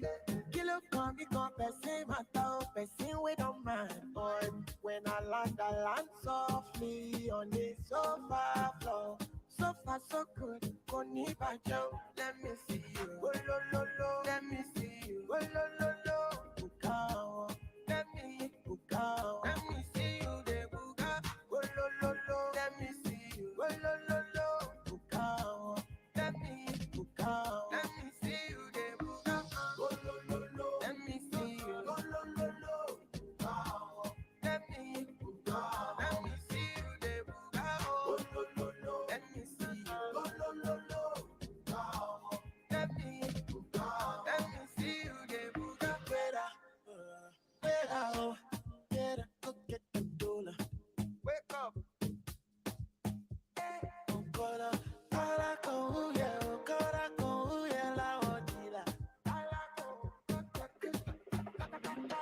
Don't walk, don't try. Supposed to stay high. Kilo can won't share food water. They feel your mind. When I land so free on a sofa floor. So far, so good. Koni Bajo. Let me see you. Oh, lo, lo, lo. Let me see you. Oh, lo, lo, lo.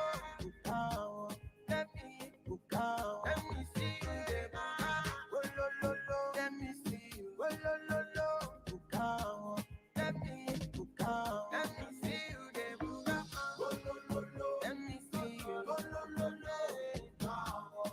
Let me bukao. Let me see you. De buka. Oh, lo, lo, lo. Let me see you. Oh, lo, lo, lo. Let me see you. Let me see you.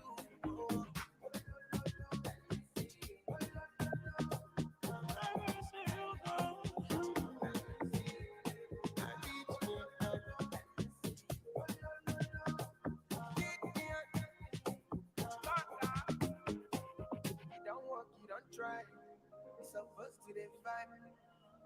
You're not bad. You don't walk, you don't try. You're supposed to define.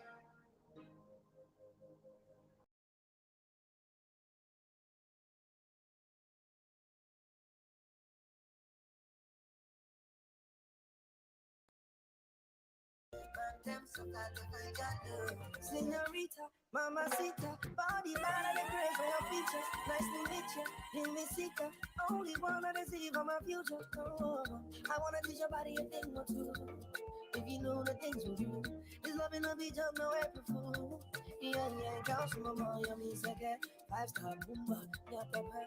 Kaba kaba meka kanina, pepper. Oh my, I need my voice, my mama. All of my guys are thugs, but you not rude. Me if you wanna give it up, I'll drop them off for your love. All the guys that you want, don't know that I got you. And they never been what we've been through.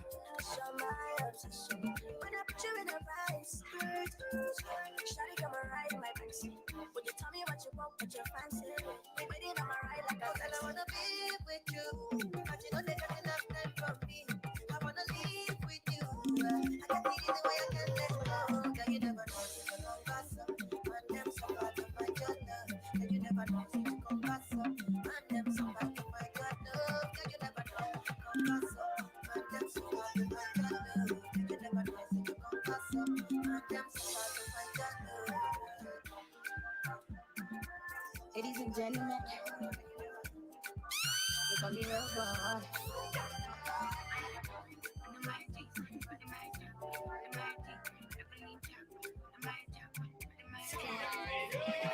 Baby, can I give you my wish list? Can I give her my kisses to you?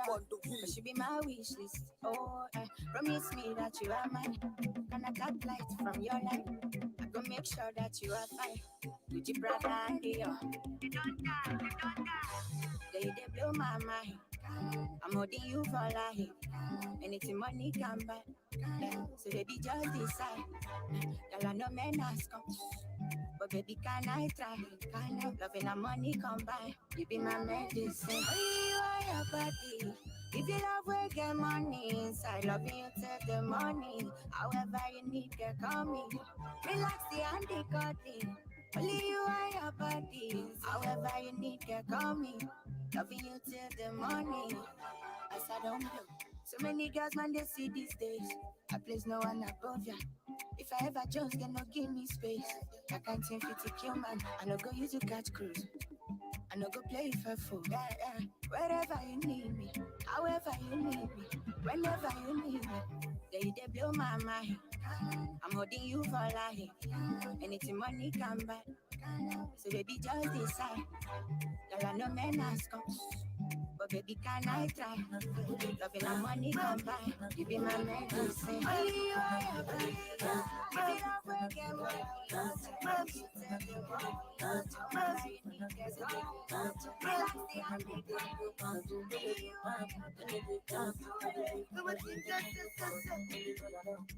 You see this life I live for the vibe they get tired of. In everything way I do, what they try satisfy my soul. When you see from my cup, did you play me the congas? For the girls and your guys, I love them, but them say I am because don't sleep in too long. Tired in my cup. I cannot keep myself. Don't sleep. Tired in my cup. Baby,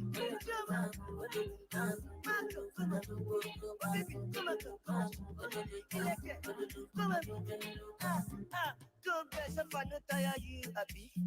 That we never do you happy. You just see one man we get party. You go pay me to life like that. Once I shake that from Galapi. Now which man they get party? Once I want to repeat, I want see. Can you see the one everyone like to see what make them the couple? Make them they call your name.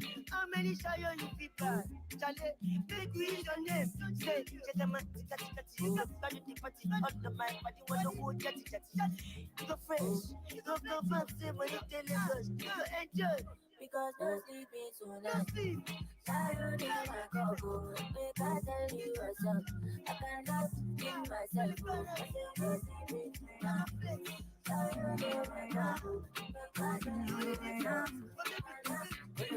Bad man looking good in the air. Bad man drip to the car. Sports cars parked on the right spot. Bad man slick and you know. Bad man looking good in the air.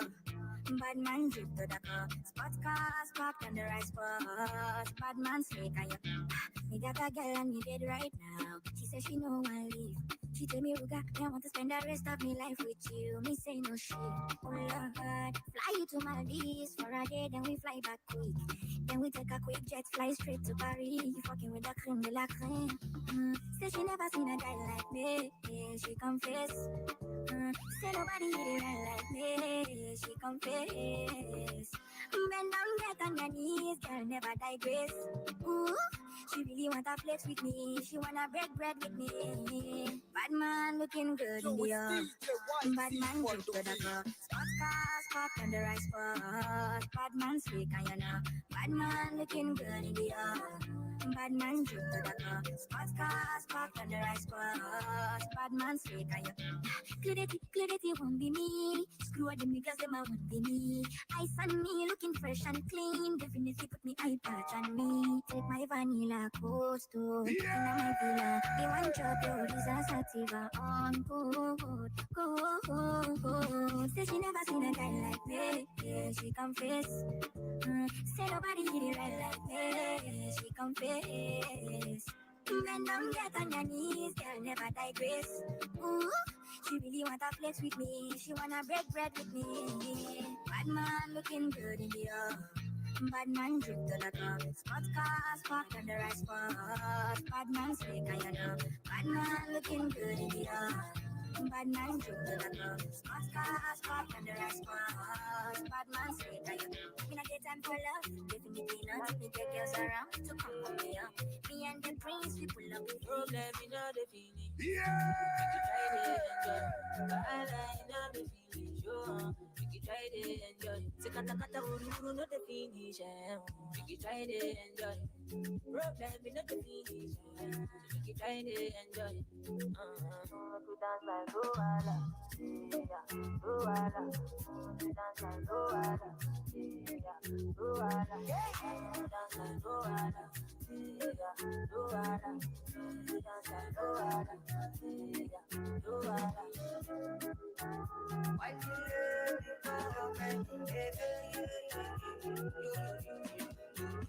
problem, you know they keep us. I person keep us. But all I see finish. I person keep us. Problem, you know they last forever. Make you try to enjoy. I walk up from Telemuja to Apollo Meta just to find a mentor. Now who talk, yeah, what? Now what they get on? So it's DJ YT for the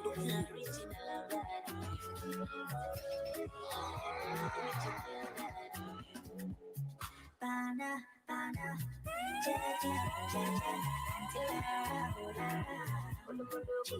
now so they call me for fun, say my person, don't give it person, the uncle. I will consign me, I don't know, problem in no the finish, it should be Sapana, I be the best friend, say you know, problem in no the finish.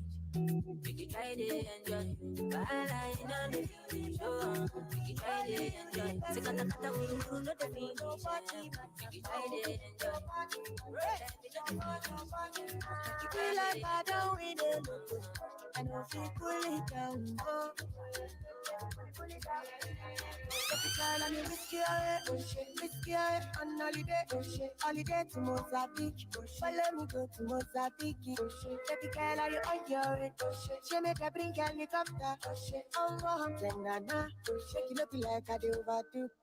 But we go trouble that time. Keep my baby, go down. Jump on the megawatt. Make up fight, what you know that. Trouble that time. Keep my baby, go down. Jump on the megawatt. Make up fight. Baby girl, oh, you look at me. And I want to look at you. Keep it tight in a wine. Keep it tight in a wine.